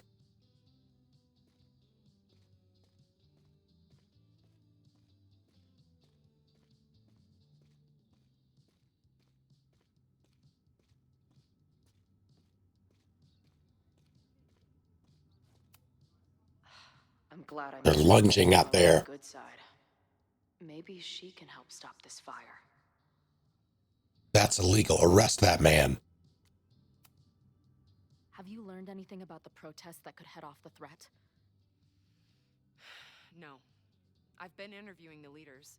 Joey, the bartender, was highly belligerent. Lucas referred me to his podcast. The rest just shouted slogans at me.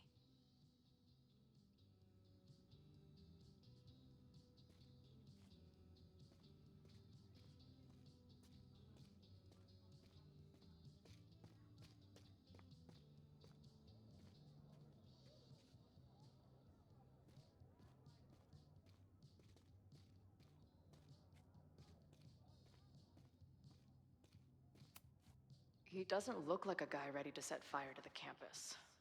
But maybe that's intentional. Hey, Professor. Here to snark at the tides of change? You know, I've snarked at so many things before, but that would be a first. I hope you and Max pay attention today. You might just learn something.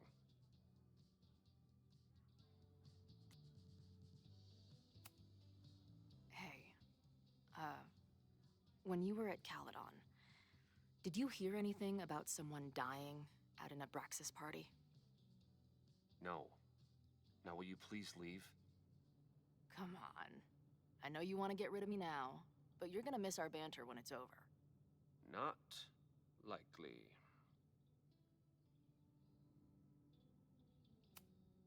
There's concern about violence breaking out. Maybe someone trying to set a fire. Ah, yes, the powers that be, raising some vague specter of violence to stifle dissent. It's the oldest trick in the book. You ever He's not wrong. disagree with someone so hard, you end up coming all the way back around to agreeing with them? It's called horseshoe theory. I encourage you to go read about it in one of the many books that are not here. Bye, Professor. So long.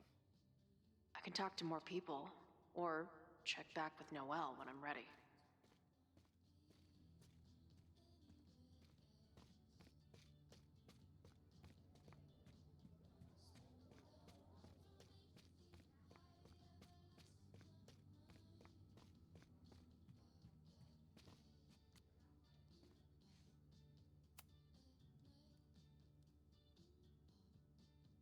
Looks like Ren's been dabbling in the uncommissioned public arts. Interesting. Wonder what made Ren sit out from the rest of the group.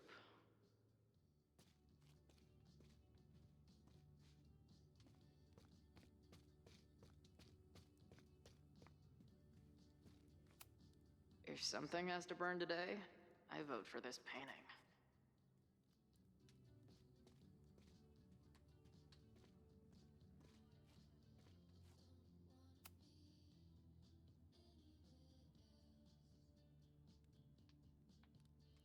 Ren is a fellow doodler, huh?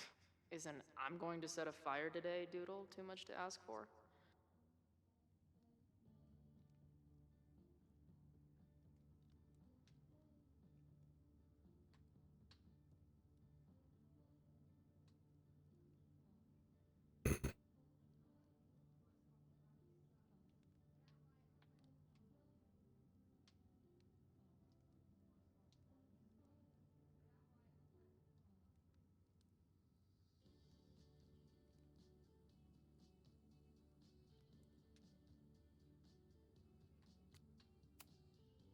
Hey, Ren. Oh, hey. What's up? Why aren't you with the group? Don't you want to stick it to Caledon anymore? Mostly wanted to hang out with my friends. It's not fun anymore. Ren seems pretty alienated from the group. Maybe because he knows something? Or is he planning something himself?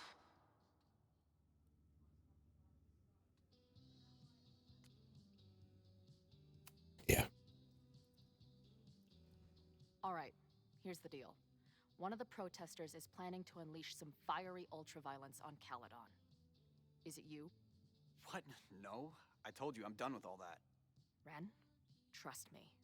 I can pin anything that happens on you and make your life hell. You better talk. What do you mean?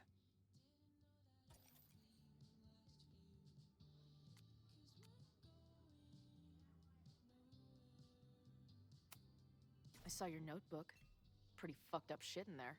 God damn it. You mean my doodles? What do they have to do with anything? I'll tell Amanda it was the correct choice. Don't know. But maybe a detective will. Look, I get why you'd suspect me. Quiet loner, must be up to something. But I pulled away from those guys because I don't want to part in any violence. Some of these other people, though, seems like it's personal for them. And really dark. Lucas? The way he talks about everyone there, it's like he wants them to suffer. That's what got me to back off. I don't want any part of that shit. Okay. Thanks for the intel. No, it's him. I can talk to more people, or check back with Noelle It's when I'm him. ready. I fucked that up. God damn it. I should have went for the Amanda thing. I was like, the notebook has to be it, right? Because they just let me get that information, but no. It was a red herring.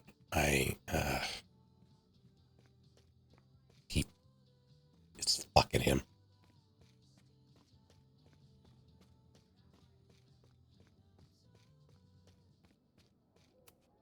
Looks like Joey and the group are gathered out there. All right, this is for Lakeport. So glad all you guys turned out. We're gonna make a huge difference here, all right? Let's get ready to go. Yeah, all right. You ready to rock and roll? Most of us. Some got cold feet at the last minute.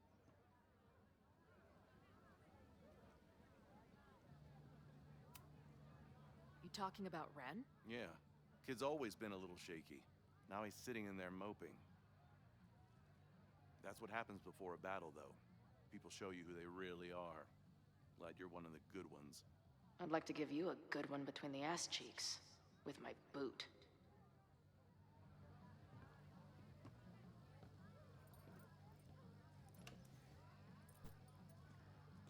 I think I'm ready to talk to Noelle again. I can talk to more people, or check back with Noelle when I'm ready.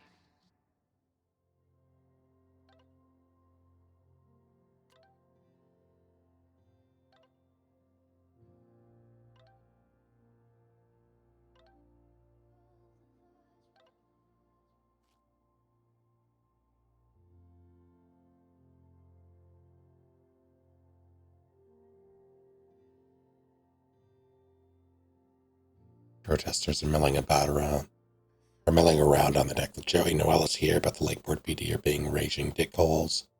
Won't lift a finger unless we have a credible threat. Not surprised, saw on social media that some of the members were supporting the protest. No obvious threats that I can see. Gonna talk some more to my main leads. Be careful, keep us posted. Thanks, Mom and Dad, will do. Yes? Bye, Professor. All right. So long.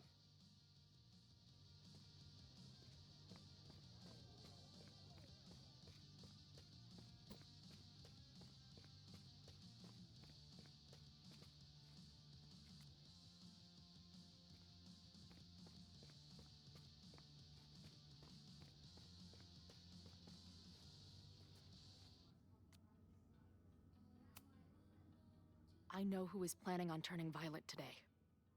You do? I'm going with my gut.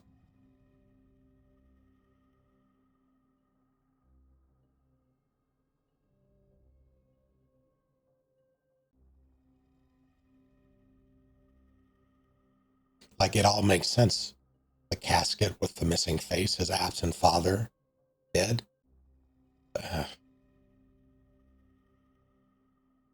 I'm locking it in.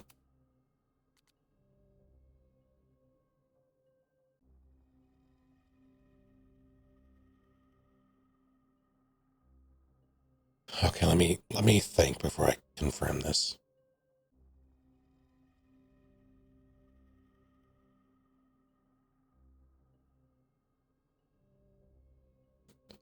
No other suspect has... Well, there's nothing that connects him directly, though, right?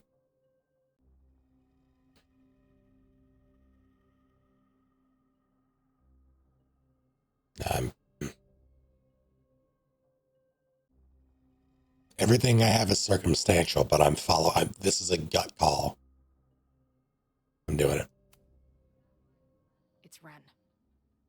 He's lying about sitting out the protest. I couldn't get him to crack, but I know he's hiding something.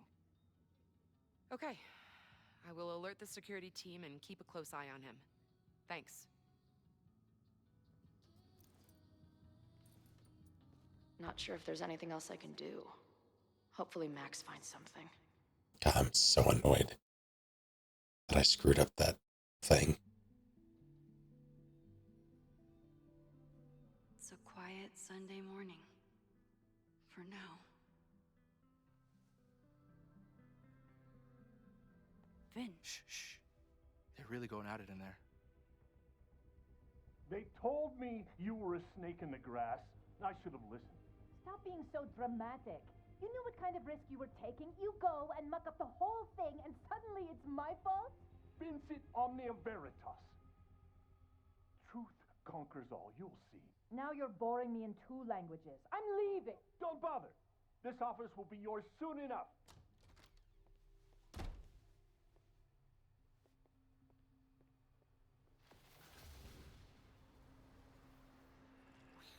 Well, that was worth the price of admission.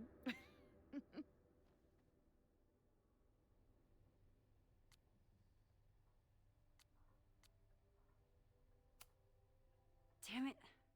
I knew it was you. If you say so. What are you doing here? And no more games. Please.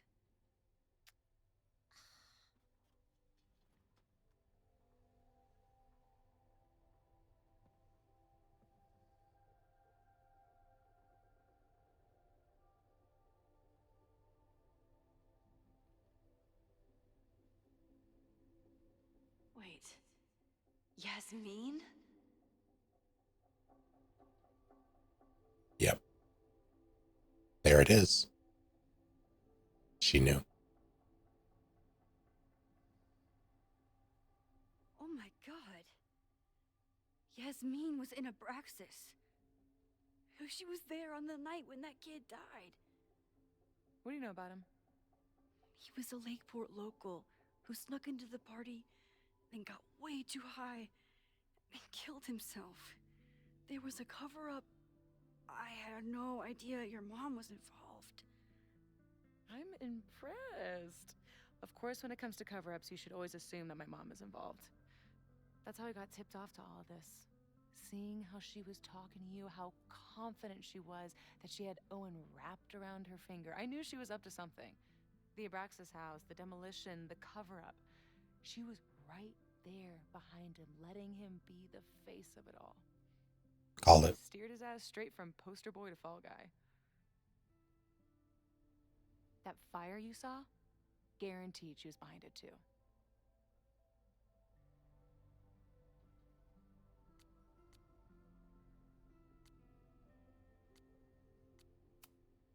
I'm not saying your mom is fully innocent, but how can you be sure she was behind Owen's plans? Or the fire? Does Owen seem like the criminal mastermind type to you? No. This is my mom all over. Let's confront her with the evidence. We can hold her accountable for the cover-up and whatever else she's planning. Not interested. I have a better offer. This gun I found. Let's leave. Right now. Let's pack up the car and get the fuck out of here. We can be in New York by sundown. From there, who knows? Yes, you can bring the girl too. We can link back up with her band. Reconnect with Diamond, hit the mountains, head west.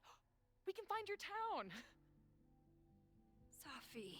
We could head straight there and get you some of that sweet, sweet closure you've always wanted. Safi, I don't know where you're coming from. You ignore me for months. Then you're on campus hiding from me. And now you want us to run off together?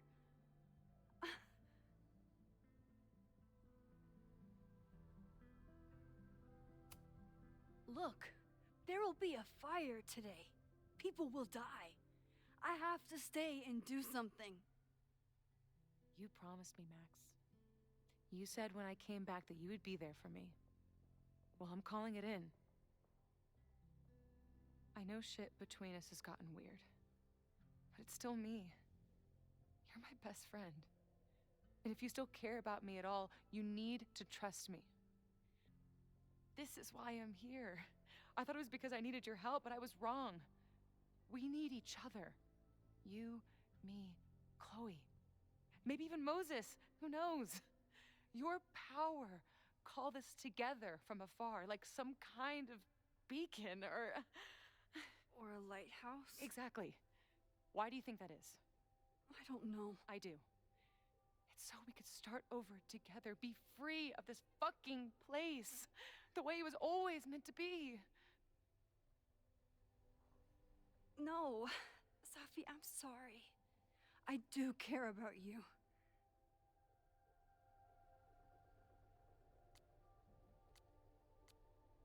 These expressions. She is...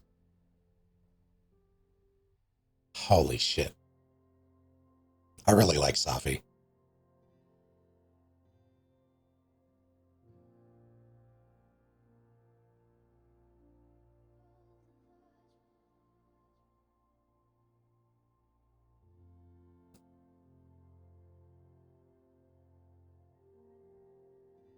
Like everything that she has gone through. Everything she's trying to hold on to and let go of, for that matter.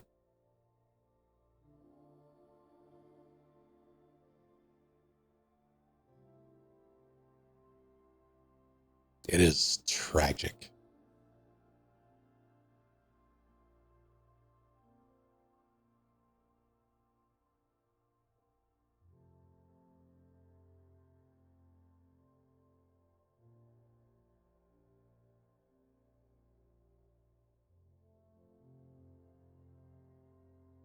And honestly, if this place wasn't about to burn the fuck down, I would consider gathering up all 4 of us and just leaving, but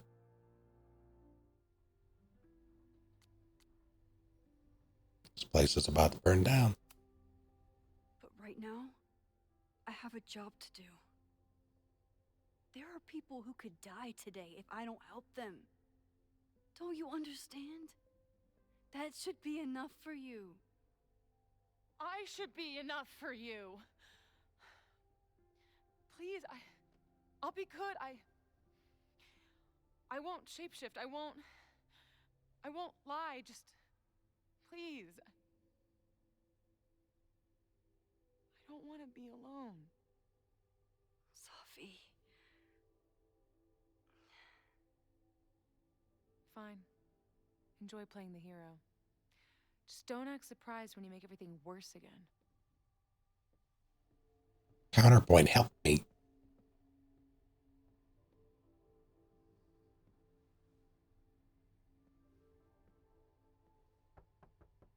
Who is it? The door wasn't closed. Maxine. Hello. Are you here for Owen? He's just stepped out. No. I'm here for you, actually. I see. I was just indulging in a bit of nostalgia. Intoxicating, but deadly in high doses. Please.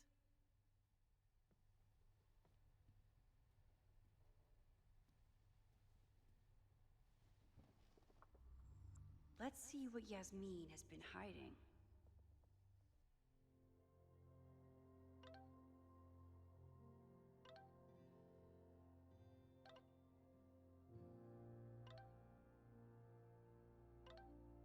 So Yasmin is way more involved than I thought. I don't know if she's connected to the fire, but she must be involved. Covering up the body. I knew it. You did? No, not really. I just wanted to be right. Actually, you okay? Do you need help? Okay, hopefully I can get her to open up. We'll update later.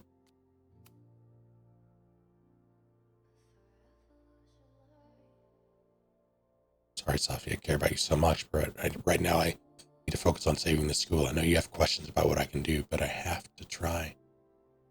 I will get the truth from your mom.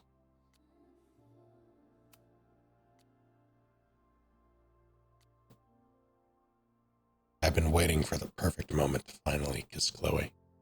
Turns out any moment that you get to kiss Chloe is the perfect moment. How silly of me.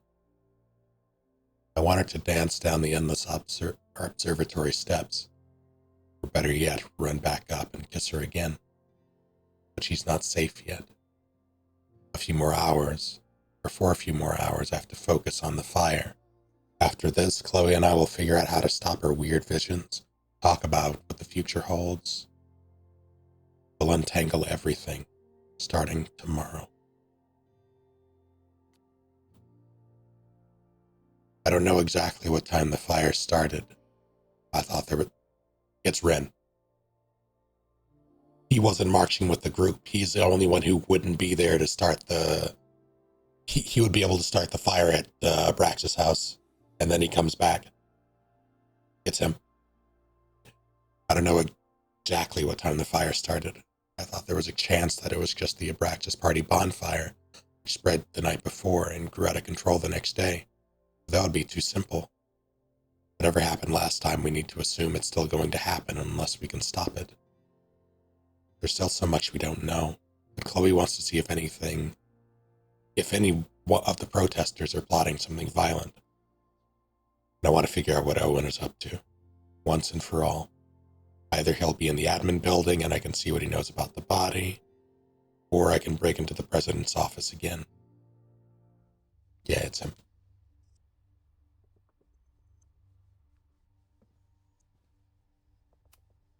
Talking to Yasmin is hard enough as it is. Getting her to tell me the truth about Abraxas and Owen has my hands shaking.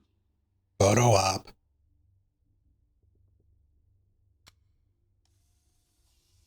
Actually, I've liked the composition of that one a lot, so I'm just gonna... I bet even the world's greatest scientists would be stumped by the physics of time travel. Newton, your cradle. Am I the ball that sets the others into motion? Or am I one of the ones being crashed into?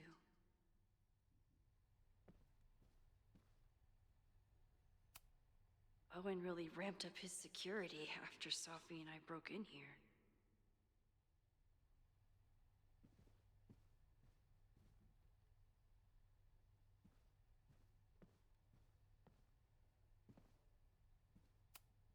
Yasmin is the ultimate chess master. I wonder if I'll be able to get her to open up to me.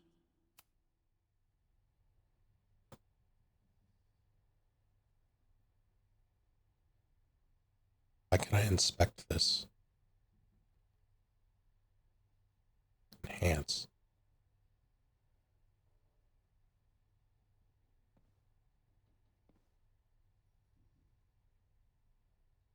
We could sit in silence, or I could jump right in and talk to Yasmin. Also, what happened? Did I skip something? We played all the Life is Strange games. I have not played Life is Strange 2. I have played 1 Before the Storm, or was during, I forget what it, I think it's Before the Storm. True Colors, Double Exposure, and now this one. Also, hello. I have not played Life is Strange 2. That is still on my list. It's apparently good.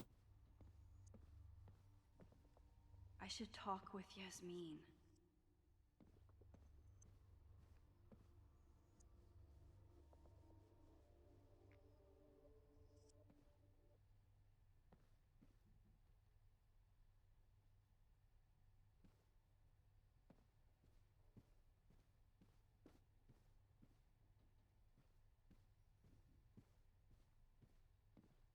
All right, let's get this over with.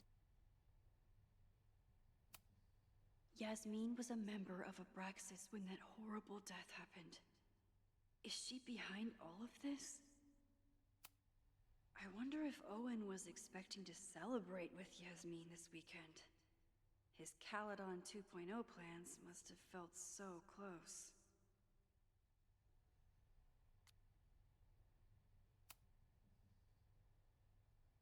So, this is a rare treat. What would you like to discuss? Murder.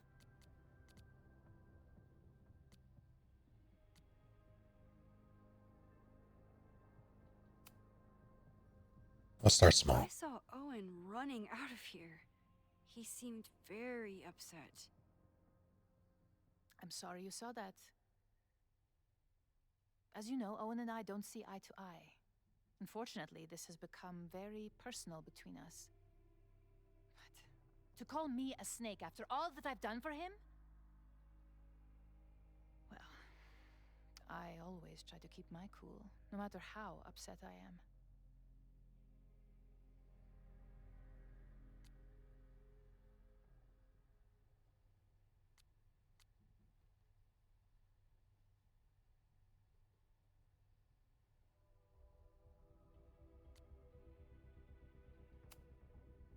Why did he call you that? He's invested everything in this Caledon 2.0 plan. But in the end, it's just administrative politics.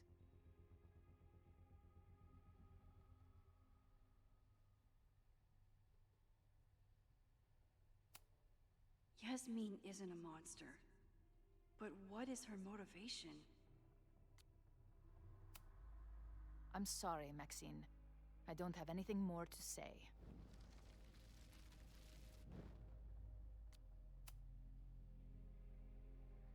So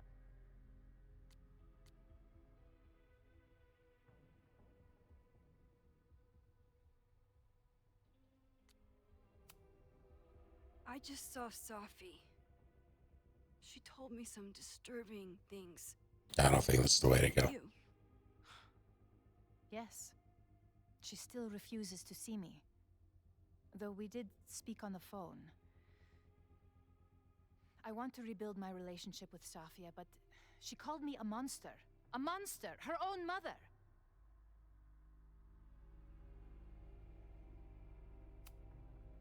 Why did she call you that?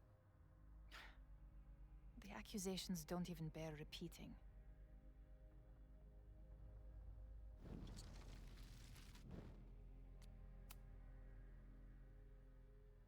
So, this.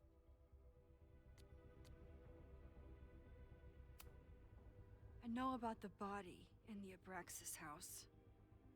And I know you've been trying to cover it up.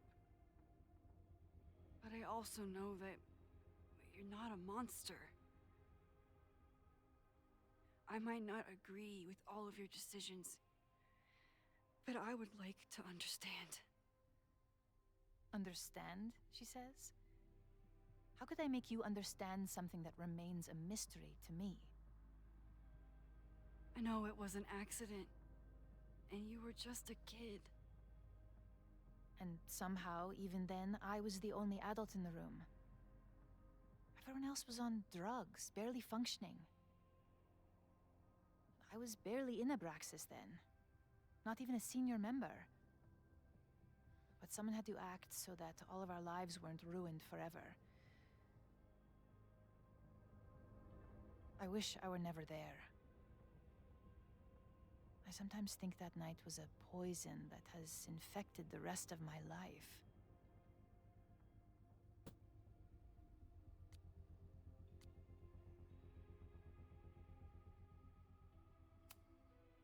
I was there last night, at the Maybon party.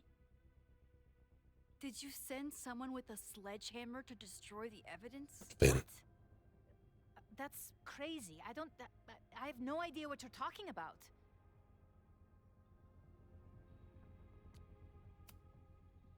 You're lying to me. I know you're behind everything.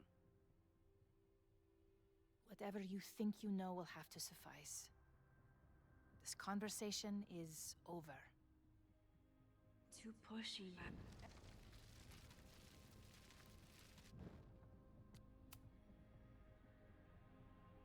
So? But I also know I might not agree. I know it wasn't. I was. Maybe you didn't know about the sledgehammer, but I still think you were connected somehow.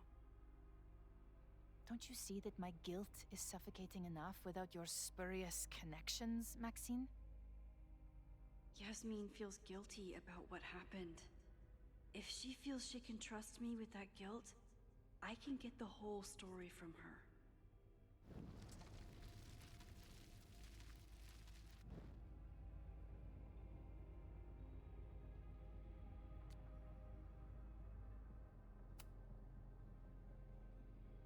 So, this is a rare treat. What would you like to discuss? I know about the body in the Abraxas house. And I know you've been trying to cover it up. I might not agree with all of your decisions, but I would like to understand. I know it was an accident, and you were just a kid. And somehow, even then, I was the only adult in the room. Everyone else was on drugs, barely functioning. I was barely in Abraxas then. Not even a senior member. But someone had to act so that all of our lives weren't ruined forever. I wish I were never there. I sometimes think...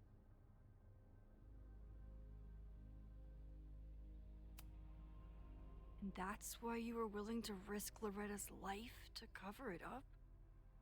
Loretta came within seconds of dying in that basement. I know because I was there too. I know you have been drowning in guilt since then. That you feel suffocated. But I'm worried that the threat isn't over. I need you to tell me everything you know.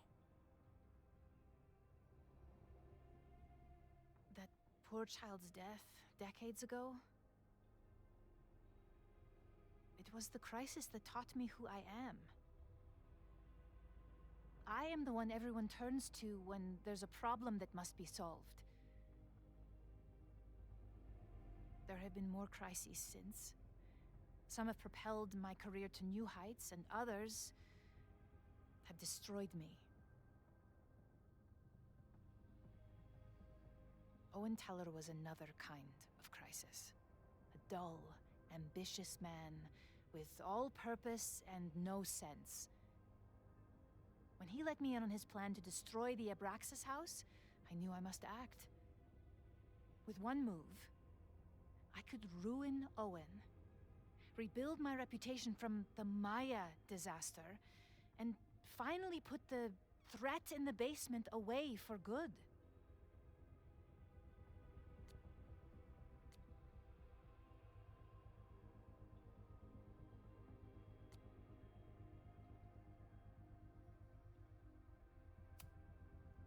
You manipulated Owen into his whole plan? No. It was his idea. He had the whole scheme worked out. He only needed me to take his hand and tell him it would all be okay. Then, I learned about Loretta. What I had nearly done. How my actions years ago lit the fuse that almost killed her. In an instant, I saw what I had become. Sloppy. Reckless. Not someone to be trusted in a crisis. I thanked God I had been given this lesson without any more suffering. But perhaps it wasn't a higher power I should have been thanking.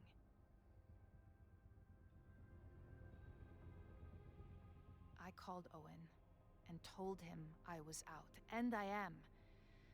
I await the upcoming inspection to turn up the horrible evidence of my crime, and I will face up to it.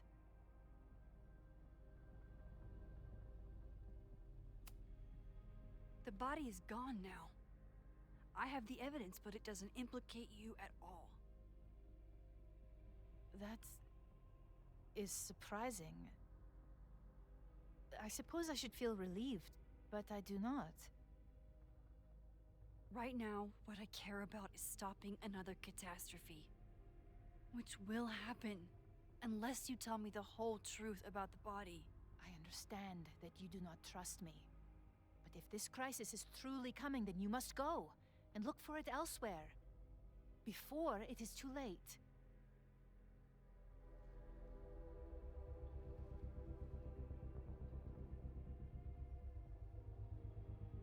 After my reputation is destroyed, at least one of my decisions will be viewed positively.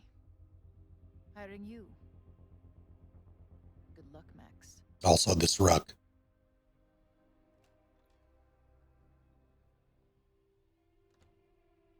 I won't find more here. Time to leave.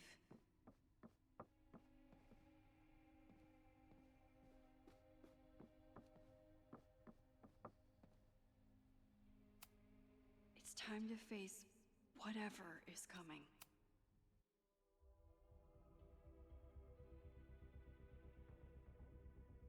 Whether Yasmin told me the full truth or not, she definitely wasn't the one in the basement with the sledgehammer last night. No. Time is running out. I need to decide now. Who took the remains from the basement last night? Who will start a fire by trying to destroy them? We know it's not Reggie. He was the one who was attacked.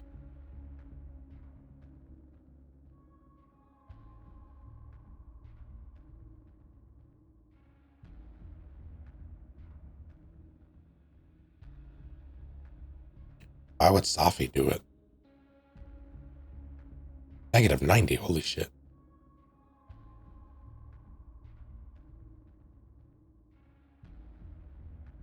Here's my thing. All right, so she would never bring Owen in on that plan.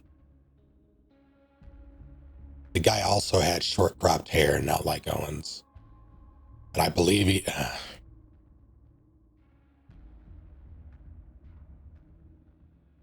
I think he had Vin's build.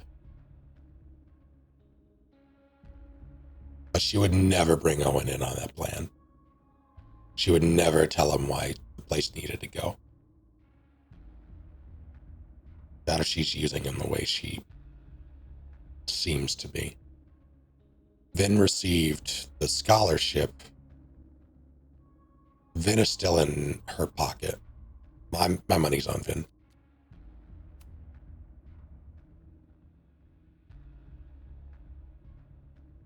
had any emotional connections to any of these characters yet.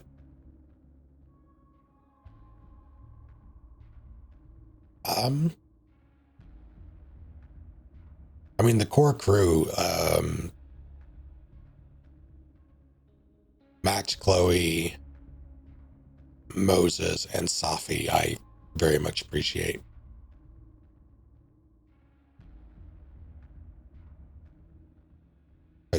What did I say? Max, Chloe, Moses, and Safi. Those four. Hell, even Amanda is pretty solid.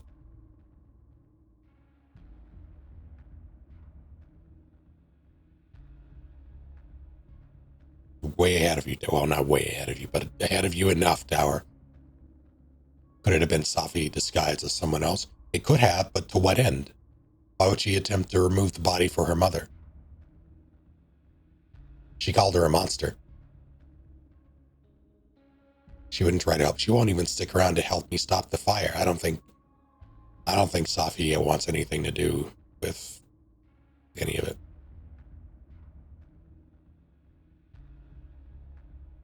I think it's Vin. He's the only one with the connection. Yeah, Reggie was attacked. Yeah.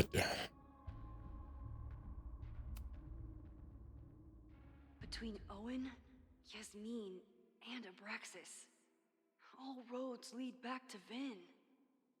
I don't know his motivation, but he must be behind this.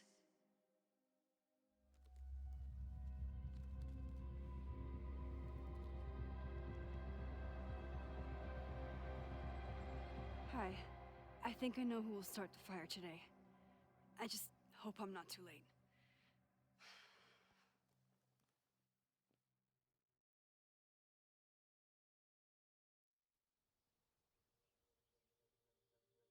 Max has a suspect. I have a suspect. It'll be enough to stop the fire. It has to be.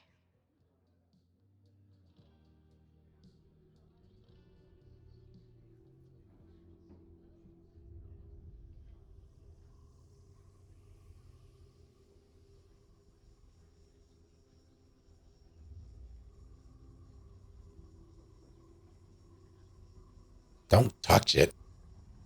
All right. Chloe?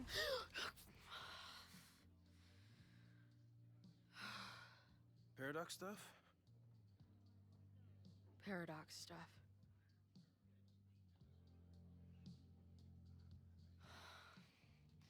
I can't stand this. When will we know if it worked? How will we determine a fire didn't start today? Wait until midnight? Ugh. I talked to Max. She thinks Vin is going to start the fire. And you still think it's gonna be Ren?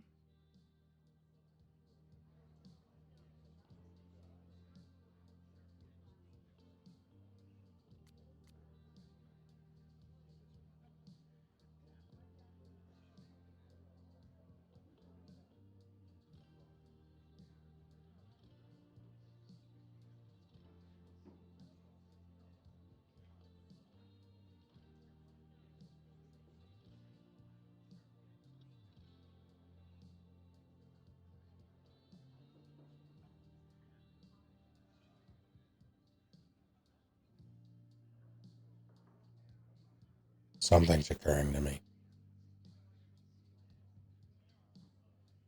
But what is happening in my brain right now? Okay. What did she say? Yasmin said she seemed genuinely shocked that the body had been taken.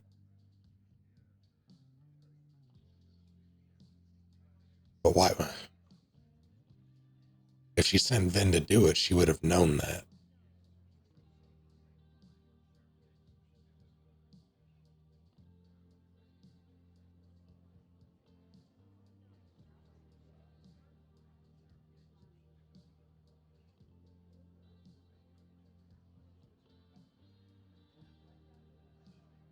So why would Vin do this if he did it all? I think the two fires are not connected. I think Ren is going to start the one at Abraxas because of his father. I think Vin is going to start the one here because he saw the body. He saw the bones. And he realized what he was party to now.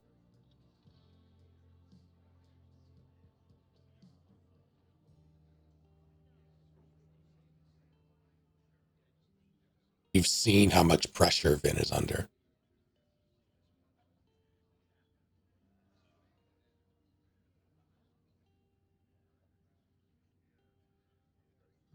I can see him cracking.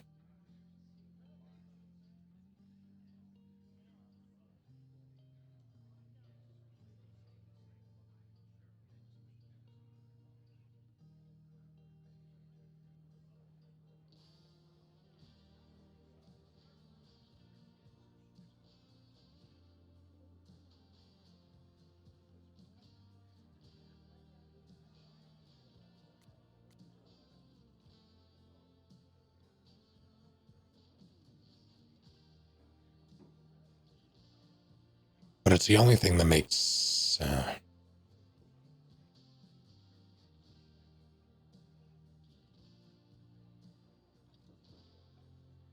It all points back to Vin for me because, rather, him being Sledgehammer Guy is the only thing that makes sense to me. I didn't make the leap that he would be the one to start the fire. I just thought he was Sledgehammer Guy. Because he knew where Reggie was going to be, he knew he was trying to get into the basement, and he knew that he had to act then. I wonder what happens if you attack him. Maybe you get more information. Maybe you wound him. I don't know. That's no longer a factor, though, so that's not really helpful.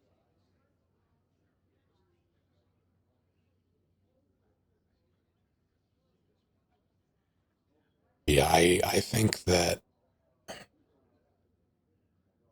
I'm still putting money on Ren going after Abraxas because he's not going to be at the protest. We know that. That's been, well, we don't know that. It's been established that he seems to have gotten cold feet and is the doodle. Like it all points to him for me. I'm sticking with that. I think he's going to be the one who goes after Abraxas. Attack was the option I chose to after you complete the game. That works.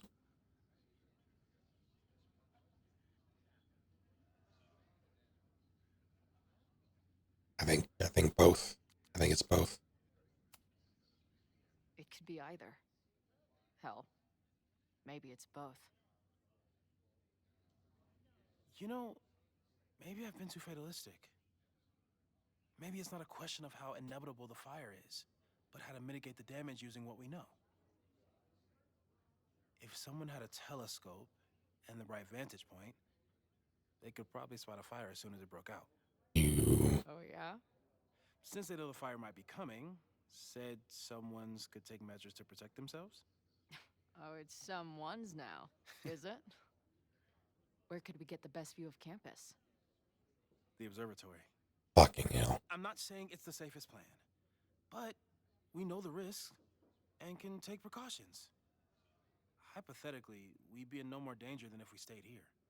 That's incorrect. You want to tempt fate that much?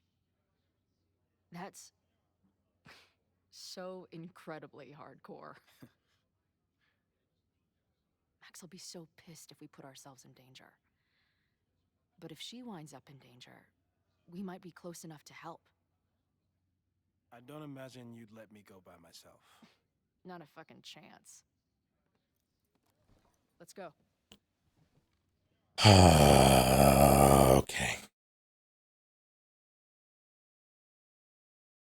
I guess won't let me keep him alive.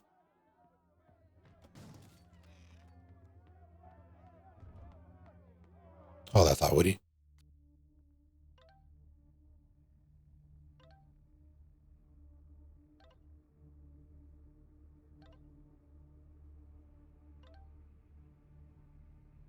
Max on the search. Let me know if you hear anything up there. Are you okay? You're busy saving the world, but please let me know. I'm okay. The protest started. Looking for Vin. I just hope I can stop him from doing something really dumb. Figure this out. Stay safe. I really hope I'm...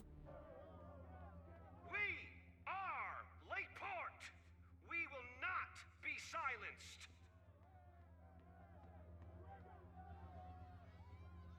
Shake the ivory tower!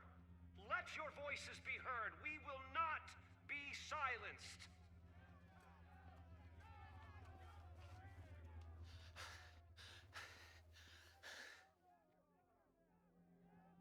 Max, it's like a zombie movie. Do we run, or do we start shambling around and hope we blend in? Have you seen Vin? I need to talk to him right now. Owen came through here a bit ago. Vin wasn't with him, though. Wait.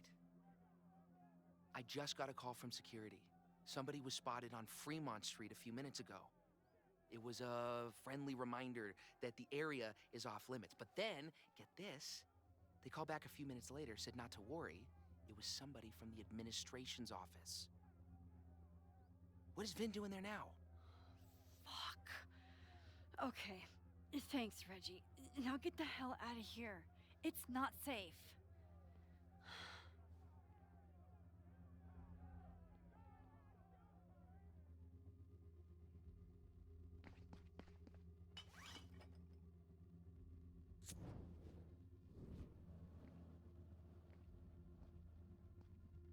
No! Stop!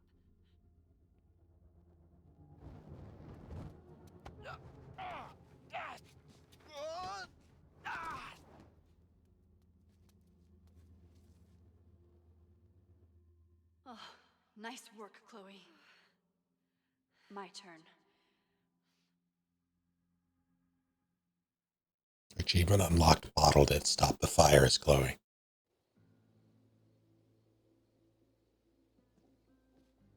She'll be fine. She's got fucking superpowers. Of course she'll be fine. But what if she's not? What if there's, I don't know, a stampede? I sent out a mass email this morning with a copy of the school's fire escape plans. If something goes wrong, hopefully people remember where to go.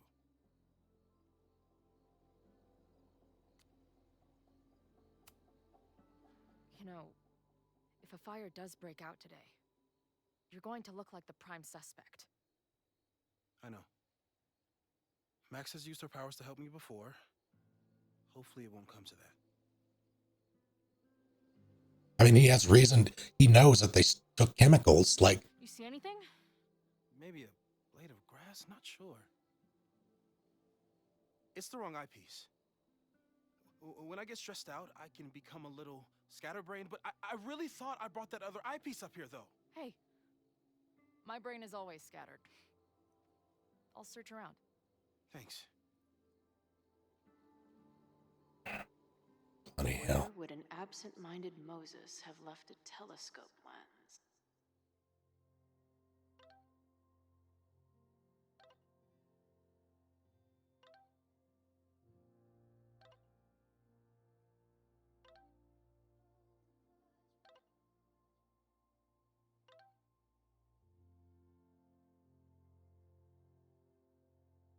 What's going on, Chloe? Haven't heard from you in a while. You still on the road? No, sorry, things are crazy. I'm with Max. Max? Really? How is she? It's complicated. Always was with you two. I like that. And like I said, things are crazy right now. I'll be okay. We'll talk soon. Sure thing, hon. Give my love to Max.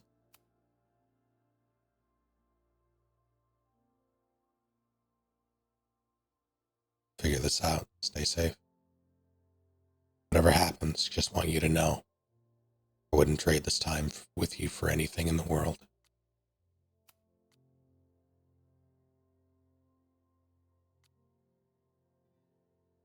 Anxiety is a funny thing. Often you spend days or weeks freaking out about something only to realize it was really nothing. How many hours did I waste over, what do I say to Max when I see her, never imagining that I'd be rolling up on her ass in desperate need of a high-speed getaway. On the other hand, here I am on the rooftop of the observatory where I apparently died in the middle of a literal firestorm, and I feel maybe calm isn't quite the right word. Resigned, maybe, content. Maybe it's just nice to feel in control of myself while everything I can't control finally works itself out.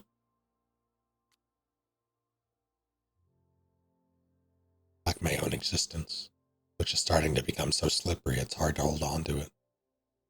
I know I died once, years ago, but I also know I am alive now. I repeat this like a mantra again and again lately, or again and again, and lately a voice answers, "Are you sure?"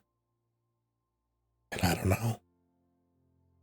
It feels strange to say, but there is nowhere I'd rather be than this rooftop with Moses here, Max out there, and a real fire to fight. Because at least I can believe in that.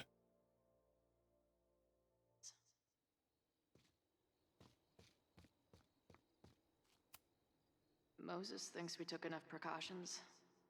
I hope he's right. Bingo. All that thought.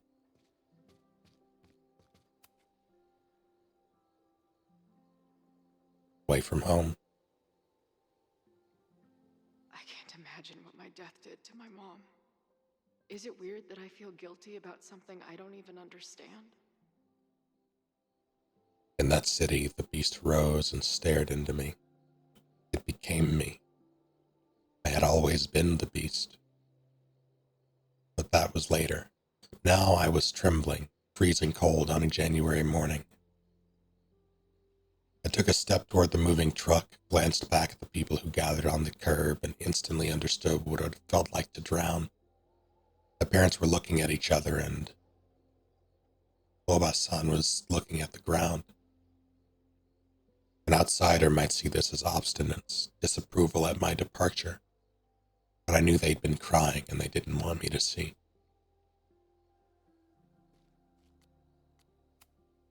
Feels like no matter what I do, every choice turns into a tragedy.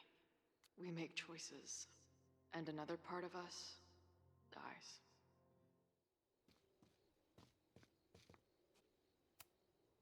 Moses is my first choice for post-apocalypse bunker mate. After Max, of course.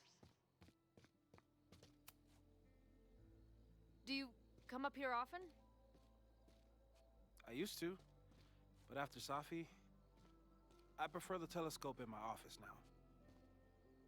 Where would an absent-minded Moses have left a telescope lens? Anyone who chain smokes on rooftops while staring up at the stars is a kindred spirit of mine. Safi was here. That thing was a bitch to set up. But if things go bad, we've got another escape route. Alright, at least they're thinking.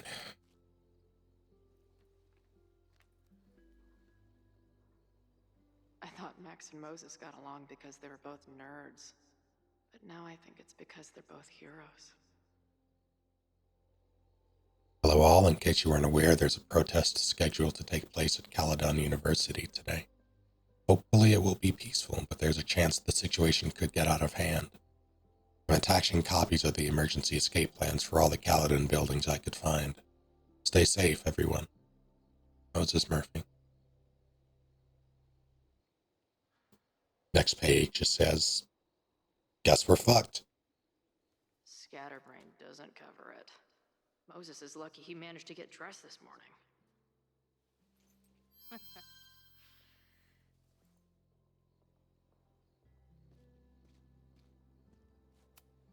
No eyepiece. Some sweet wrenches, though. That's my nickname in high school. Let's see what's actually in this thing. Bing, no. Didn't even check. Moses tried to show me how to smother a fire with one of these last night, but I almost fell asleep in it.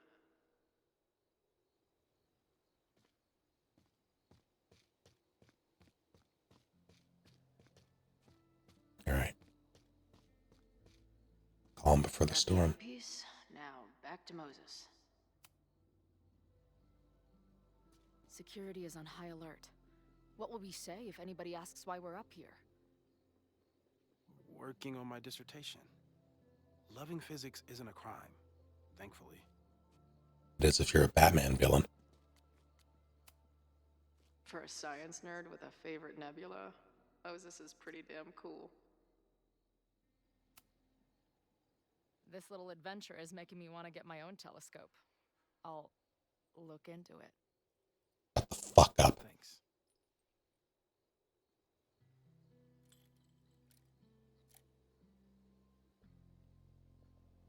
There's definitely a crowd down there. I think... Oh, shit. Look.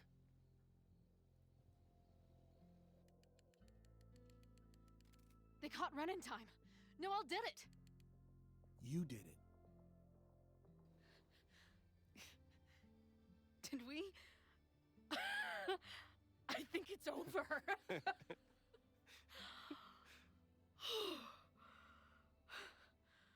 It may be a rich kid sandbox, but this place sure is beautiful. Glad it's still standing. We saved the school with a telescope. It's basically the premise of that manga I wrote.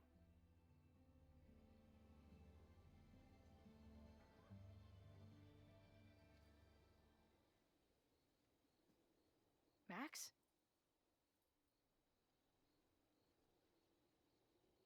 That's Safi. I'm gonna check something out. I'll be right here. Restarting my heart somehow. That is Safi.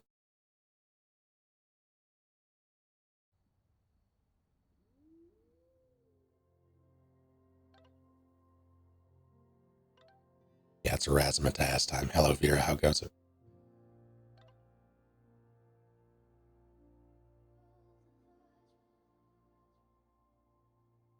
Outside the Abraxas house, I know Vin is here. Just have to catch him in time. Good luck. I'm glad we were able to stop Ren first. So far, this is a delightfully fire-free day. Keep it that way. Yeah, that's not.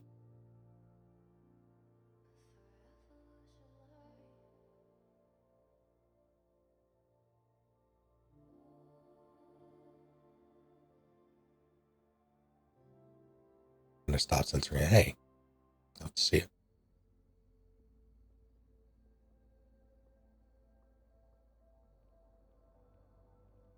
Vin? Well, this is a nice surprise.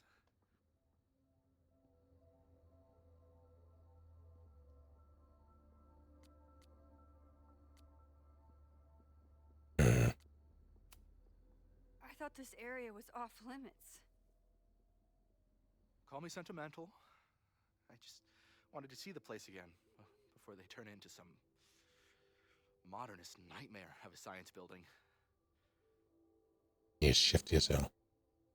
Show me where you put the remains. How the...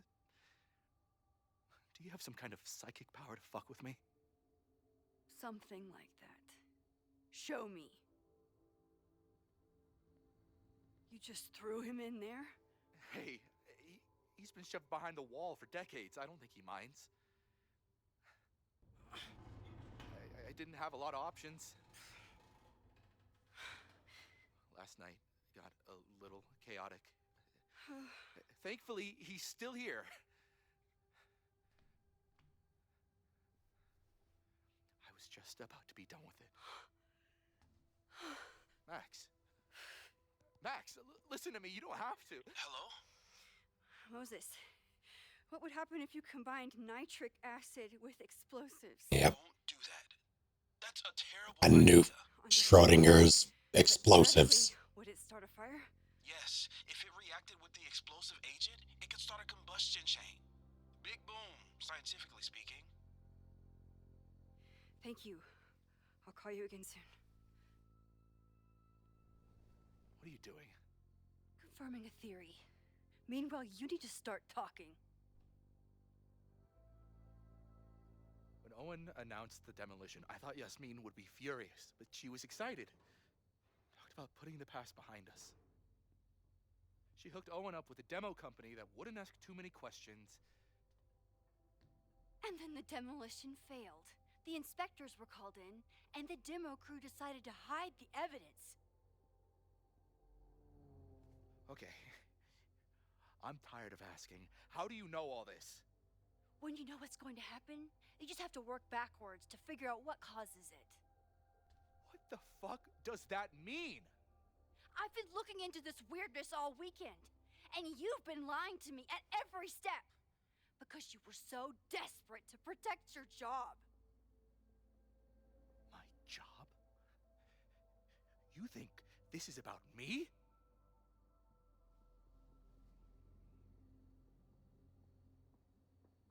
Yasmin.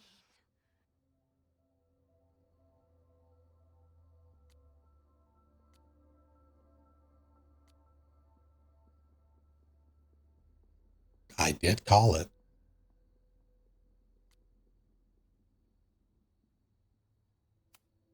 She's not even your boss anymore, and she's still manipulating you. You don't need to remind me what that woman is capable of. Yes, she's used me before, and still I owe her everything. You have no idea what it means to have someone like Yasmin Fayyad believe in you. Of course I'd do anything for her.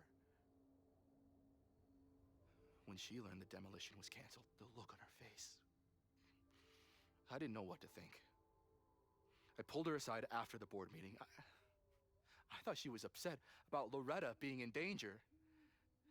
But then she just confessed. The party, the death, the cover-up, she spilled everything, but she was so resigned. Like all the fight had just left her. So I took it on myself. I knew those explosives were going to come back. She said she was ready for the truth to come out. The truth would destroy the school. And what about her? Yasmin already lost everything. She isn't perfect, but that's what makes her a great leader.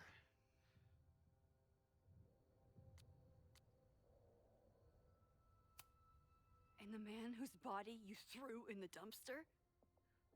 What does he deserve? What does his family deserve? I don't know. But he's not my responsibility. The school, students, my job, those I can do something about. I'm calling the police. Feel free to be somewhere else when they arrive.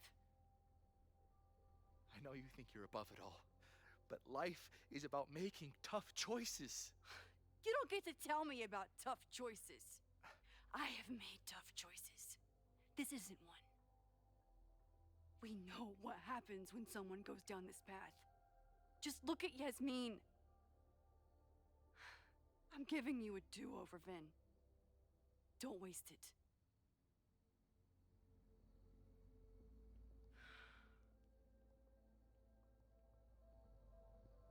Hi, I need to report something.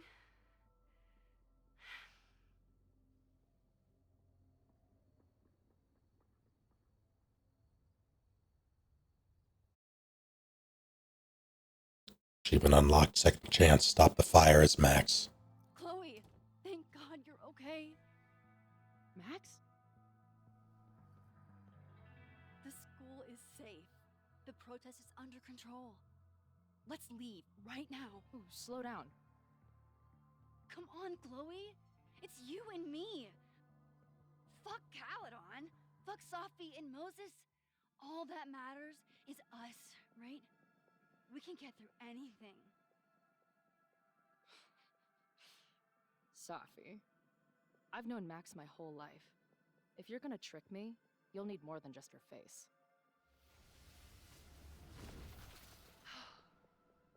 What? I threw in a hug and everything. That girl is such a hugger.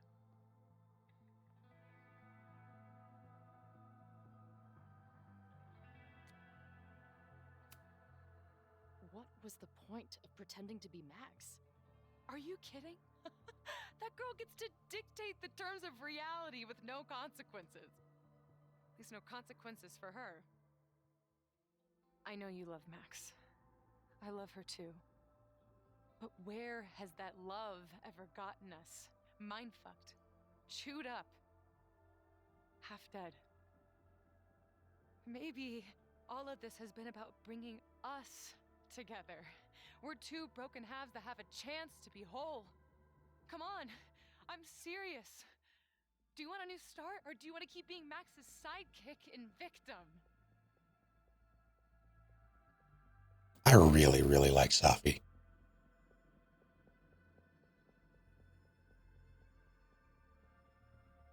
She's so sad.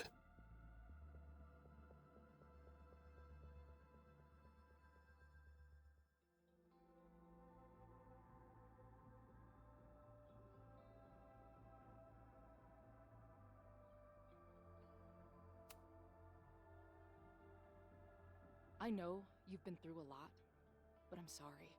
I can't give you what you need. Guess that's it then. What do you mean? Cut the shit. You know we're hanging on by a thread. Maybe the thread's already snapped. You're not making any sense. You don't see it? Look. Open your eyes.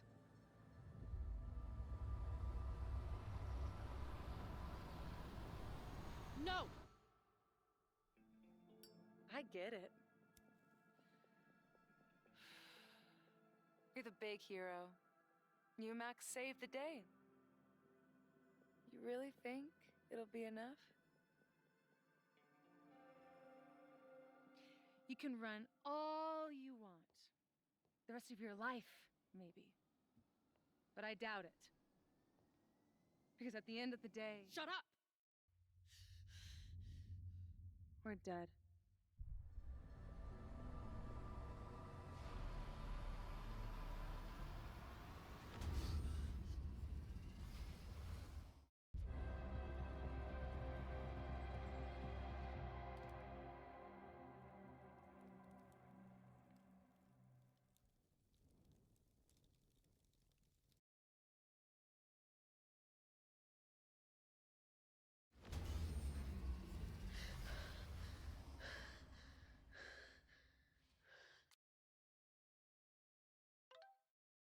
Welcome back, Chloe. How have you been? Where are you? I would have thought that was clear. I'm dead. I've been dead this whole time. Get that right. You may be out in the world. You go through motions, jerking around to the puppet strings Max pulled, but deep down you know what's true. Where's the other Safi, the one I was just talking to? Don't worry about her. She's right where she's supposed to be. In fact, I think she'll be joining me shortly. I don't have the sound of that, TBH. Yeah, me neither.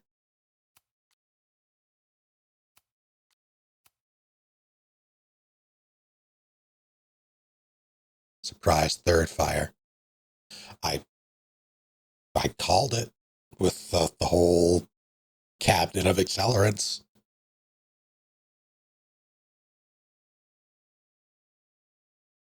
Can I say how much of a missed opportunity it was by not having we didn't start the fire in this game? Yeah.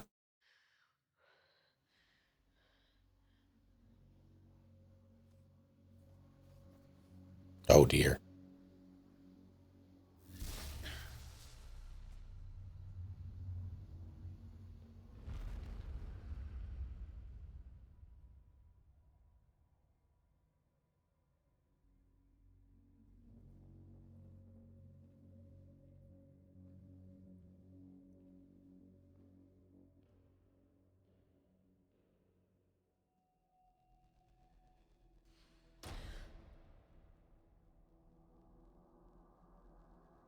I spent so long blaming other people.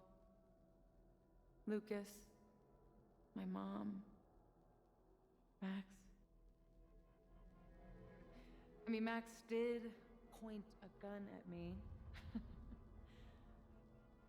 Let's be honest, she was never gonna shoot me. Such a tease.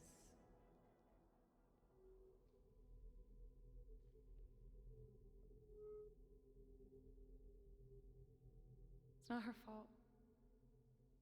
I'll bet that night at the Overlook it wasn't even her finger on the trigger. Stop! What are you doing? I'm sorry, Chloe. I really am. It was shit luck for your half-life to be knotted up with mine, but I know what I need to do. Wait, just hear me out.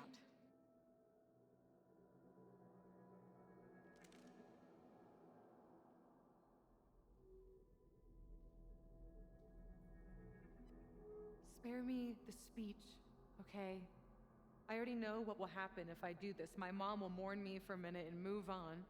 My friends already have. My life doesn't make sense anymore. My death is crystal clear.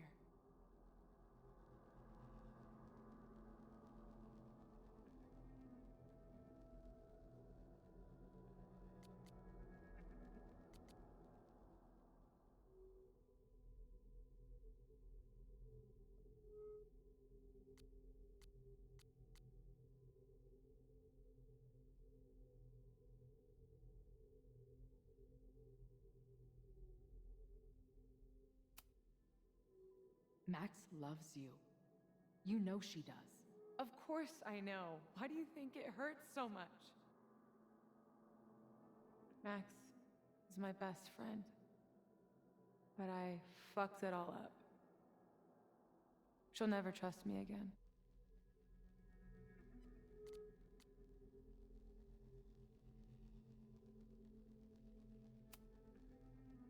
She trusted you enough to tell you about the fire, and you trusted her enough to take her seriously. There's still hope for you two.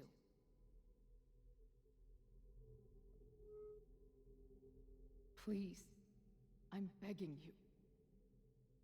You don't want to do this. Just...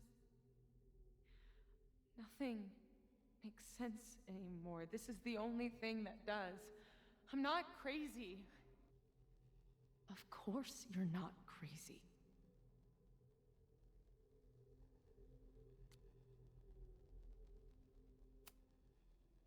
Moses told me about Maya. I lost someone like that once. It felt like every light went out in every room. Everywhere. Of course you're not crazy. And Maya wasn't crazy when she killed herself either. But that doesn't mean it was the right thing to do. You've got a lot of fucking... Tell me I'm wrong. Please. Let's just talk outside of this place. We can go find Max. Maybe your mom. I know there's some bad blood there, but... sure your mom still loves you. She doesn't love me. She's just desperate to control me again. I haven't even really seen her since the night that I shot her. Did you know? She badgered Max into telling her the literal second I showed up on campus. That woman corrupts every friendship I've ever had.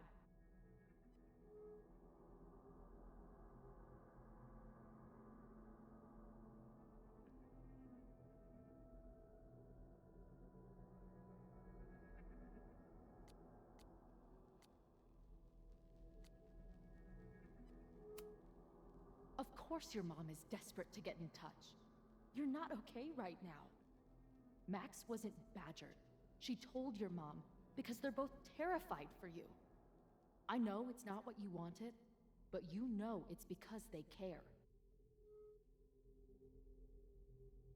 Chloe, look around. We shouldn't be here. Max had no right to bring me back. We're dead women walking. A bastardization of reality.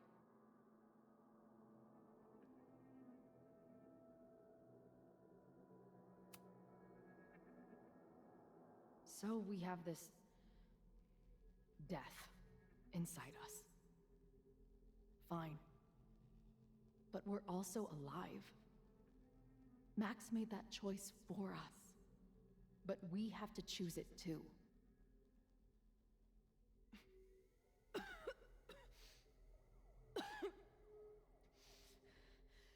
Safi, listen to me. You are the most stubborn, self-destructive person I've ever met, and that's saying something. But you were right when you said that we are together for a reason. We can save each other. You have to trust me.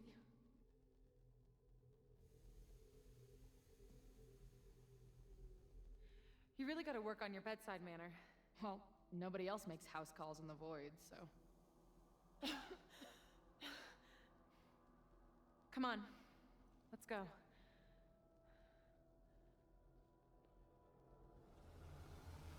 Oh. Achievement unlocked. You're coming with me. Saved Safi.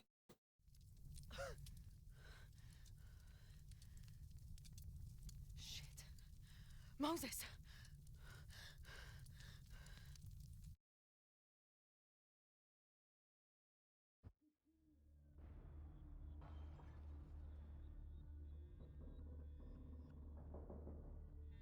I thought we stopped it, but it's happening again.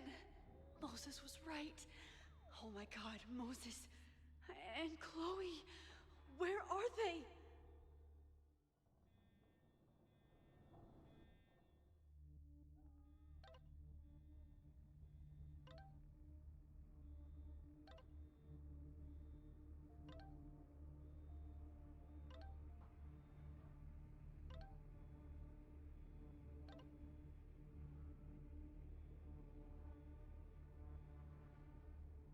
Where are you?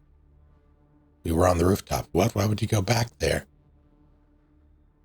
But then Chloe went inside and then suddenly the fire broke out. I think flammable chemicals exploded. The emergency sprinklers aren't working either. I don't know. I'm trying to get her or get to her. So much smoke. Find a safe place. Stay there. I'm coming. But first I have to write in my journal. Chloe was right. She realized that Ren was the arsonist. Well, one of the arsonists. I was right too. I got to Vin before he, in all likelihood, blew himself into pieces in an attempt to protect Yasmin. And I told the police where to find the bones. Finally, that poor man's family will get to know what happened to him. I did everything right. Maybe it wasn't at all related. Maybe he's not his son.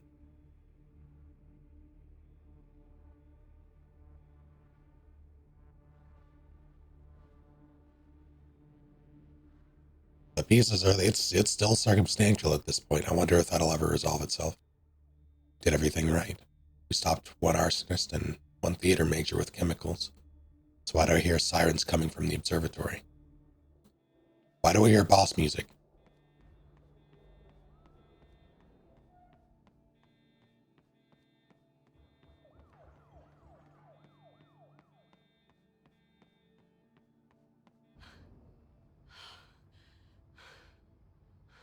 No Moses or Chloe. Maybe they're safe.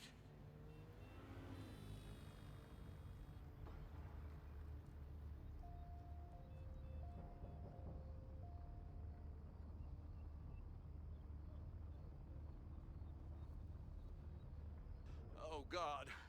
Oh, fuck. What's happening? I don't know what happened. Everything was normal. Then suddenly there was a loud blast from inside the building. What the fuck? I'm just a custodian. Why the hell is this on me? I don't know what to do.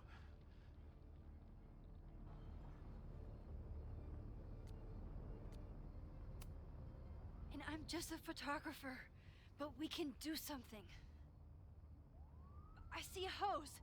Is there somewhere we can hook it up? Yeah, there's a connection in the atrium, but we need to open the shutoff valves. There's 3 around the back of the building. I'll do that part. Shit, okay. I don't know how long I'll last once I'm inside. Be fast. Can do that.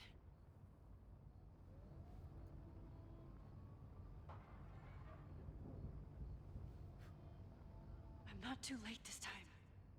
I still have a chance. I need to open the water valves. But where are they?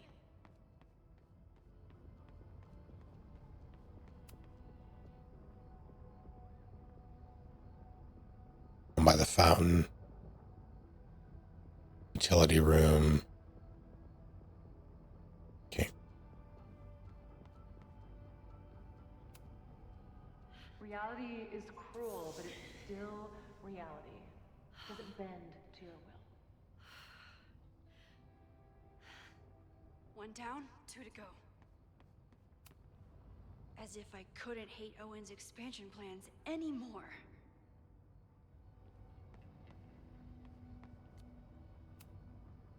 Looks like the sprinkler system tripped. Hopefully this makes a difference.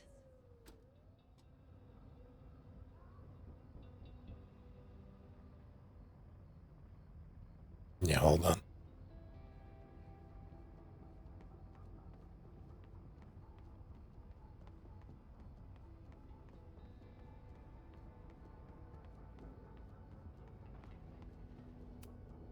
Good thing Noelle's here. Maybe she can help. I don't know how many students. There's too much smoke to see. No, that's too long. I'm going in there. Anything you want to tell me? My friends, Chloe and Moses, they shouldn't be there, but something tells me... Oh God. If I see them, I'll save them. Good luck in there. Okay, I'm going in. Oh, please don't die.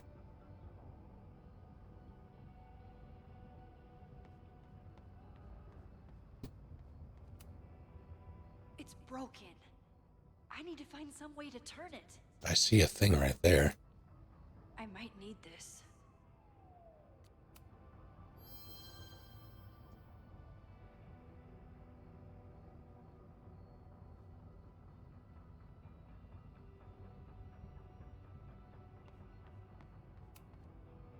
It's broken. I need to find...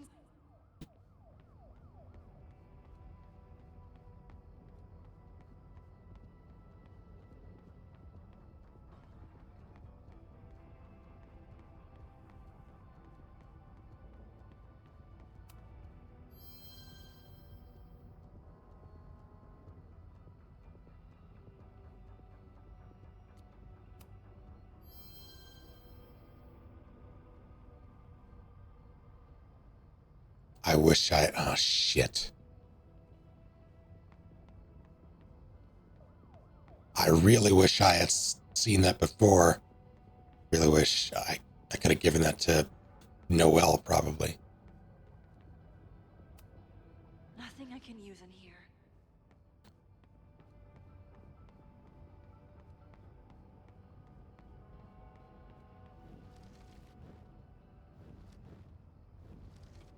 Realized I have the power. Where?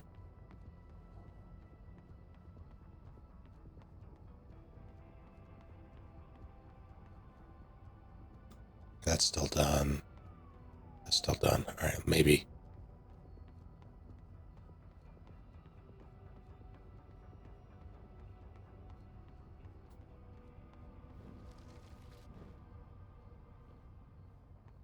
What?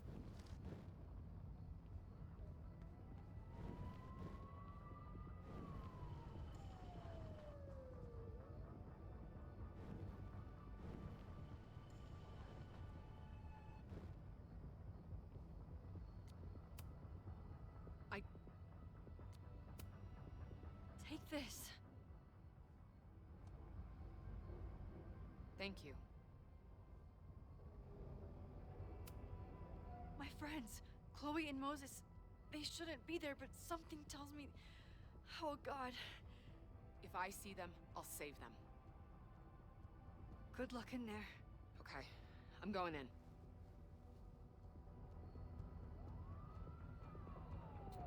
This feels like the suicide mission at the end of Mass Effect 2. Max, hurry, the roof is caving in!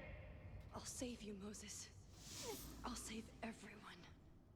Just give me time. One more valve and I'm done.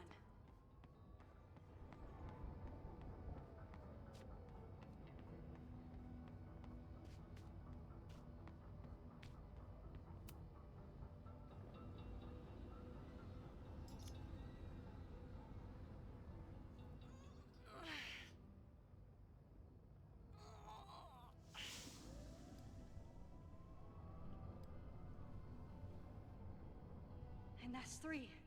The water should be running.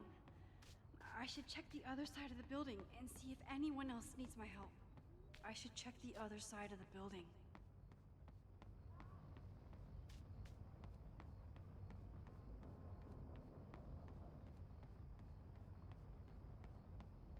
Hold on, I'm gonna make sure the sprinklers were actually on.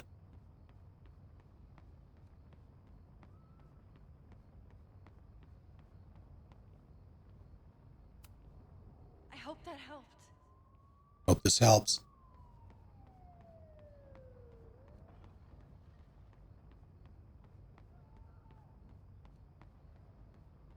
That's all the valves. I should check the other side of the building. Check the other side of your building. Oh no.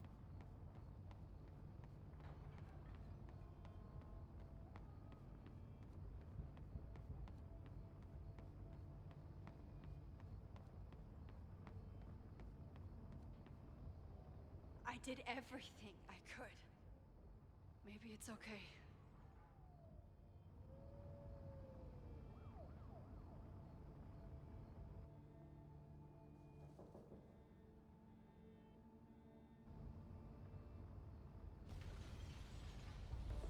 No!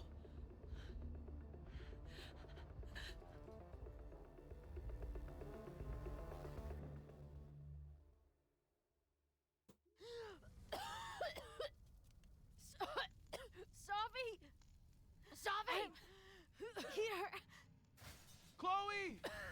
I'm trying to get to you, but the stairs are collapsing. Fuck!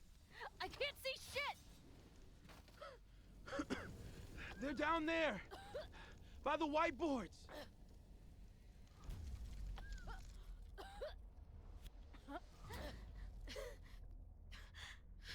Is someone...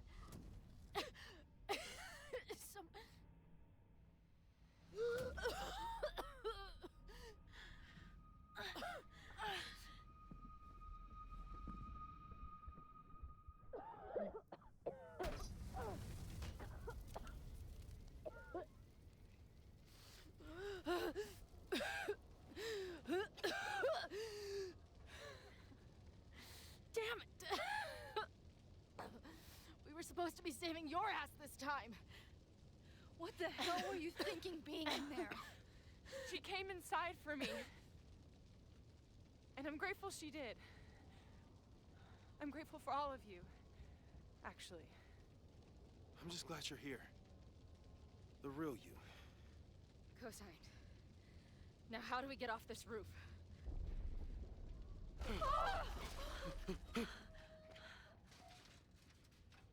Moses, your ladder! It's happening, isn't it? No!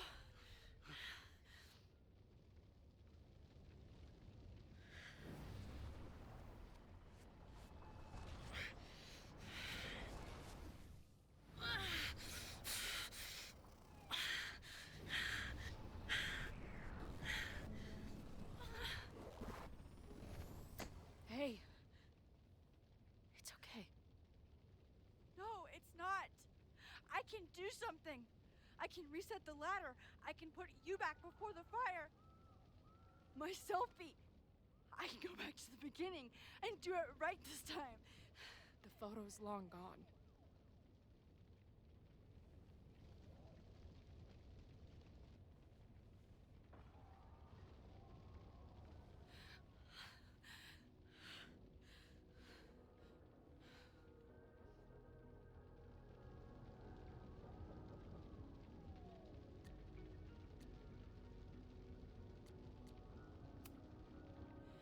I tried everything to stop this.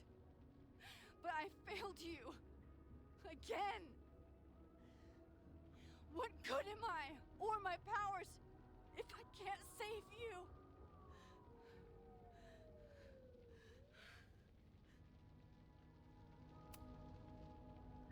Hey. I chose to be here. By your side. Even now, there's nowhere else I'd rather be. And no matter what happens, I'm so glad we were given this time together. And fire truck.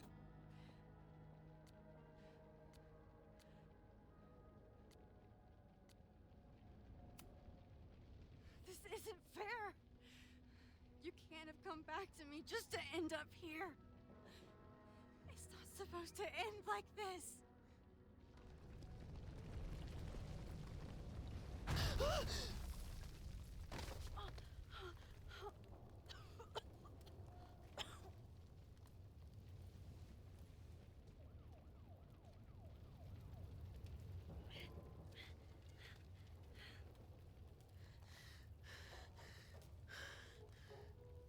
You'll be there for me, Max. You always are.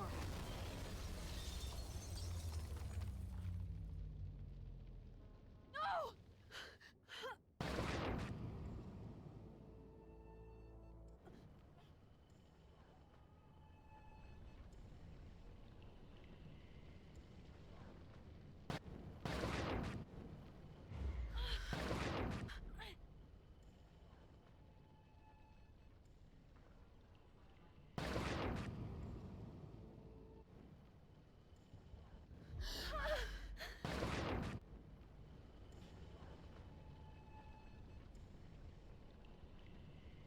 How's it going, Ivy?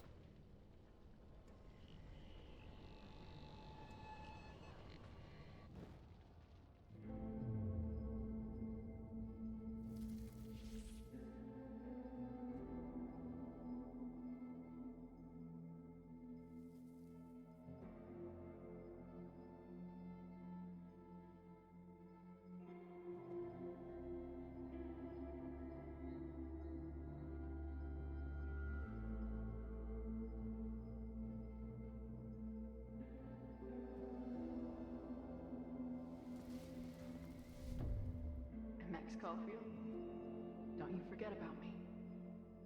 Never.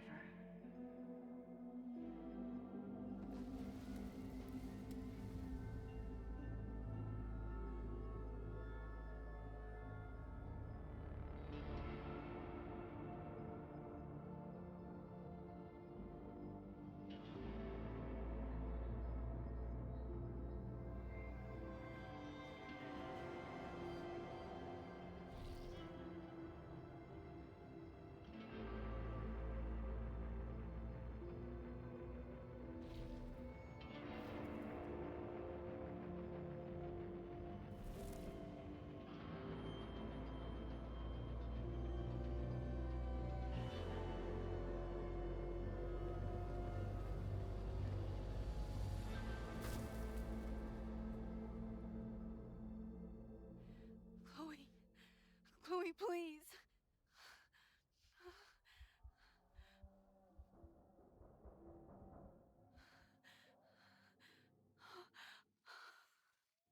You're okay. What'd I tell you? I knew you'd be there. You always are.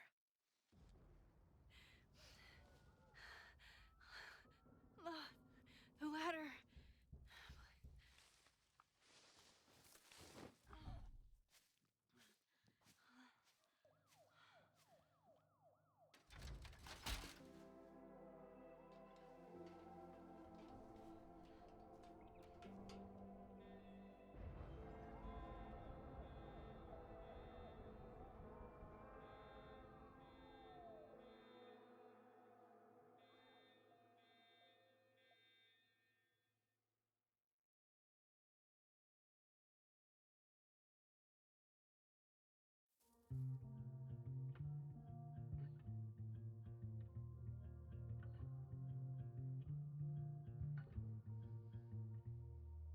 Show me where the bullet hit you. Show me where the poison burned. I'll play the doctor and bandage the hurt. But everything's caught in a balance. And suddenly I tip the scales. What do you do when the best you got fails? Oh, it feels like I've been cut right through the middle. Could it be I've been running out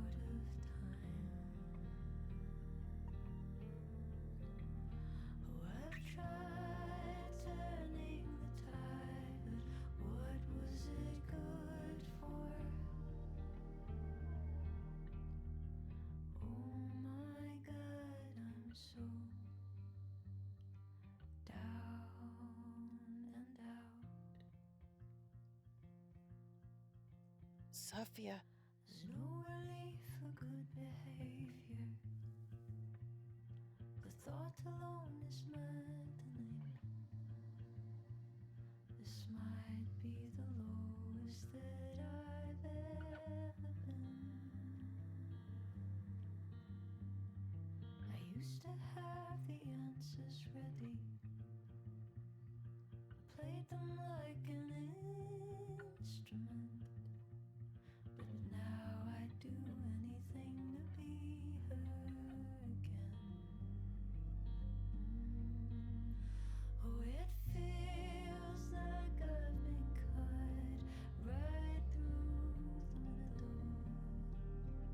You grab that man's hand. Could it be I've been running? It's bullshit.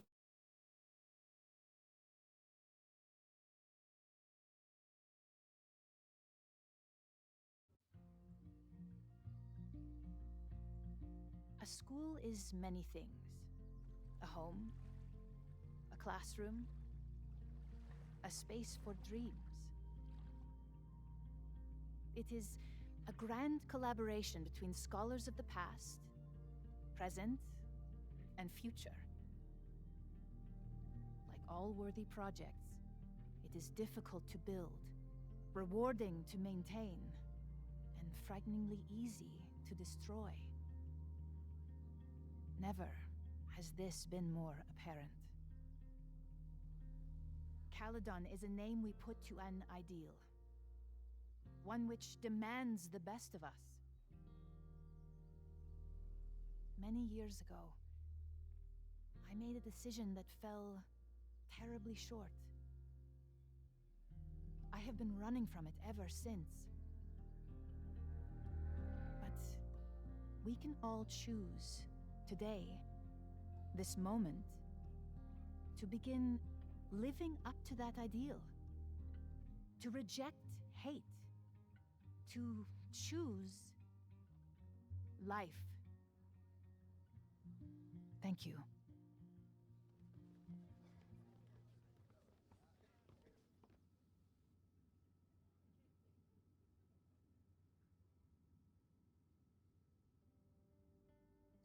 I should make the rounds. I'll be up back. Take your time.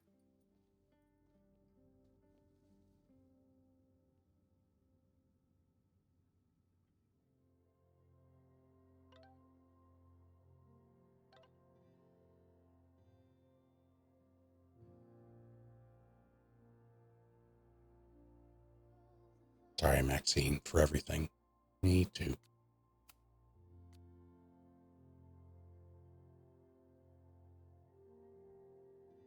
Thanks, Max.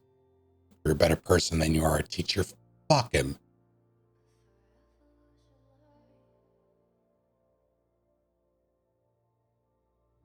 I want you to know I'm sorry for what happened to you.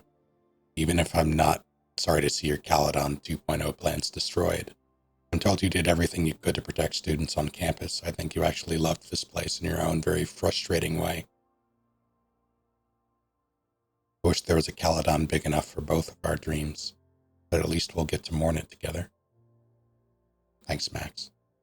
You're a better person than you are a teacher.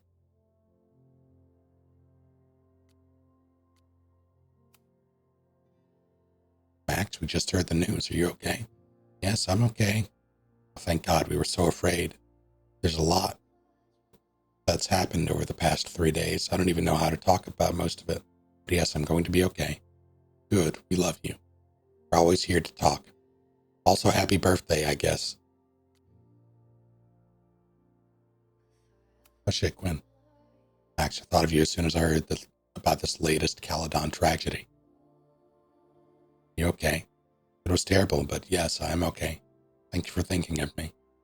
What's that dusty cliche people say in these occasions? You're never far away from my thoughts. Happens to be true. You too. This place hasn't been the same since you left, and now I don't even know. Well, as living proof that there's life beyond Caledon, I know that I am always here if you want to talk. Thanks, Quinn.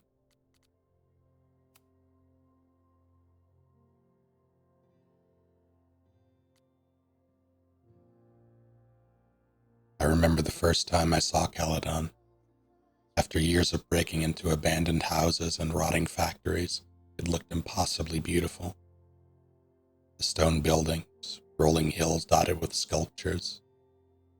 I think it healed some small and broken piece of my heart. What will it feel like when Chloe and I drive out of town? I know the trees will grow back and the observatory will be rebuilt, but the campus is scarred now. Scarred in a way that I couldn't prevent. Chloe has told me it's not your fault every morning since the fire. Sometimes I even believe it. I've used my powers before to try and avert catastrophe. I created a world in which Chloe and Arcadia Bay can coexist, though not without serious consequences for Chloe. And I saved Safi. Well, I half saved her until Chloe got her the rest of the way. So when I saw the fire, I used my powers again, and I did what I could to help. And I didn't even break the world this time. But what did I really manage to do? I saved some people, but let others die. I let buildings burn, let students be traumatized, and let the school fall into chaos. Chloe just looked over at me. She didn't tell me it wasn't your fault, but she's thinking it pretty loudly. I know she's right. I just have to make myself listen. So what now? With classes suspended, there's nothing for me to do. Chloe says we should hit the road. She's been away from her band for too long. I think she also wants to get me away from the campus and the constant reminders of the fire. She might have a point. A life with Chloe. The one life I thought I could never have. Last time I was on the road, the guilt from her death nearly tore me apart. But we have a chance now.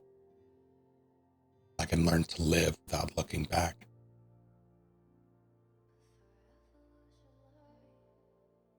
It's been a hard week. I wonder how everyone is feeling. I should keep checking in with people. I am my own newspaper. This must be the busiest news day in Lakeport's history. Caledon fire consumes observatory. $3? That's fine. Fire broke out within Caledon University's Everett Observatory yesterday. Within minutes, the structure was engulfed in flames, with several bystanders reporting that they heard a loud booming sound before the fire. Some have speculated that a botched science experiment might have caused the fire. This tragedy took place on the same day as an aborted arson attack at Caledon. During a protest organized by former Caledon presser Lucas Colmenero, Ren Landry was arrested after allegedly trying to use a handmade incendiary weapon to attack the school. It's unknown if the two events are connected or if Landry had an accomplice. The Lakeport Fire Department arrived within minutes and managed to keep the flames from spreading. Tragically, there were students trapped inside, some of whom were sheltering in fear of the protests. The Lakeport Police Department have yet to release the names of any casualties. Landry is still being questioned by police. His motives are unconfirmed, but it's worth noting that his father, Michael Landry, went missing in 1994 after telling friends that he was attending a Caledon party. Lakeport police have yet to release a statement about an attempted attack or the fire, though there's been an increased police presence at 3180 Fremont Street, the home of the Schools of Practice Society, in recent days.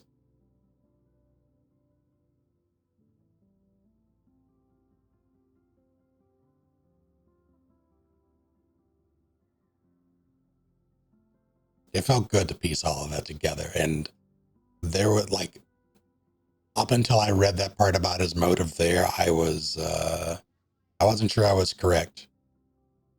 But boy, oh boy, am I glad. Like, I called every single part of it. From Ren being it, to Yasmin manipulating Finn.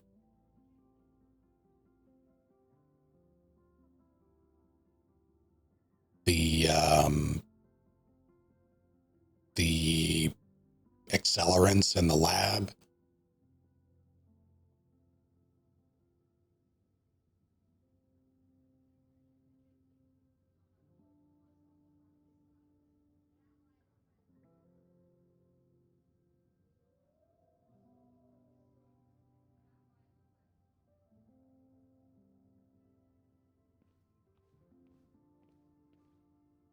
No, absolutely not.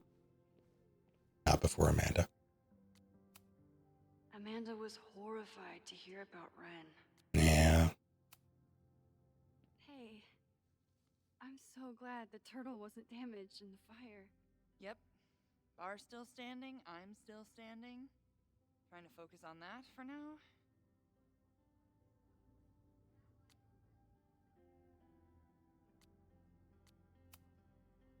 Thank you for helping Chloe last weekend. If you two hadn't worked together, she might not have gotten to the bottom of all this. My pleasure. It's a very special girl you've got there.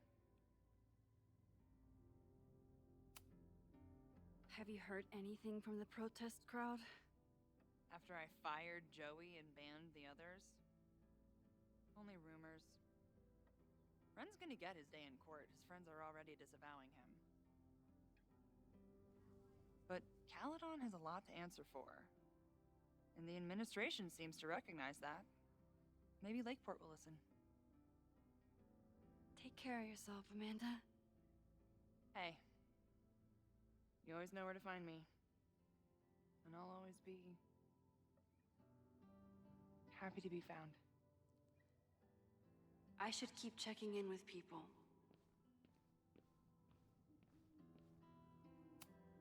If I hadn't gotten there in time, Vin could have started this fire. He knows that too. Crazy week, huh? He should be in jail. A fire breaks out, a body's discovered. Caledon's making headlines again. Yasmin must be busier than ever. I wouldn't know. Handed in my resignation on Monday. I'm actually on my way out of town.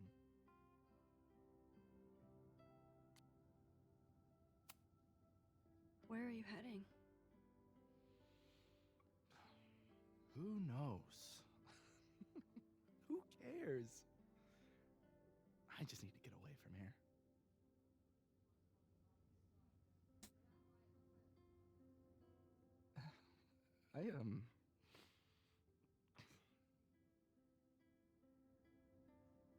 I lost myself for a second there, Max.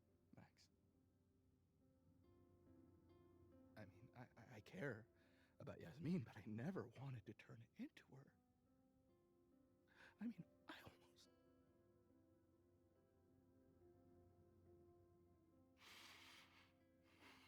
I just wanted to thank you for, pulling me back from the edge. You knew who I was, even when I forgot.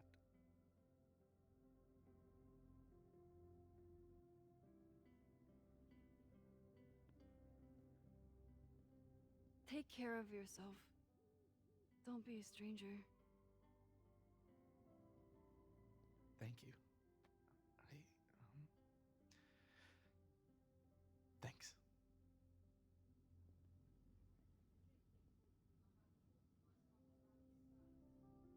I should keep checking in with people.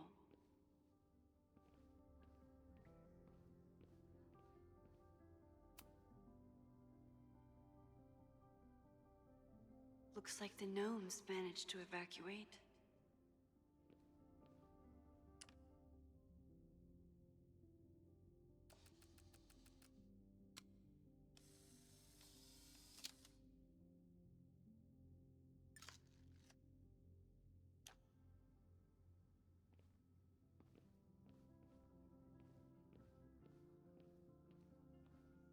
Ugh.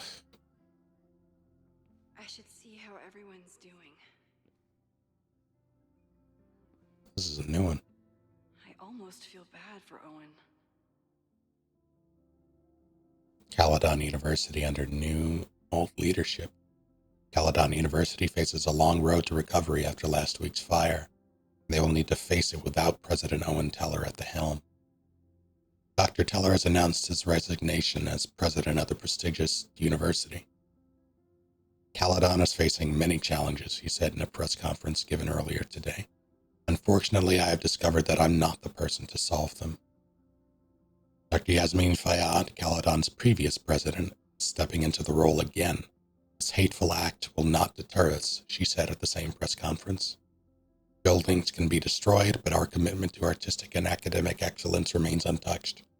Teller did not explain the reason for his absence, and both Teller and Fayyad declined to answer questions. It's unclear whether Teller's Caledon 2.0 expansion plans are still in effect. I'm fine with Vin being able to walk. I'm not fine with her being able to walk.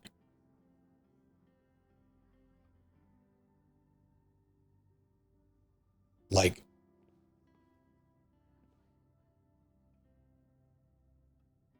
it all compounds with her. You have her cover up from 1994.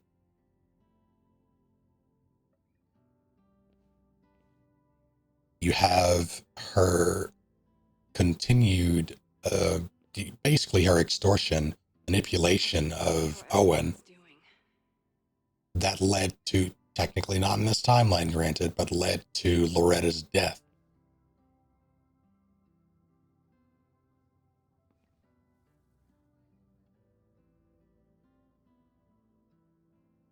And then after that, she would have Vin's death on her hands because he would have gotten caught in the blast that started at Abraxas' house. She would have 3 bodies on her hands.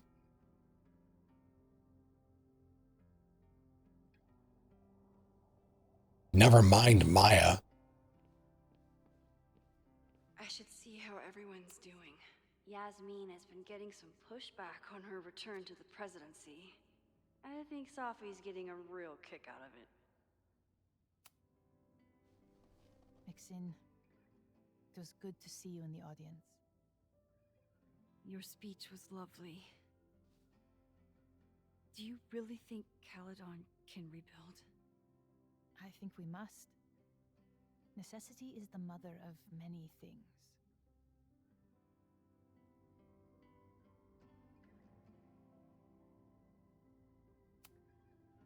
How does the board feel about having you back in charge? Delighted. Especially when I told them I would only step in until a suitable replacement could be found. The police have asked to speak to me, and I plan to tell them everything. I only hope I can right the ship before my image is tainted beyond repair. Besides, my time would be better spent elsewhere. I have been given a second chance to rebuild a relationship with Safia, and I don't plan to waste it. What's next? Do you know when the school will reopen? As soon as we can. I wish I knew more than that. In truth, I wish I knew many things about Caledon's future, and what part, if any, I will play in it. I know the feeling. Just know, should you choose to remain, you will always have a home here. Caledon needs you. And while I'm still working to understand my daughter, I suspect that she needs you too. Take care, Yasmin. I can check in with Chloe when I'm ready to go.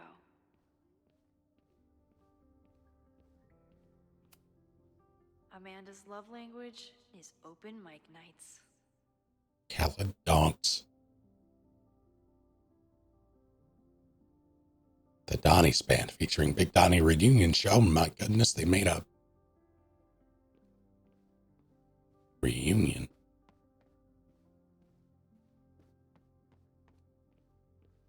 Use your powers to plant some coke in her office and then call the cops.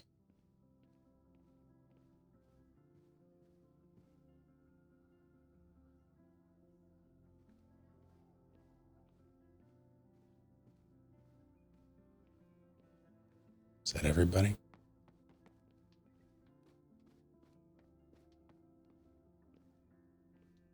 Why is that person's hair? What is going on back there? Hold on. Has to be Chloe like. said she'd be on the patio. Yeah, it's like. Chloe said a lot of things. Not just she's gonna die anytime soon. It's fine. Amanda has answered the call for help, like she always does.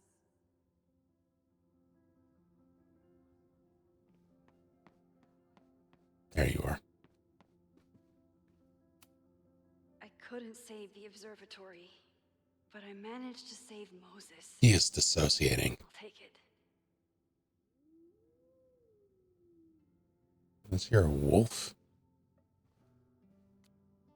One of those. Chloe said she'd be on the patio.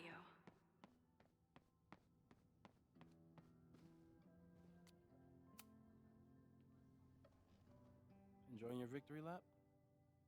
What are you talking about? Fire still happened. There was so much damage and suffering. So much death. But less than before. Remember your photo? And how much of the school was on fire last time? You saved lives that day, Max.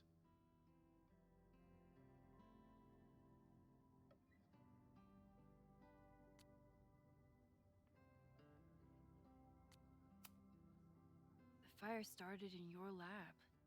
Do the police suspect you of anything? Thankfully, no. If anything, they're wondering if Ren had a co-conspirator. Sorry about the observatory. I know you loved that building. I did. But we'll rebuild, and the stars will still be there when we do.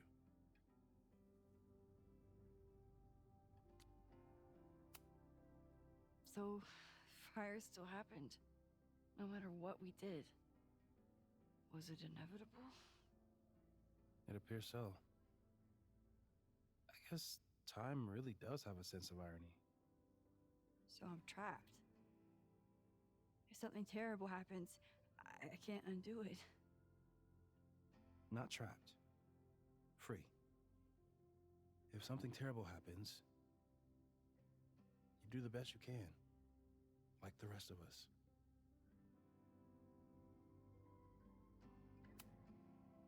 I couldn't have done it without you. You did everything you could to keep people safe. And they'll never know. I'm happy to share that secret podium. We did what we could. With the time we had. I can live with that. I think Chloe and I are gonna hit the road for a while we wait for Caledon to figure itself out. It's too bad that you're leaving just when Safi came back. But I understand. Next time you're in town, we're having a No True Samurai marathon. Chloe said she wanted to check it out. This is what I get for introducing you to.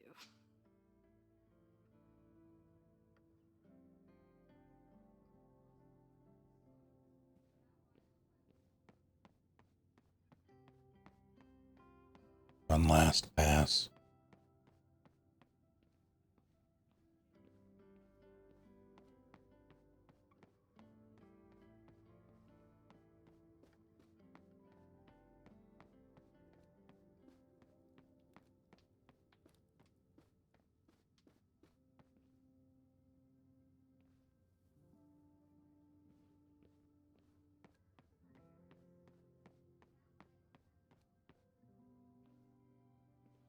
Chloe said she'd be on the patio. I know.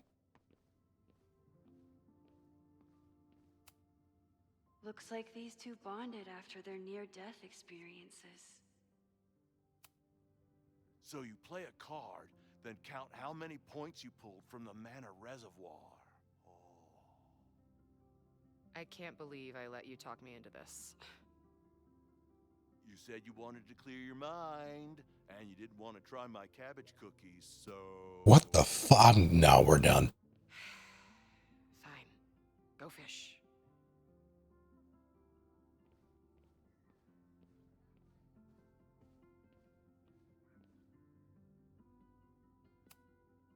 So you agree that your podcast was essentially a form of stochastic terrorism? I never said that.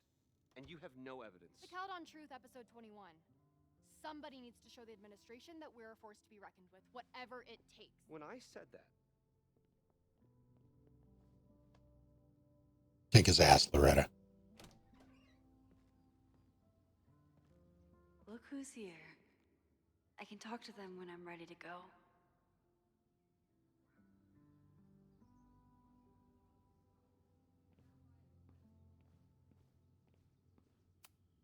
Reggie has been through hell this month. I hope he's okay. Reggie, how are you holding up? Man, I don't even know anymore.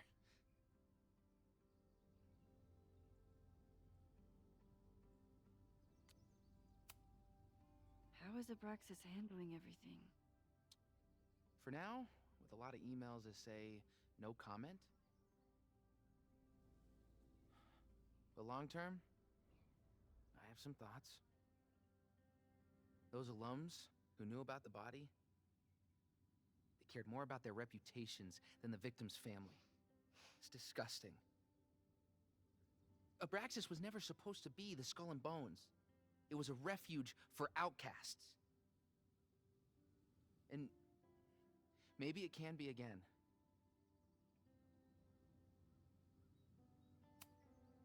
Have you spoken to Ven at all? No.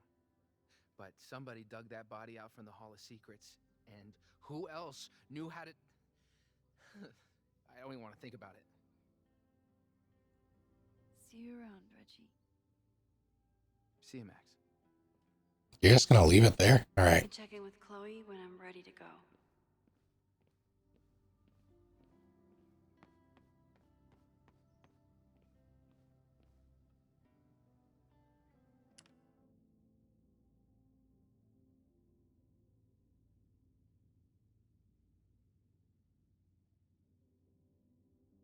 Oh, they can get them all in the shot, not.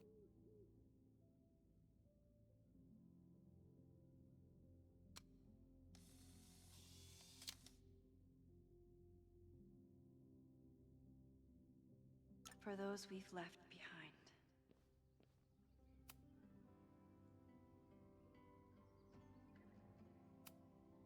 I didn't really break down after the fire. God damn it. Until the day I learned that Jeanette was in the observatory.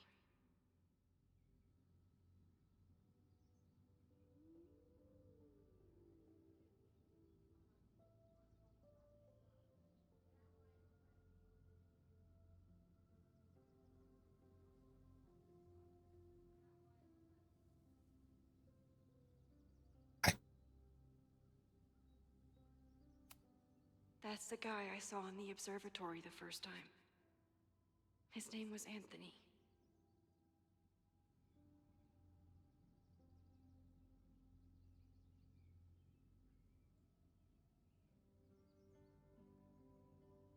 I wonder if there is some decision I could have made.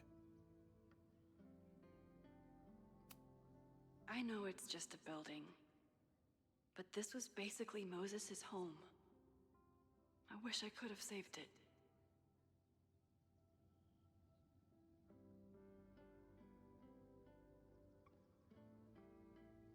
This wall is dedicated in remembrance of the lives touched by the fire.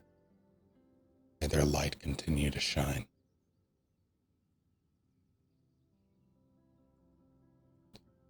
I kept looking at the picture. I'm like, that looks like someone I should know. I hadn't even thought about Jeanette.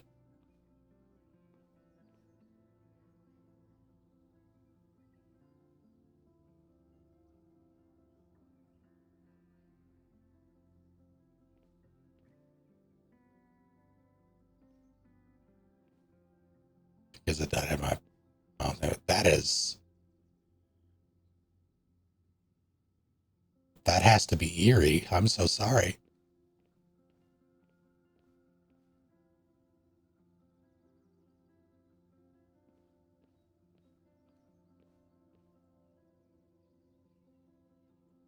Chloe said she'd be on the patio.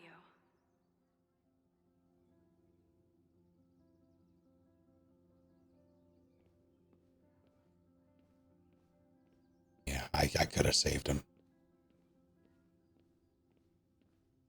could have saved him.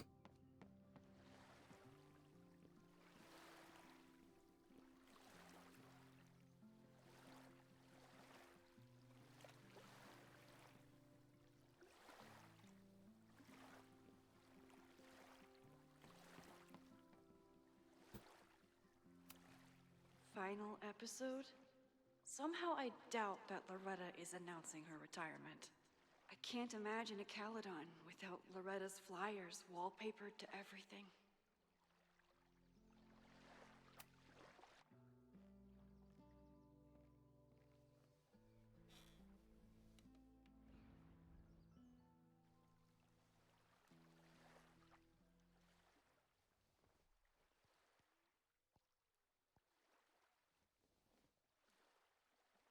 Welcome back to Abraxcast. If you haven't heard, last week was a grim one for Caledon University. Details are still sparse, but an explosion rocked the campus last week, with the flames consuming the observatory. The sudden spotlight on Caledon means that this podcast has received some attention lately. Critics have accused me of clout chasing, or worse. But I've always doggedly pursued one thing above all: the truth. My school was targeted for violence by a man who had been denied the truth. It did terrible things to him, and he nearly did terrible things to us. This man may not be worthy of your sympathy. I certainly can't give him mine, but everyone is entitled to the truth. And when the powers that be conspire to hide the truth, well, that is where I come in. This will be the final episode of Abraxcast. I will pivot to uncovering the corruption in both Caledon and Lakeport. How did a disgraced English professor reinvent himself as an activist figurehead? Why were the police so slow to respond to the threats against Caledon? I will pursue these questions and many more. To the various news outlets who have reached out to me, please know that I'm reviewing your messages as fast as I can. I may be a burgeoning media empire, but I'm only one person, and midterms are coming. Listeners, if there were ever a time to like, comment, and subscribe, it's now. There is always more to be revealed.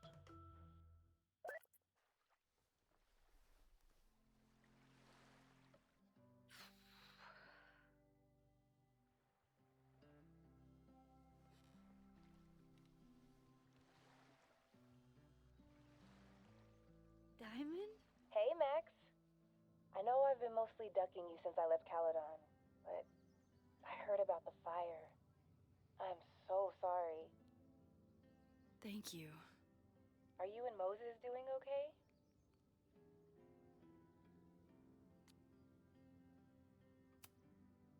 I've been through enough trauma to know that okayness only lasts until the initial shock wears off. But it could have been so much worse. So I'm grateful. I'm guessing you had more than a little to do with that. That's actually what I wanted to talk to you about. You and Safi are the only two people I know who are like me. But for Safi, I don't think her power makes her feel powerful. I think it makes her feel trapped. What about you, Max? Does your power feel like a gift? Or do you feel trapped too?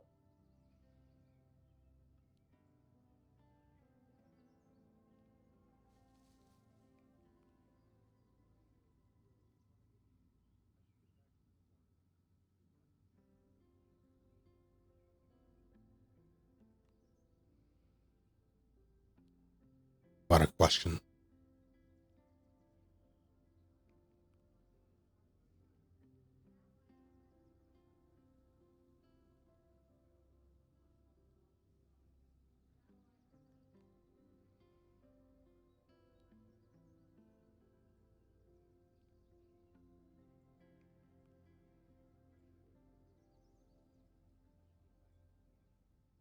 It's like a gift that comes with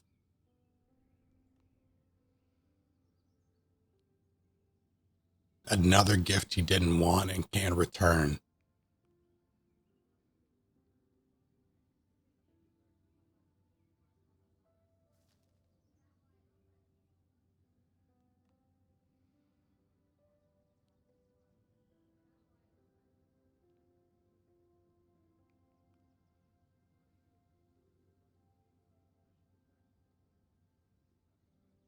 Maybe gift isn't even really the right word. It's like, because you're in control of it. It's like you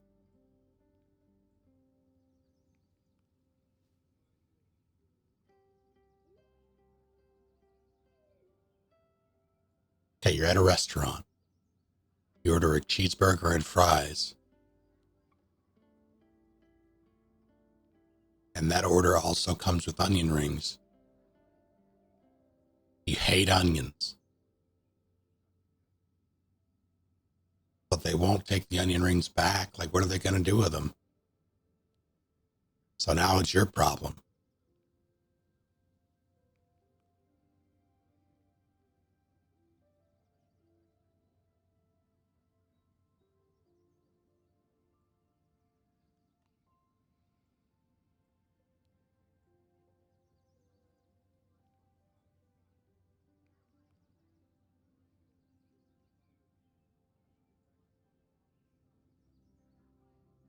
Get them to the next table over. Well, in this case, in this metaphor, the onion rings are dead bodies.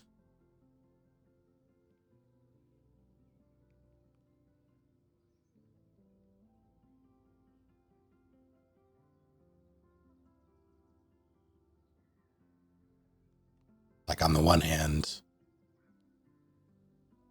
we technically have our cake and can eat it too, with Chloe, Safi, and Moses all being alive. But in this particular playthrough, I'm still very much upset that 2 people died. And that, like, knowing I could have prevented it. And then one of them being Jeanette. That's not.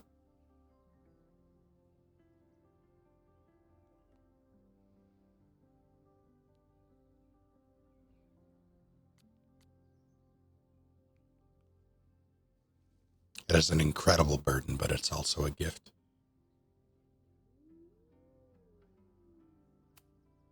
No matter how hard the responsibility is, I have the power to help the people I care about. I will always be grateful for that. Yeah. That makes sense. Thanks, Max. Come on, you have to give me more than that. What's going on with you? I'm almost ready to talk about it. And when I am, you'll be my first call. I promise. I'll be waiting for it.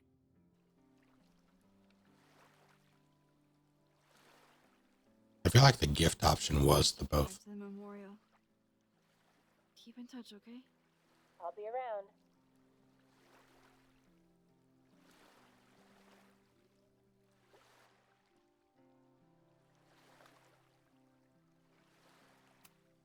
I could use a break from the mingling.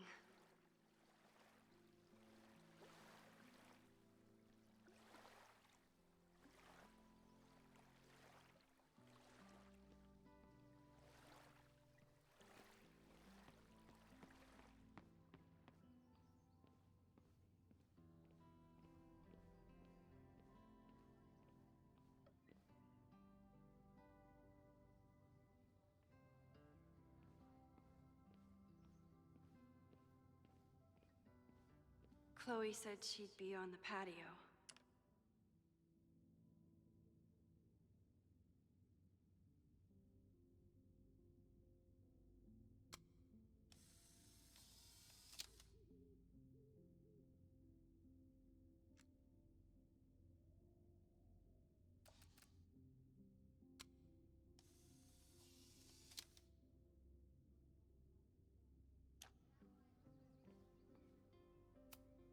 I never thought these two would meet each other. I'm so glad they get along. Chloe said it went well. It did. People are still hanging out inside if you want to. Nah, still wrapping my head around the fact that this was all my fault. I can mourn from out here.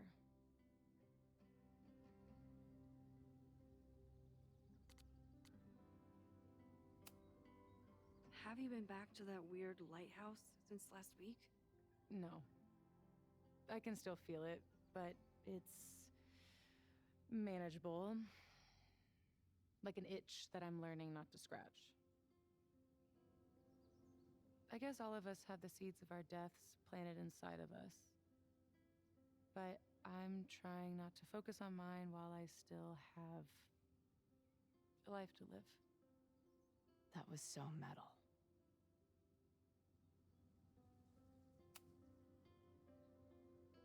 Yasmin seems happy to be back in charge. My mother is good in a crisis, especially the one she created. I wish she had told me what happened when she was in Abraxas. It doesn't excuse anything, but helps me begin to understand her.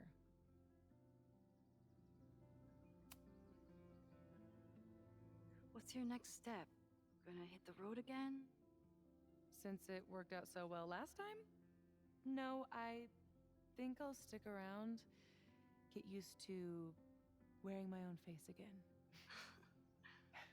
It's a face I'm glad to see.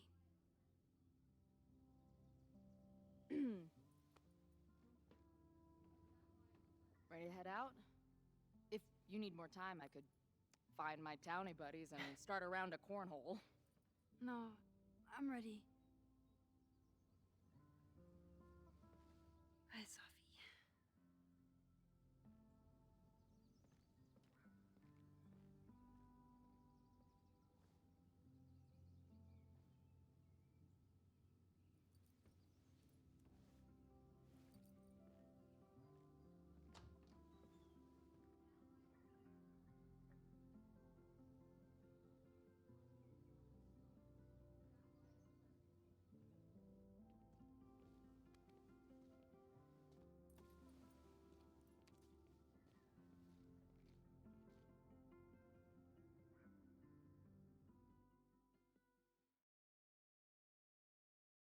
She'll be okay. Who told you to eat Thai food served in a bowling alley? Cause it sure as shit wasn't me. Look, the only reason we were even allowed back here was because I promised that you would be well behaved and on time. No, I don't know what I was thinking either. 20 minutes? I can work with that.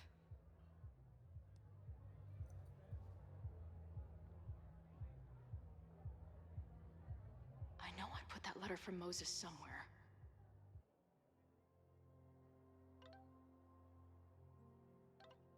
First show back on tour, so I want pictures. Epic. She said,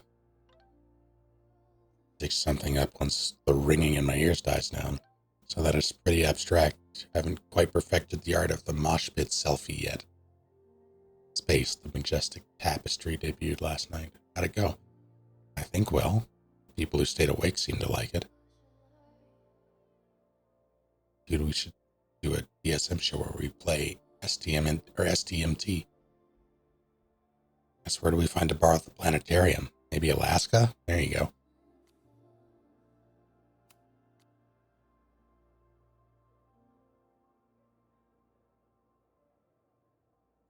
We gonna get you to a show this tour or what?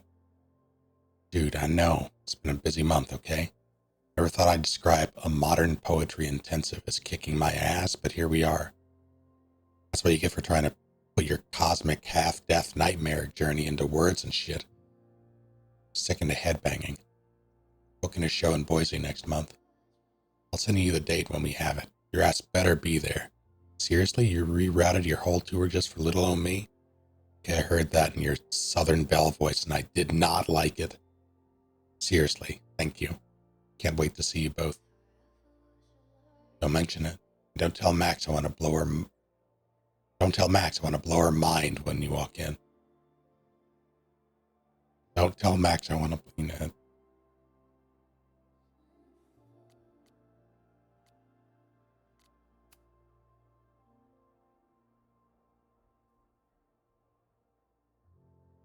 The news, ladies. Called some bars. I can get us a few more gigs on the drive back to Seattle. And the better news, we should arrive in Wyoming just in time to see your show. Holy shit, you're coming back? Holy shit, we? Wait. Is all this about a girl? Yes and no. I'll see you in a few days. Get ready for the best concert photos of your lives. Hey, Max is the coolest. Tell her to wear our merch to the next show. It would look good on her. Really good on her. Easy, Tiger. No, don't park there. That's for employees only. Bosch says she knows one of the bartenders. We just got here. How the fuck does Bosch know someone in bumfuck Montana? She's saying don't slut shame her. Tell her I'm impressed. Who ordered these t-shirts? Or are they at the hotel? And obviously it was Bosch. Bosch, you're dead to me. I'm gonna assume that's supposed to actually be Bash. Bash, you're dead to me. Hey, my art isn't for everyone, but I stand by my design. Looks like a vagina monster. Spent $2,000 on a vagina monsters. We've all been there. Been talking about how we want to keep our edge, how it's easy to get complacent when you get some mainstream success. We want to stay indie. A good job creating a shirt so indie that no one in the goddamn world will buy it. I think you underestimate our fans. I think you underestimate how dark these venues are. Okay, I'm still mad, but as you make a good point.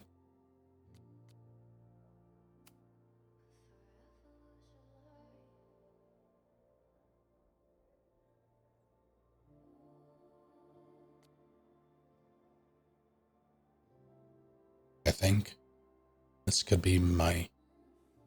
this could end up being my last journal entry for a while. I started trying to figure out what the fuck was going on in my mind. The answer was a whole lot crazier than I imagined, but also a lot more wonderful. It was Max all along, like a lighthouse across the ocean of time and space between us, guiding me home. And now we're together again, on the road, from adventure to adventure, the way it was always meant to be. Max is killing it as our tour photographer, and the socials are going wild for the backstage candids we've started posting after each gig. She seems truly at peace with being along for the ride, and I'm happier than I ever knew it was possible to be on the road. Which doesn't mean shit between us will always be easy. How could it be?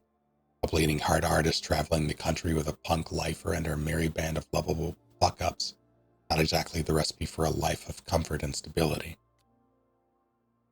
Then there's still the little question of Max's power. On a day-to-day basis, it's far from a major issue. I love that Max experiences the world differently than the rest of us. If anyone else had her powers, they'd probably turn into a monster, but for Max, it just makes her even more caring toward other people. It's what makes her truly amazing. But I do wonder what it means for the long term. When the next crisis comes along, the next fire, what happens to me if she has to jump into a photo again? I don't think she or Moses or anyone knows the answer to that, which is a little scary when I think about how fragile this reality might be. Still, this reality is too perfect to waste it by fretting about what could happen. So I won't. Peace out, journal. I'll come find you when I need you again.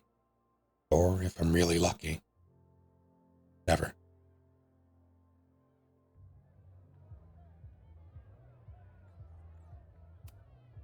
This spread is slightly less shitty than last time. Hope it doesn't give the band big heads. Is it? I feel like this is the same spread that was here before. Maybe I remember the vegetable plate and the cheese. Maybe the cheese wasn't there. I really just clocked the vegetable plate. Maybe the cheese and the chips are new.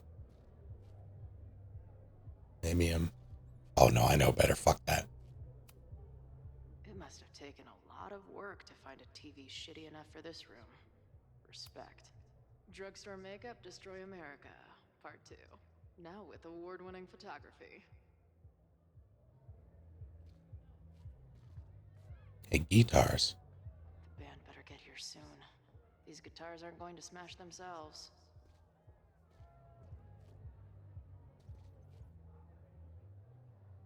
Au revoir, insights. Still have the thing, good.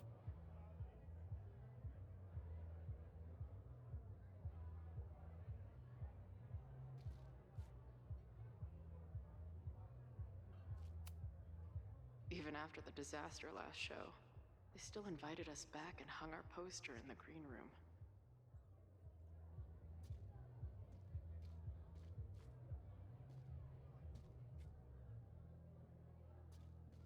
I'm afraid. Last time I was here, I thought my whole life was shattering. But here I am, relatively whole. I still cannot believe the fight I had to have to convince the band not to print child sizes.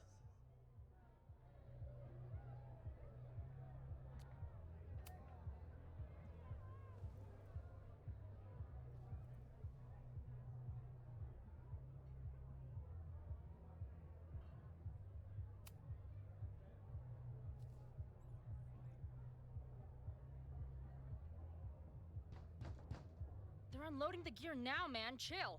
Oi, they better be in love, or it's the right mess for you. Did I fool you? Be honest.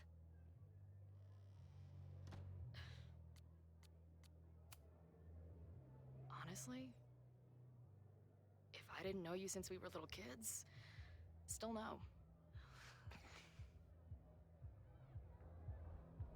How's your shoot going? This is my favorite spot yet. The people, the stories, the life. You can practically feel it radiating from the walls. Are you sure that's not just the spilled beer and puke stains? It's part of it. How did I not come up with a dive bar series before? Nothing can make up for lost time, but getting to be with you, seeing your world along for the ride, it's amazing. Well, I love getting to see it through your eyes.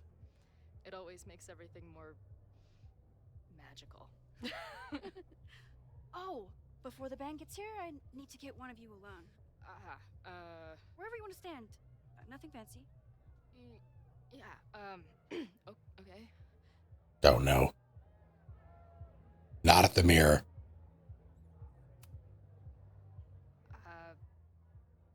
This corner says rock and roll glamour to me.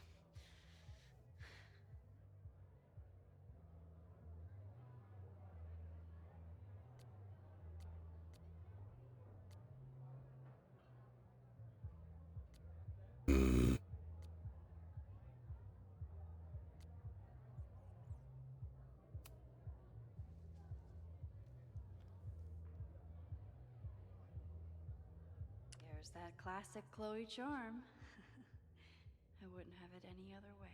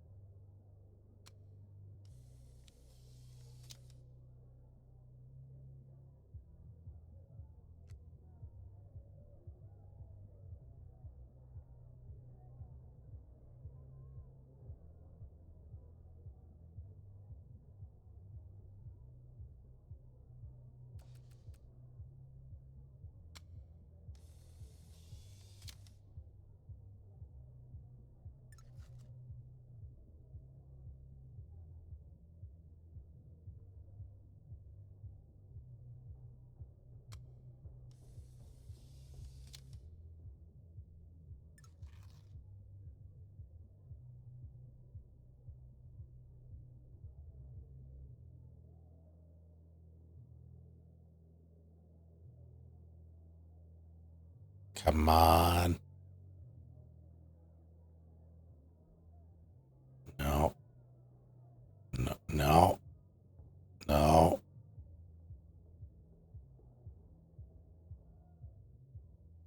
No. No. Do the thing.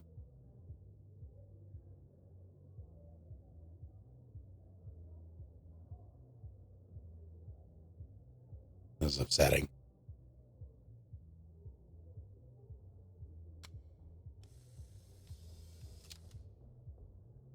No.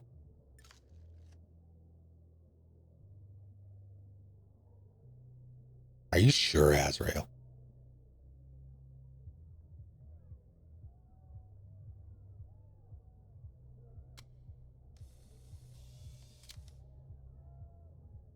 actually like that one.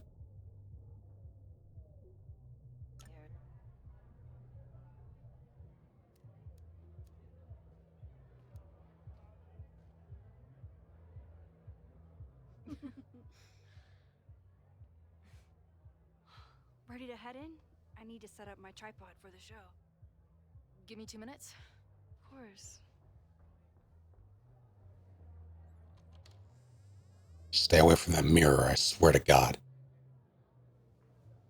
I thought she did one where she, like, flipped the camera off directly. I was waiting for that. Approach of the weird, angled bird flips.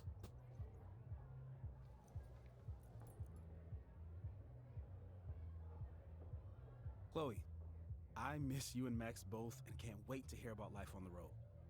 But this letter is about something more urgent. On the day of the fire, I took many measures to protect us and the school. Most of them failed, but one remains unresolved. I've always tried to help Max with her powers. But in that moment on the rooftop, with her photo in my pocket, I froze. The implications were too large. The questions too many. People died that day. Did all of them have to? I'm not sure anymore. I don't know what the right answer is. I'm not the one who should answer it. But I don't think Max is either. I think Max knows she cannot carry the burden of her powers alone, even if she desperately wishes she could spare the people she loves. Max's power is a gift, but it is also a trap. There are moments in time that she cannot let go of. The lighthouse, the overlook, and now maybe the fire. If Max knows the photo survived, I don't believe she will ever be able to let go. She will want to try again, to save more people, to stop the fire, if she knows. We understand Max's power now better than ever, but so much remains a mystery. If she goes back again, does she risk another storm? There is one more thing. What happens to this timeline when Max leaves it? What happens to you? I wish I could tell you. Chloe, I'm sorry to put this burden on you, but I know whatever you choose will be right for Max, whether she knows it or not. Your friend, Moses. Thanks, Moses. Fuck. Of course, I trust Max more than anyone in the world. But maybe loving her means protecting her, even from herself? Or am I just saying that because I can't imagine losing her again?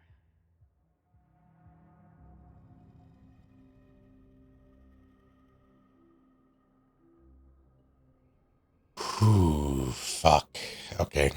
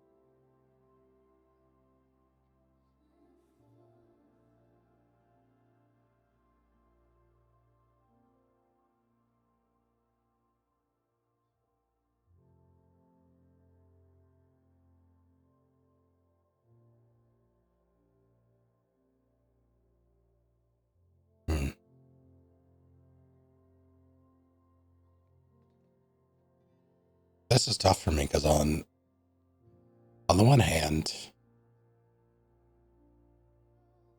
I typically I value honesty and the people being straight with me so much, and how they already had a confrontation in this game of Max withholding information from Chloe about her death in the fire. I think that alone, well, maybe not alone, but that would heavily inform Chloe's decision here. Or I think it should. But on the other hand, I was just saying myself how I was bothered by losing 2 people. And I am. I'm thinking about, like, me being in Max's position. If I had this photo, would I try to stop it? Would I try to go do everything perfectly? Would I risk that? Would I risk another storm?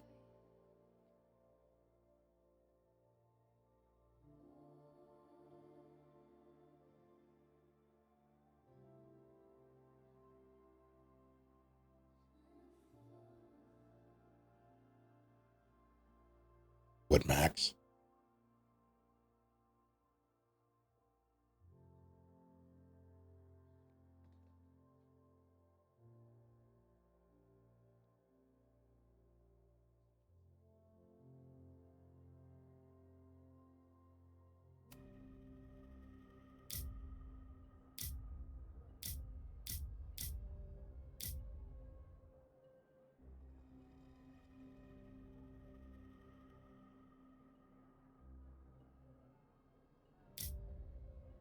Had enough fire.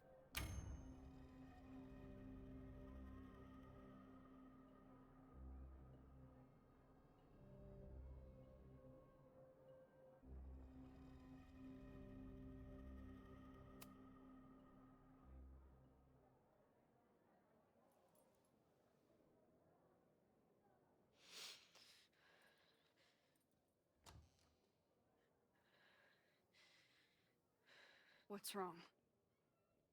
I have to give you something.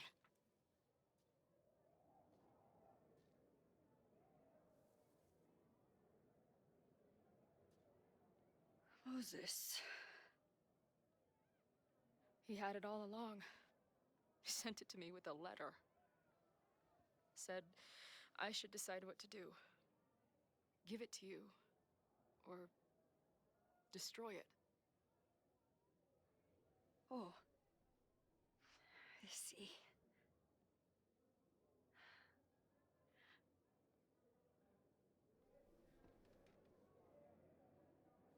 I know what this photo means.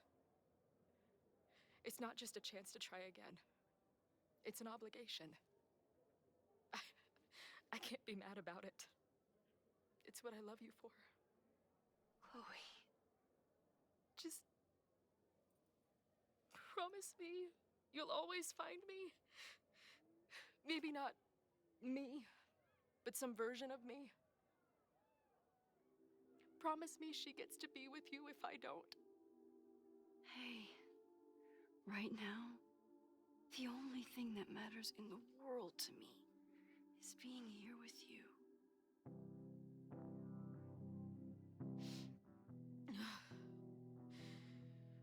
Okay. Good. Then let's go get set up so we can spend the rest of the night headbanging until we see stars. Hella yes.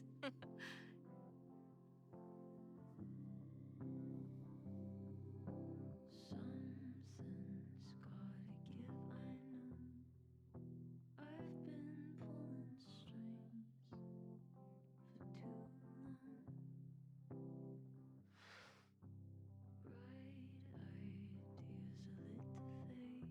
fade. I figure I've got months to change place.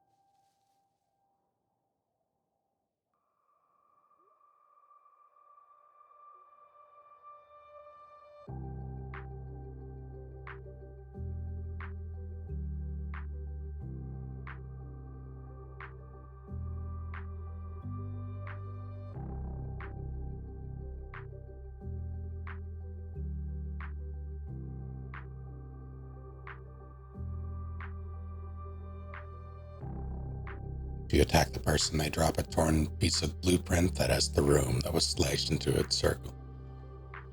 Voice line about how the only people who could have access to this would be those with administration rights.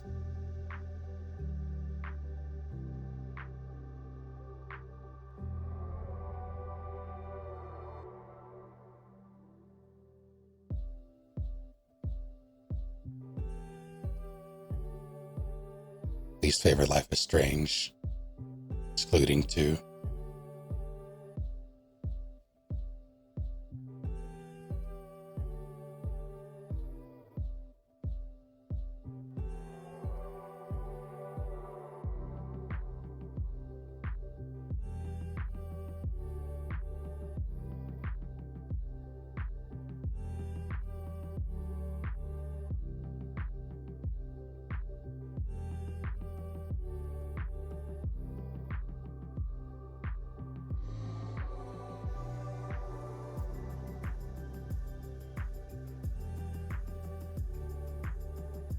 Much about this game was just wrong to me. Tell me more.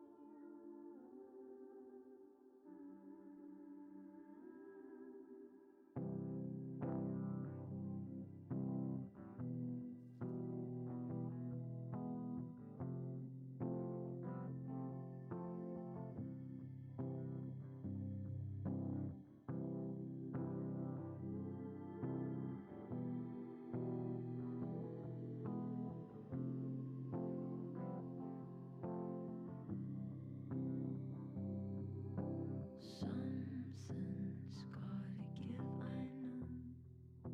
I've been pulling strings for too long. Bright ideas are lit to fade. I figure I've got months to change place. And I just wanna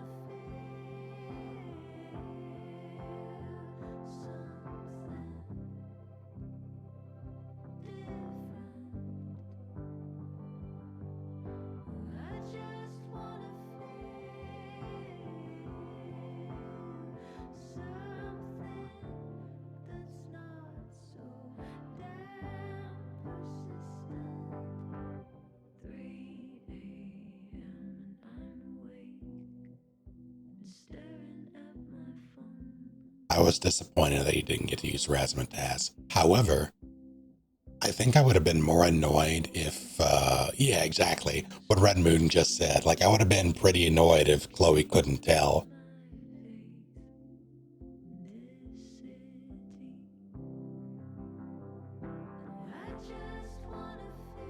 Characters are real emotional and character growth in the first game of this two-parter.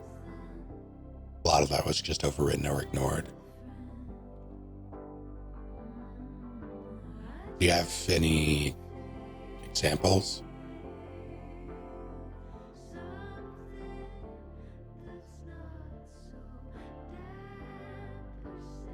Like Safi and Max are best friends too. While true, Safi, like, she didn't have any, she's not a master manipulator. She's not her mother. And she was also very much not in a good headspace. So it's not like she was calculating in that moment. She was grasping. Of course, you're going to get bad acting from that.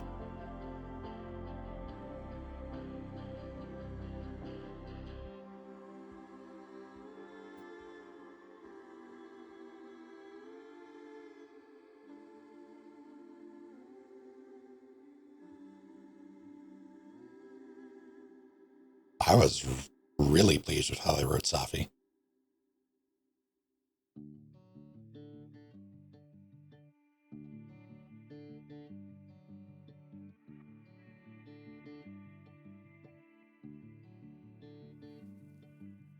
I've been losing touch, trying to shake a feeling, everything at once.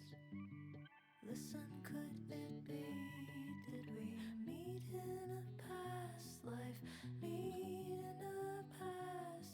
Did we meet in a past life? You and I.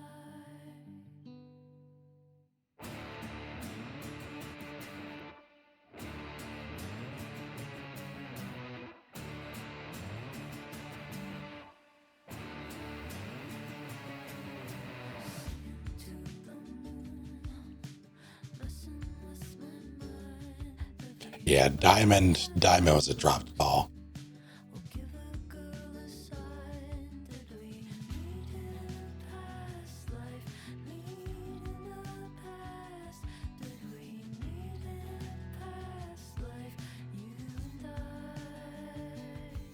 I think my biggest gripe with this game is that we didn't get to see a lot of the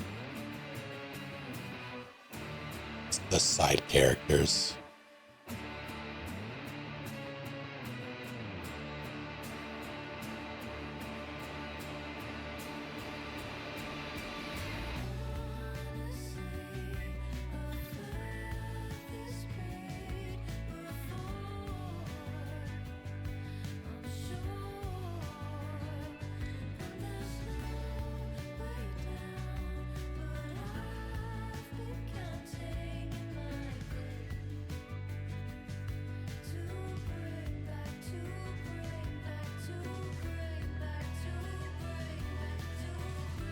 Then had a whole arc of growth being. I thought Vin's behavior was completely consistent with this character.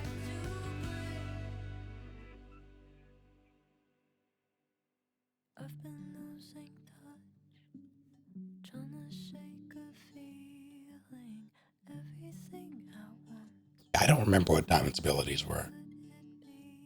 Did we meet in a past life? Meet in a past?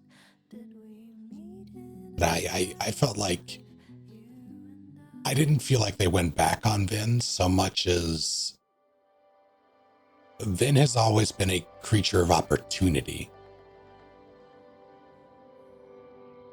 And loyalty at that.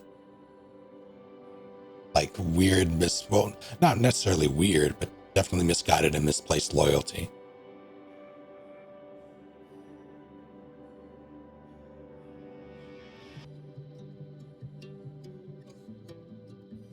With those forces still so prevalent in his life and Max not being there to basically talk him out of it like she was in the first game, it made sense that he would get wrapped up in Yasmin's machinations.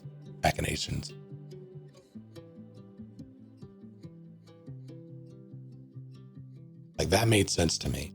And it made even more sense when Max was again the one to talk him down, basically.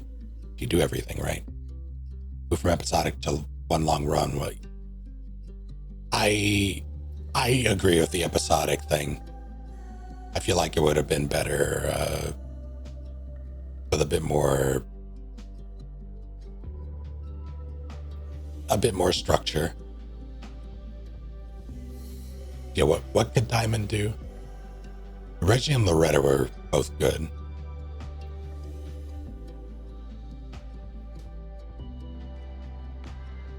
Okay, yeah, they didn't explain what she could have done.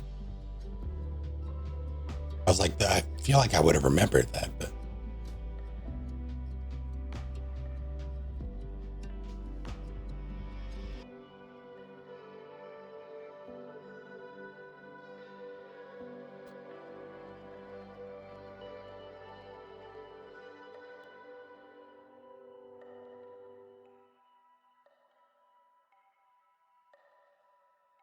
also, yeah, the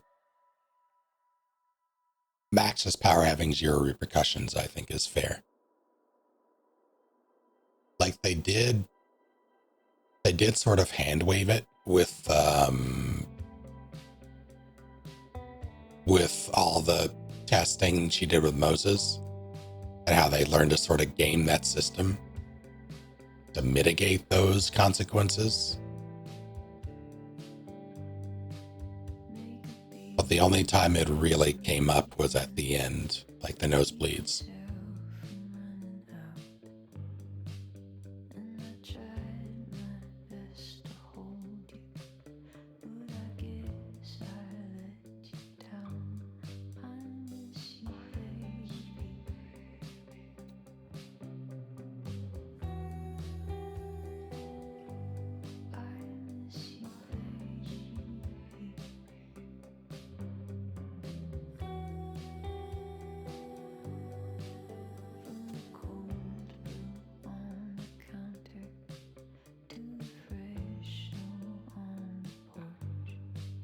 But yeah, I wish there was a bit more.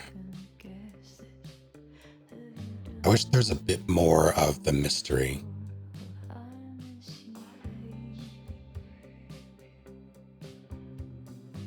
Like, I wish there was, like, stuff was there, but because it wasn't episodic, it felt very much backloaded.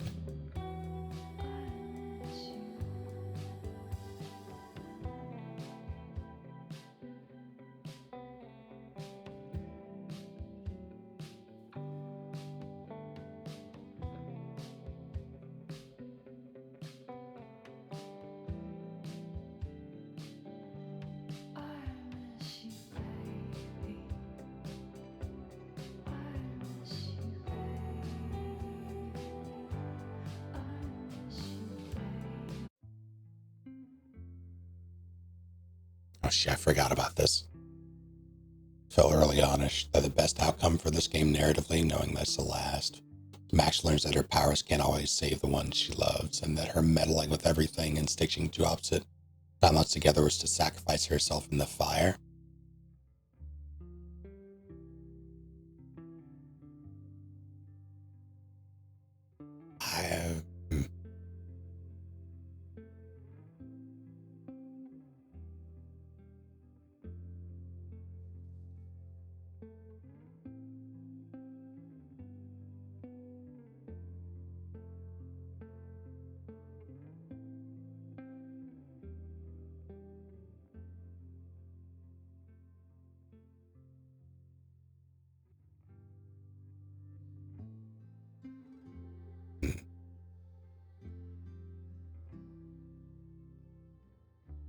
See, I would have been more okay with them tackling the where do Max's powers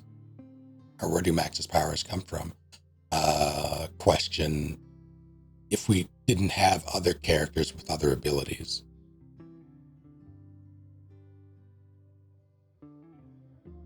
Because then you'd have to give them all origin stories. And then it becomes very much like I mean, it is a comic book, technically. It becomes less about the circumstances surrounding the power, like the scenarios they wind up in, and more about the metaphysics of it all.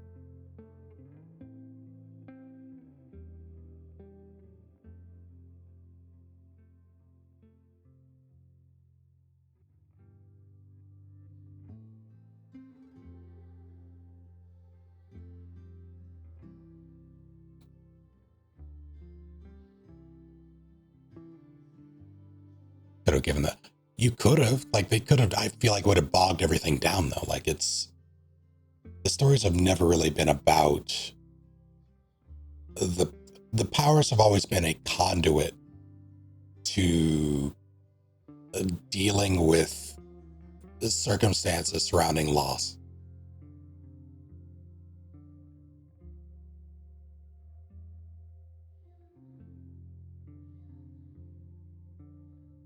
To my knowledge, this was the first Max game without an animal to pet. Shit, you're right. That objectively makes it the worst one.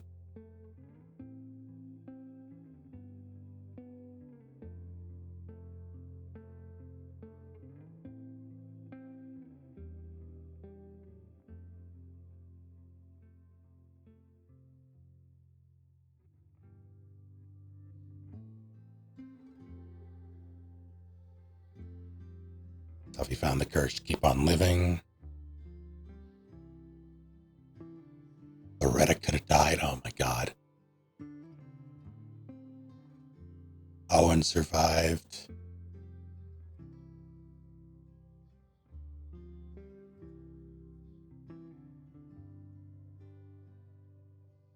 Oh my god, I'm so glad I did that.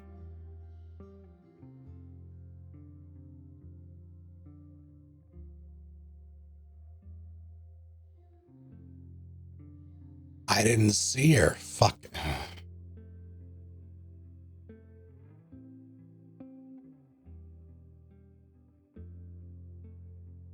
I'm so upset. I'm so upset.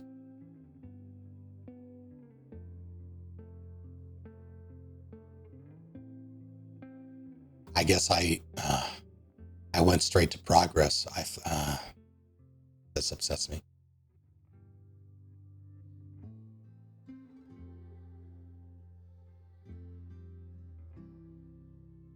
He was like a 8 out of 9 or 8, 9 out of 10 for like a 4, maybe a 3. Oh, wow.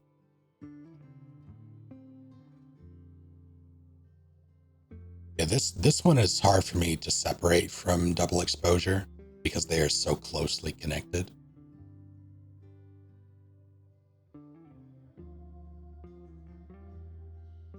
Like in my brain, I consider them like one game. Or at least one story. So I look at them as a package.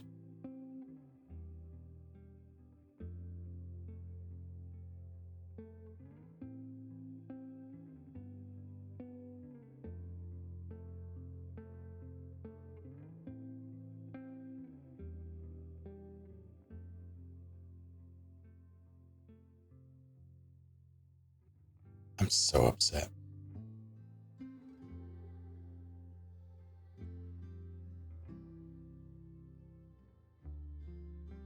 I just didn't see him. Oh shit.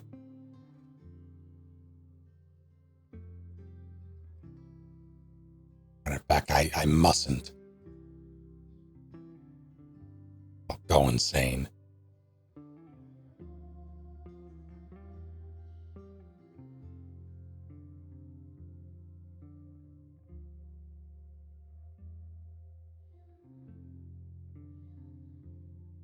The thing that ruined it for me was also because of the choices I made along the game. I didn't get the newspaper article about Ren being the child of the body.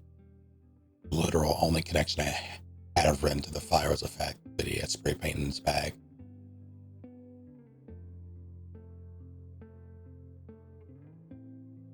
So that newspaper was at the end. Like I had him clocked.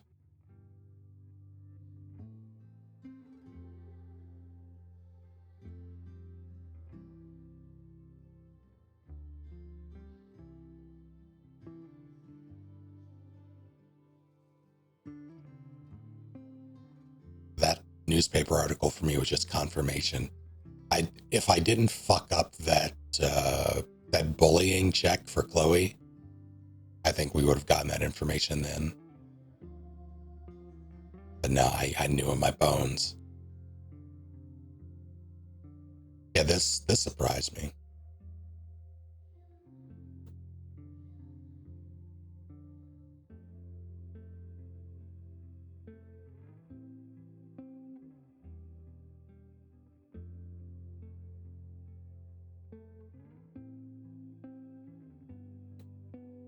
The reoccurring topic of what happens to Chloe when you rewind and then getting back together anyway.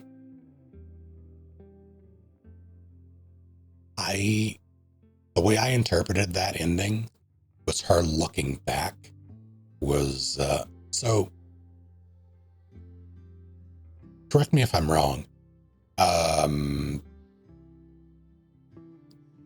In the Choose Chloe ending, or rather, the Choose Chloe choice for Double Exposure, they describe Max and Chloe's relationship as having fallen apart due to Max's basically guilt over Arcadia, right? Out of the Gayest Game, written by straight middle-aged white men, go. I thought it was, as a package deal with double exposure, not bad. It was fun to solve it. People still died and I'm still mad.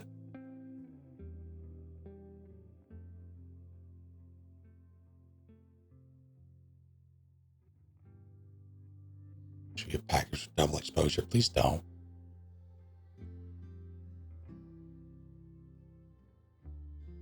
Yeah, the way I took that ending was that it was basically like Max looked back. She looked back at the table. She was thinking about it. It's gonna eat her up.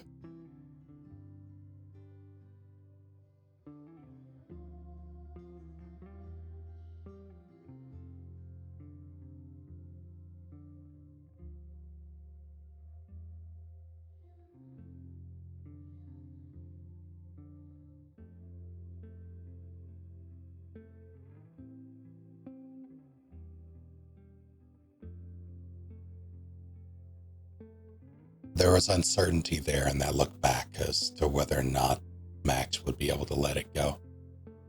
And that was the point I took from it. And I kind of like that because it does speak to, I mean, it could very well be wishful thinking or projection, but it very much felt in line with what we know about Max. Hell, it was what Moses was saying. It's what everyone expects of Max. And she's trying to go against her own grain by allowing herself even an evening of happiness before it starts to gnaw at her.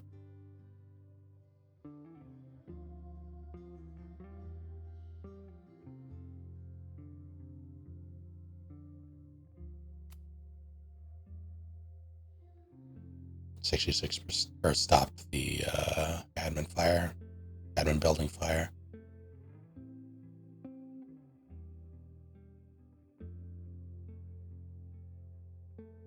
I do feel like Vin was the harder one to clock.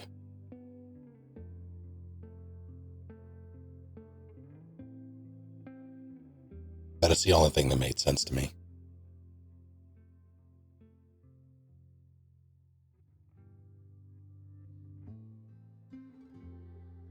Huh. This was possible to not figure out?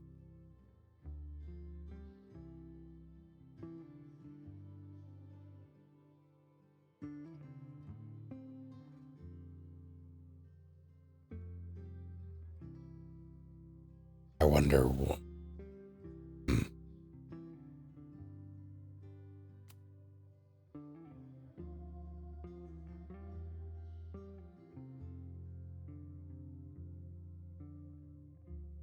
More than friends, rekindle their relationship. All right.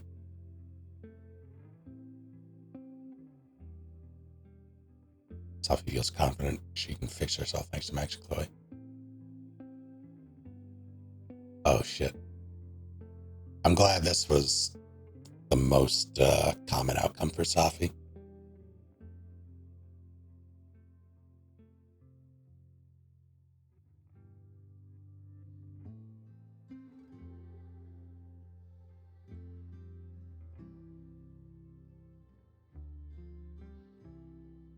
It's also no Max and Chloe sit down and play guitar in a room for one of those Zen moments. That's true.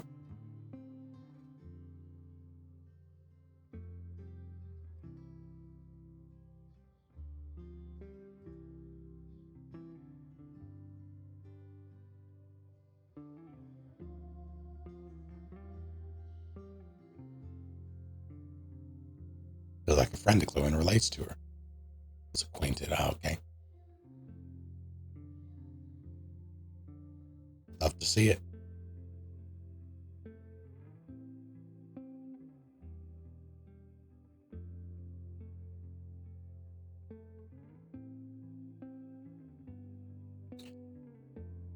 Yeah, the outfit stuff, this game in general, I feel like it was already in the works after Double X. Like, it was something like cut content, cut ideas that they cobbled together isn't like because it's not poorly crafted, but the turnaround time was way too quick for it to have not been in development basically immediately or during.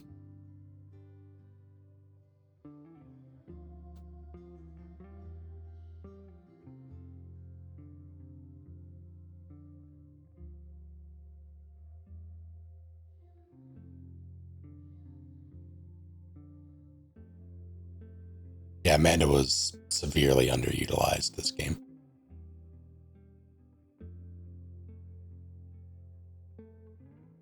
Yeah, a lot of the staples and features of previous games were just missing.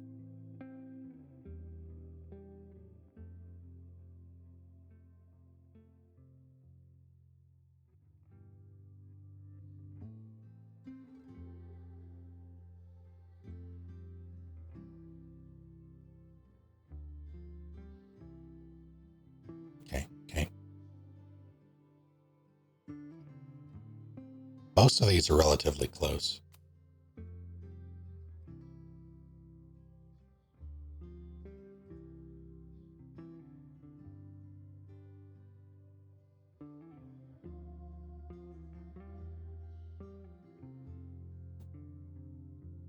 Yeah, I feel like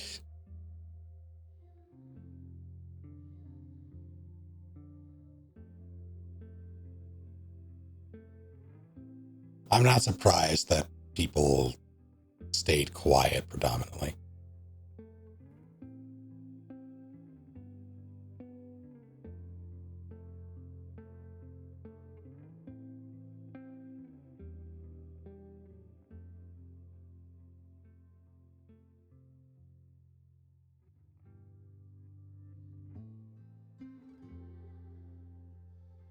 Okay. Solid.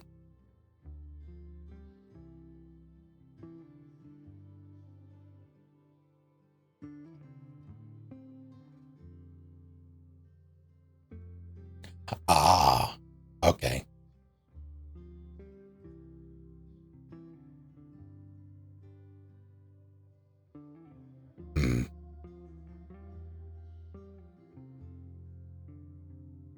Take care, Doctor.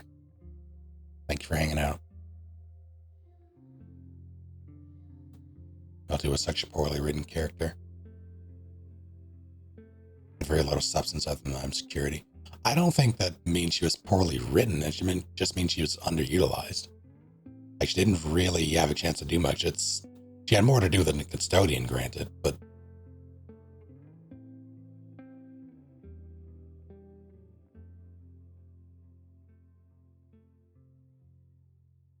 that's kind of what I meant earlier, though, by I wish the side characters had more time, because the focus was so heavily on Chloe and Max, with Moses following up, and then Safi. There was little room to flesh them out.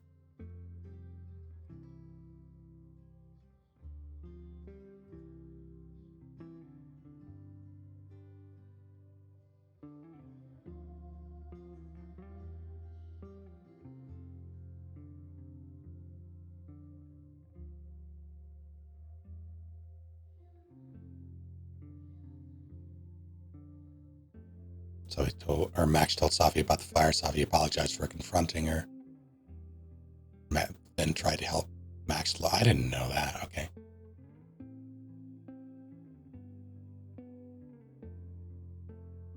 Yeah, I do feel like this game was a little. I mean, it's definitely more self-indulgent, given the characters involved, more fan servicey. And as such, you had characters slip through the cracks.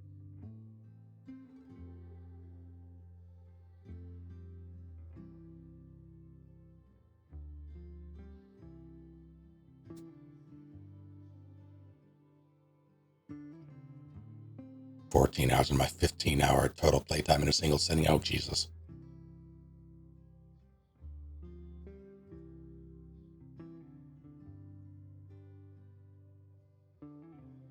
I don't understand. The way this was framed, or this choice was framed, it was like, who was Sledgehammer Boy? The person who nearly accosted Reggie with a sledgehammer. Yeah, it's totally Reggie. Doppelganger Veggie. 53 destroyed the photo. And that's honestly not surprising. I'm surprised that that isn't higher.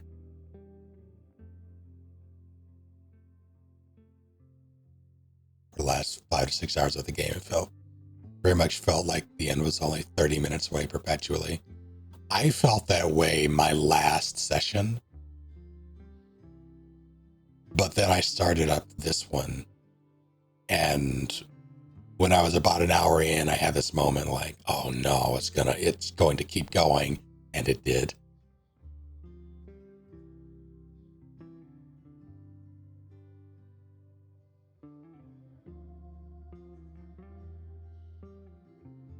Here we are, 6 hours after that.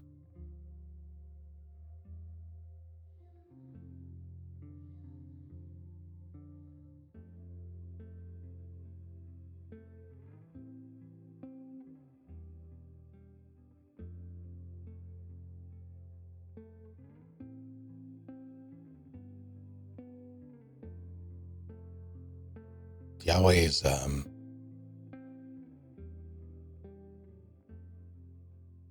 I get why these games aren't, or even the style of game for that matter, aren't nearly as popular as they were a decade and some change ago.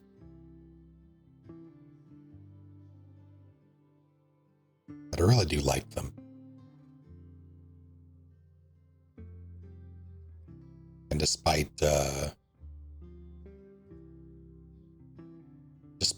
who on the writing team, like first game, a bunch of middle-aged Frenchmen writing American high school students.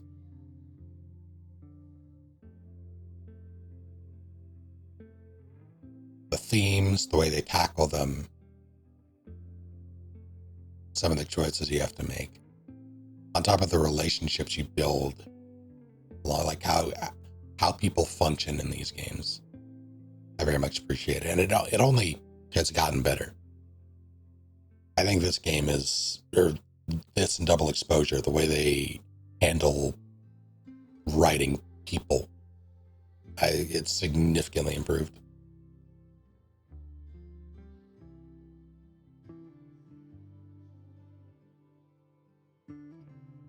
Personal list of suspects for starting the fire were Harry Truman, Doris Day, Greg China, Johnny Ray.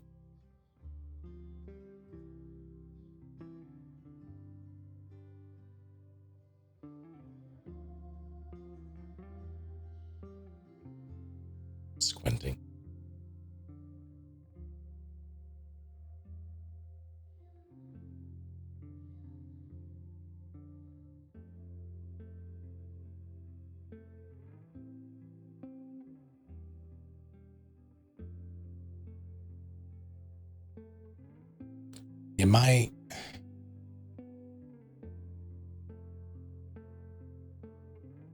I did expect them, especially with the way DE ended, to go out and bring in more people with powers, including others from other games. But if they had done that, they would have had to make the threat far less personal and far larger than they typically are. And typically when that happens, the thing that suffers is the character writing. So I'm kind of glad they didn't. That said, I would like to see them do something with that in supplemental material. But I don't know if I would want a game for that.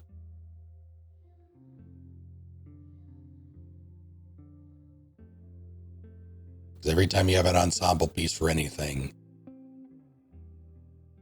there's less room.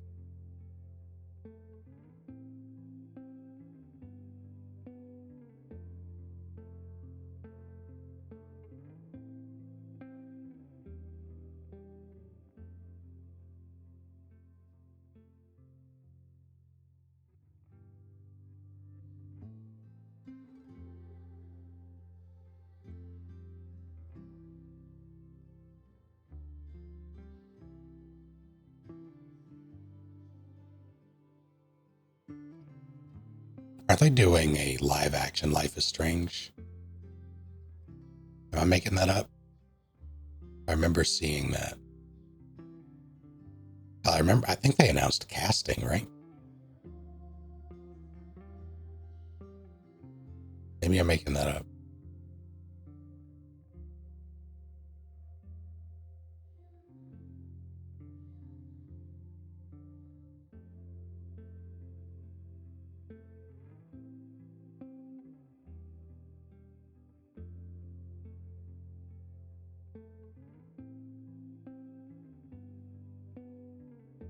Amazon has it.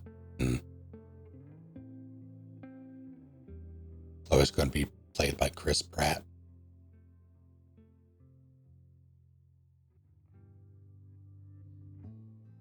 Horrifying. I imagined him with blue hair.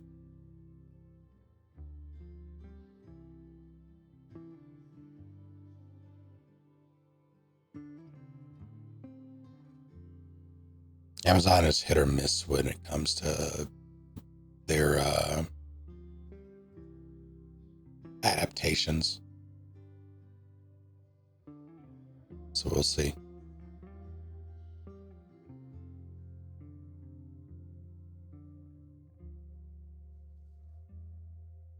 Yeah, I remember looking at the two actors, but I don't remember their faces.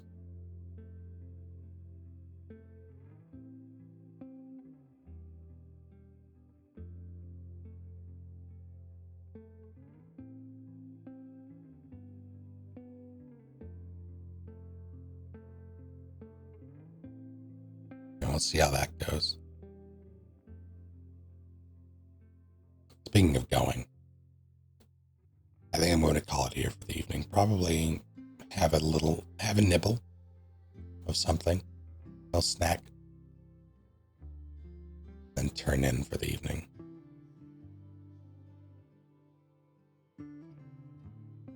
Which ending? Oh.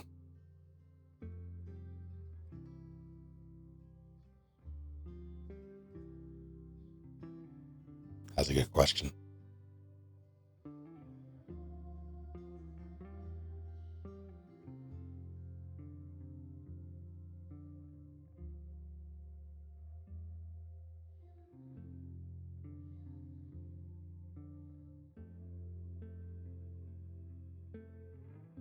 So disappointed that after 11 years, that's how it ends. Fair enough.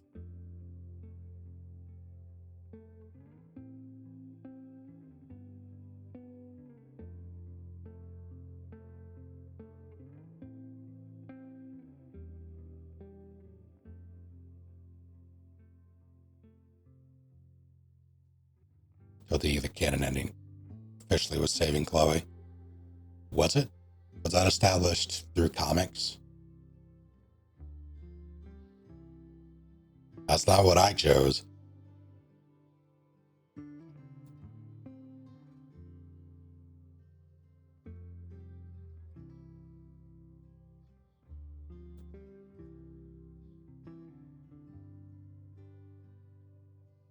God,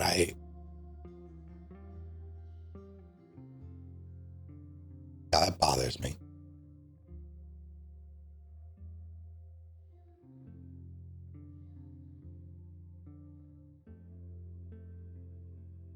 Not even because it's not the one that I chose, but because it's at least so much more narratively satisfying to have the growth, the tragedy, and the loss of choosing Arcadia be like that. That to me, it made sense.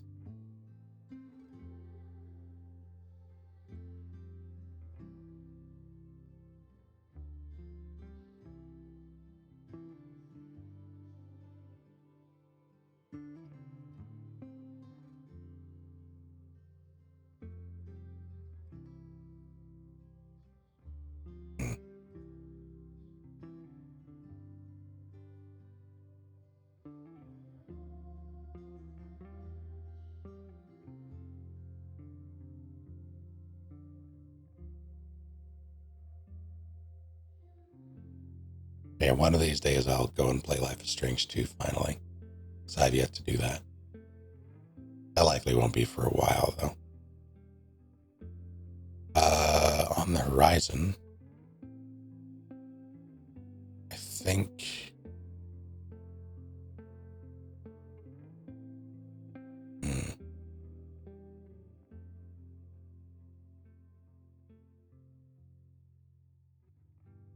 Do I start Plague? I might start Plague Tale. I might slot that a little later into the week.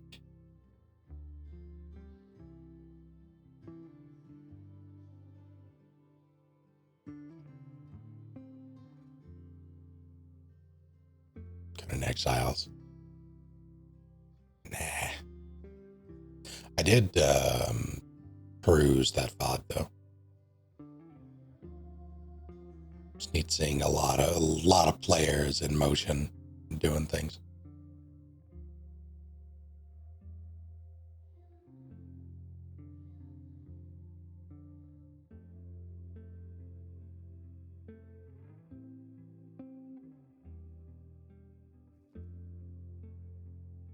Yeah, I'll figure out a game plan.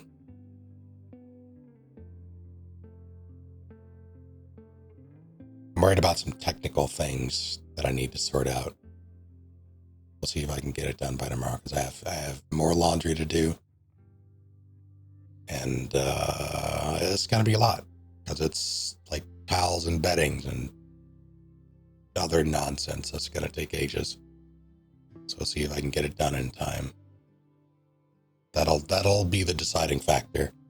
It'll really depend on how done I am with everything by the end of what will be most people's day, the beginning of my work day. Already going to bed so late. It's fine.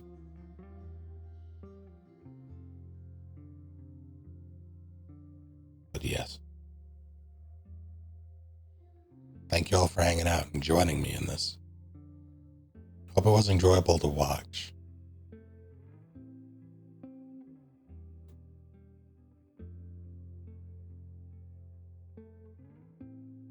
Until tomorrow. Have a good night, you all.